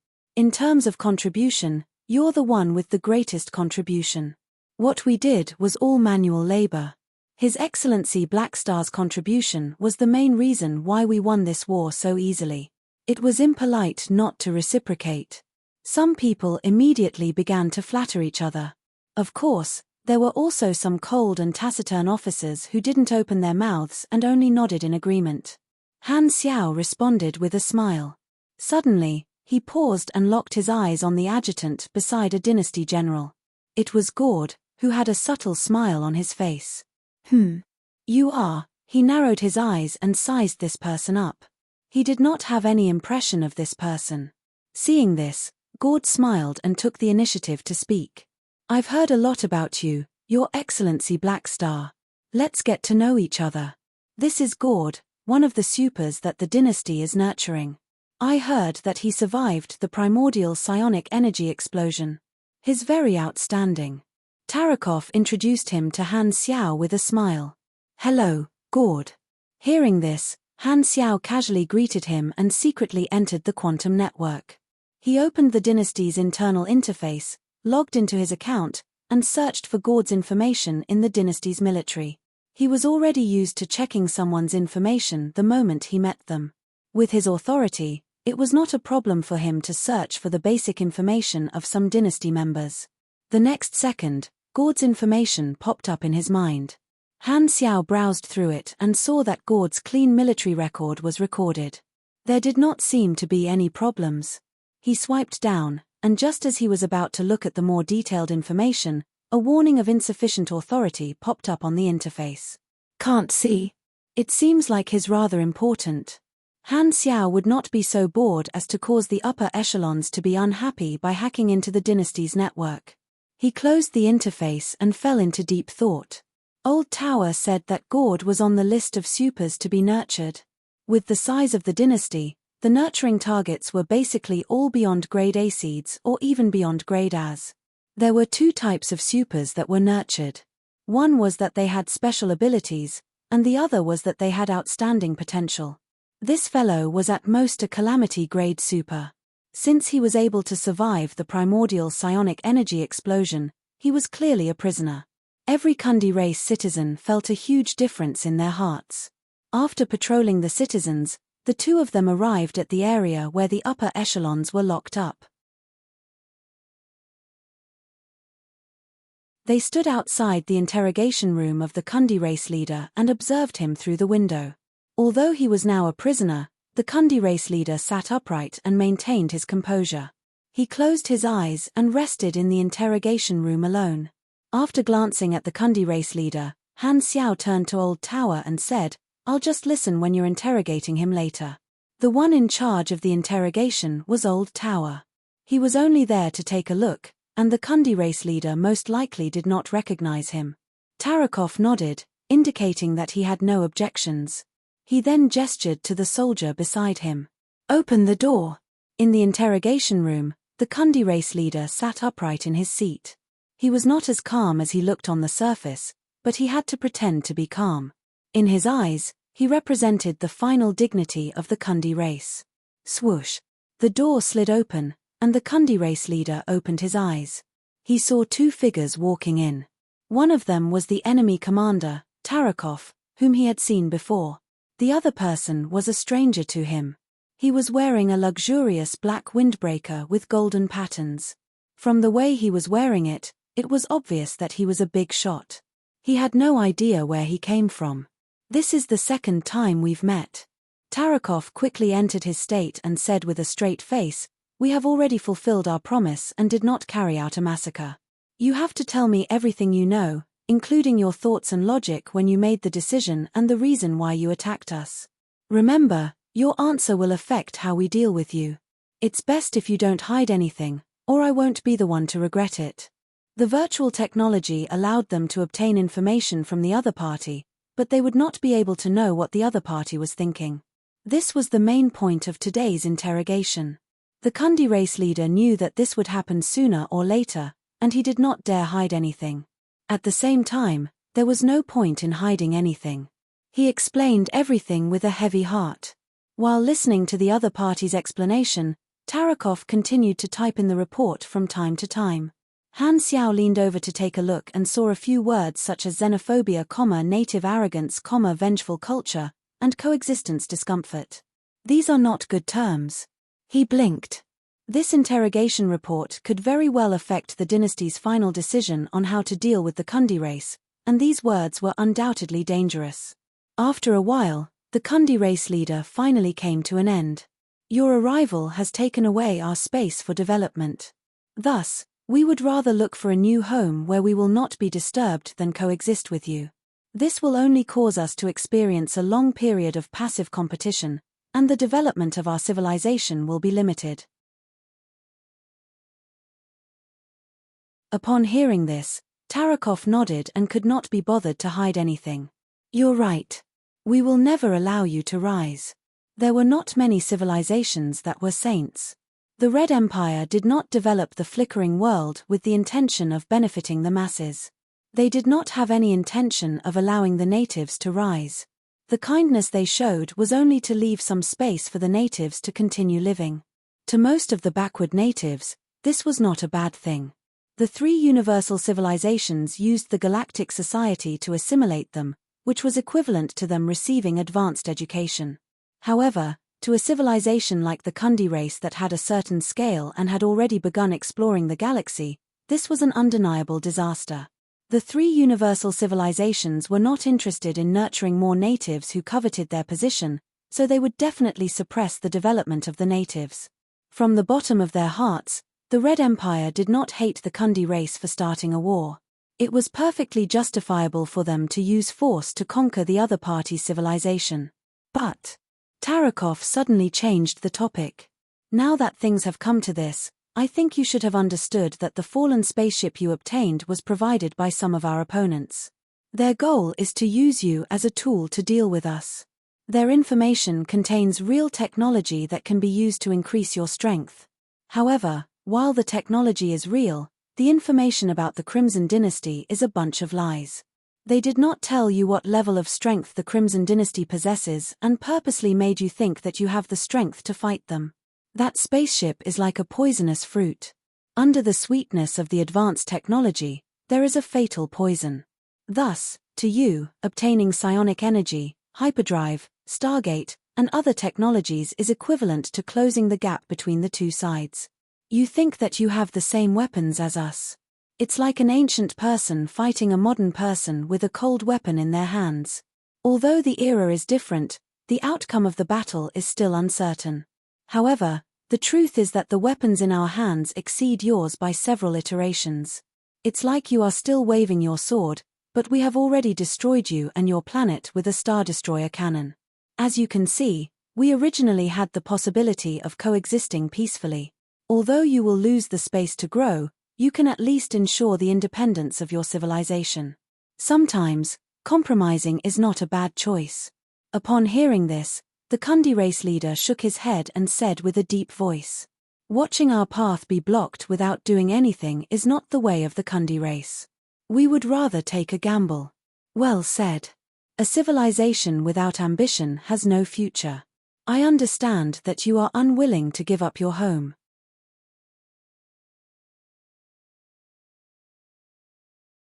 Tarakov did not object and nodded with praise. He then softened his tone and shook his head. "However, your only mistake is to choose the wrong opponent." The Kundi race leader lowered his head. He did not regret his choice, and his heart was still filled with hatred. However, what he hated the most was not the Red Empire but the mastermind who had used the Kundi race as a tool. In his eyes, they were the ones who had screwed over their entire race. "All right, let's stop here. Thank you for your cooperation." At this moment, Tarakov stood up and called out to Han Xiao before preparing to leave the interrogation room. "Wait a moment," the Kundi race leader suddenly said with a deep voice. "You won't actually destroy us. Instead, you plan to rear us, right? Oh, that is indeed a possibility. However, we will not use the physical method that you guys use to castrate our intelligence. At most, we will attack from the cultural aspect." The Kundi race leader understood and took a deep breath. "Thus, I will definitely die, right?" Tarakov paused for a moment before he nodded. "You're a symbol that allows people to vent their anger. You're a target that will be despised by our people. You're a lesson that will be left in history. You're a good propaganda tool." Han Xiao shook his head upon hearing this. Thankfully, he could understand what these people were saying. If the dynasty chose to change their culture, they would have to choose a puppet to lead the Kundi race. However, the puppet would definitely not be this Kundi race leader. This fellow's purpose would be to be used as a puppet by the dynasty to put on a show of throwing the blame away. This show would end with him being executed. I understand. I have to take responsibility for my mistakes. I do not care if my name is cursed. The Kundi race leader was already prepared to die. "I can fully cooperate with you guys in this show, but I have two requests. Don't look at me like that. I know that I do not have the right to make any requests, but I can only say them to you. Just treat them as my last wishes. Then, speak. First, we have already surrendered, and it is fine to kill me. However, I hope that the rest of my race will be taken care of and not die. Second," the Kundi race leader's tone suddenly became sinister. "I want the mastermind who made use of us to pay the price." As he said that, Tarakov acted as though he did not hear anything and turned around to leave. Seeing that, the Kundi race leader lowered his head. He was clear that the other party would not accept his request. However, this might be his last chance to speak, and he did not have a choice. Right at this moment, a black figure suddenly appeared in his field of vision. The Kundi race leader raised his head and saw the man in black, who had not said a single word, walking toward him and looking down at him. However, what he heard next almost made him jump up in shock. He even suspected that there was something wrong with his ears. "I will accept your request." The Kundi race leader was stunned. Tarakov stopped in his tracks and turned around with a look of shock in his eyes. Han Xiao remained calm and continued speaking. "I will report to the dynasty to settle your race in my territory and take care of them. As for making the mastermind pay the price, it is not difficult either. He was someone who would not do anything without benefits." When the Kundi race leader mentioned his last wish, a new mission had popped up on his interface. The moment he saw the requirements and rewards, Han Xiao made up his mind. He was going to accept this mission. Who are you? Hearing that, the Kundi race leader could not help but ask about Han Xiao's background. You can call me Black Star. As for who I am. Oh, my title is a little long, and you probably won't understand what it means. How about this? You only need to know one thing. Han Xiao smiled. I alone can destroy your entire civilization.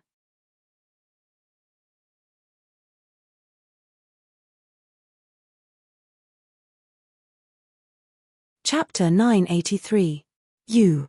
The Kundi race leader was stunned and looked at Han Xiao. A single person can defeat our Kundi race? This was the first time he had heard such a domineering self-introduction. Just what was the background of this stranger in front of him? He did not believe it subconsciously, but he immediately realized that he was facing an even more advanced civilization. The other party had a super system, and anything was possible. He had to throw away his outdated views. He did not understand Han Xiao's identity in the dynasty, but for him to dare say such words, he had to be an unimaginable figure. If that was the case, this self-introduction was really straightforward, and he immediately understood the other party's position. He was a prisoner with no bargaining power, but this big shot who he had never met before actually agreed to his last request. This was, why? Pity? Charity? Or is he pretending to agree so that I can cooperate? He was filled with doubt. When he first made his request, he did not have much hope. To think that someone would really agree to his request. All of a sudden, the Kundi race leader was filled with disbelief and did not know what to say. Are you worried that I'm joking? Han Xiao looked at him and slowly said, to put it bluntly, you have no value in being cheated by me. Since I've promised you, I will definitely fulfill my promise. The Kundi race leader could not help but ask, why are you helping me? Good question. Han Xiao chuckled and said, I'm a person who cares for others. Just treat it as me sympathizing with the Kundi race. In any case, it's not difficult for me to deal with your request. By the side, Tarakov's mouth twitched. Brother, can we have some face? You're also partly responsible for the Kundi race's defeat. You're making it seem like we're the bad guys. The thickness of your face is probably enough to block a psionic cannon. Oh, it really seems like it can. While Tarakov was cursing by the side, the Kundi race leader was extremely touched.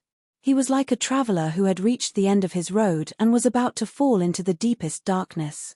However, in the final light of his vision, he saw someone reaching out a hand to him, willing to give him a hand. Thank you. It is my fortune to meet someone like you at the last moment of my life. Unfortunately, I have nothing to repay you with. The Kundi race leader clenched his fists and suppressed his emotions. His tone was filled with gratitude. Hee, it's okay. I don't need anything in return. Han Xiao laughed.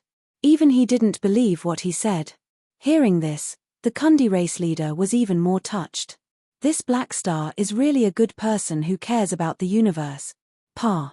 Tarakov covered his face and complained helplessly. This scene was simply filled with the absurdity of fate. Their entire clan had been wiped out, yet they still had to be grateful to him. You've got me.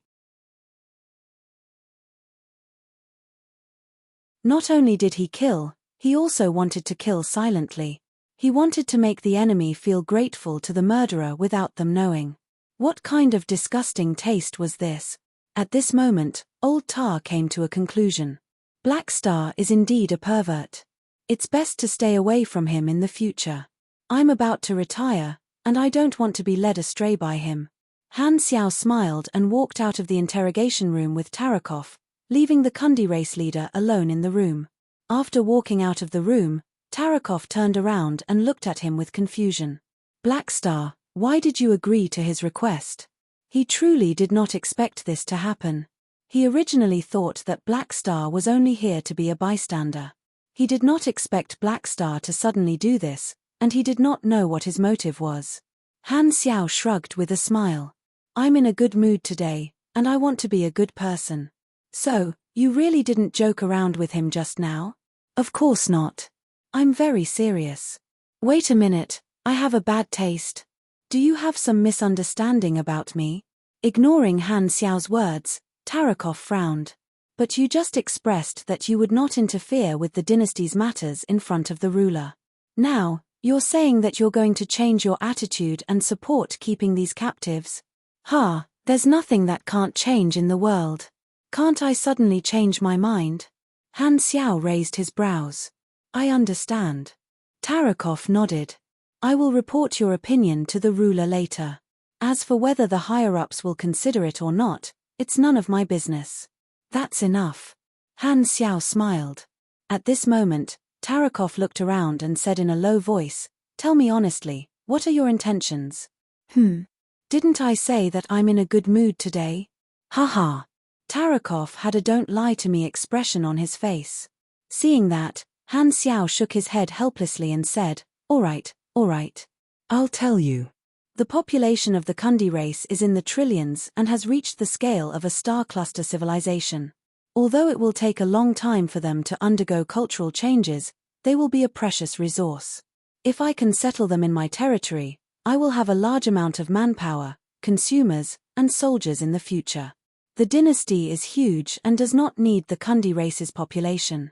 However, this is an opportunity for me to develop. Hearing that, a smile appeared on Tarakov's face. That's right, this is the Black Star that I know. How could he be so kind? As expected of you. Thinking about it, Tarakov felt that there was nothing wrong with Han Xiao's plan. If the dynasty wanted to keep the Kundi race, they would have to choose a place to settle them down. The population would affect the prosperity of the dynasty, and there would definitely be allies eyeing this piece of meat. The way he saw it, Black Star had already made this request. As for agreeing to the so-called last wish, he understood Han Xiao's character too well. This was most likely just an excuse. You have accepted the S-grade mission, Kundi race leader's last wish. Mission introduction. The Kundi race has lost the war and has become the captives of the dynasty. Their future is uncertain. In his despair, the Kundi race leader made his final request to you. Mission requirements. 1. Settle the Kundi race down and provide them with protection during the cultural changes. 2. Take revenge on the mastermind who used the Kundi race to deal with the Red Empire. Failure condition. The Kundi race's population is less than 80% of the original population. First requirement completed. Reward, 3 billion experience, plus 10,000 Kundi race favorability. Current relationship, minus 1,500, relationship, hatred, x2 random rewards, plus 4 political assets, Kundi race. The Kundi race has entered the awakening era. Plus 10% super awakening rate. Second requirement completed. Reward, 1,200,000,000 experience, plus 15,000 Kundi race favorability, x1 designated blank character summon card, the enemy, proof of leadership, special skill, Kundi Rage. The enemy, the more HP you lose, the higher your damage will be. This bonus can be stacked up to 25% and will reset after leaving combat. This effect can be applied to summoned creatures, machinery, and equipment. Proof of leadership. When you are the leader of a faction, you will receive an overall bonus. The bonus will increase according to the size and level of the faction. There is no upper limit. Kundi Rage, upon activation, lose 5% HPS for a maximum of 40 seconds. You will receive 2.0x psychic resistance, plus 5% damage, minus 5% INT, minus 20% CHA, and minus 10% LUK. At the same time, you will be immune to all abnormal mental states other than rage. Cooldown, 5 minutes. Let the flames of rage fill your mind. As soon as he saw the mission description, Han Xiao decided that he had to do this mission no matter what. The reward was beyond his expectations, and it gave him a big surprise. It was simply too generous. Han Xiao did not have any expression on his face, but he was overjoyed in his heart. While the leader of the Kundi race was not a super, his identity as the leader of a star cluster civilization meant that he would receive extremely high rewards. The first requirement was the normal random reward and experience. What Han Xiao cared about was the 4 political asset reward. Apart from increasing the efficiency of gaining experience, it also meant that he would have a say in the Kundi race. The dynasty wanted to turn the Kundi race into a vassal civilization, but even if they were crippled, they would still have the foundation of a star cluster civilization. What Han Xiao had said to Tarakov was not false. If the Kundi race was located in his territory, their large population would provide him with many benefits. After completing this mission, the Kundi race would enter a new era, and their super awakening rate would increase. Although 10% did not seem like much, it was not a small number when it involved billions of people. The reward also included a high favorability with the Kundi race, and their relationship would rise to reverence.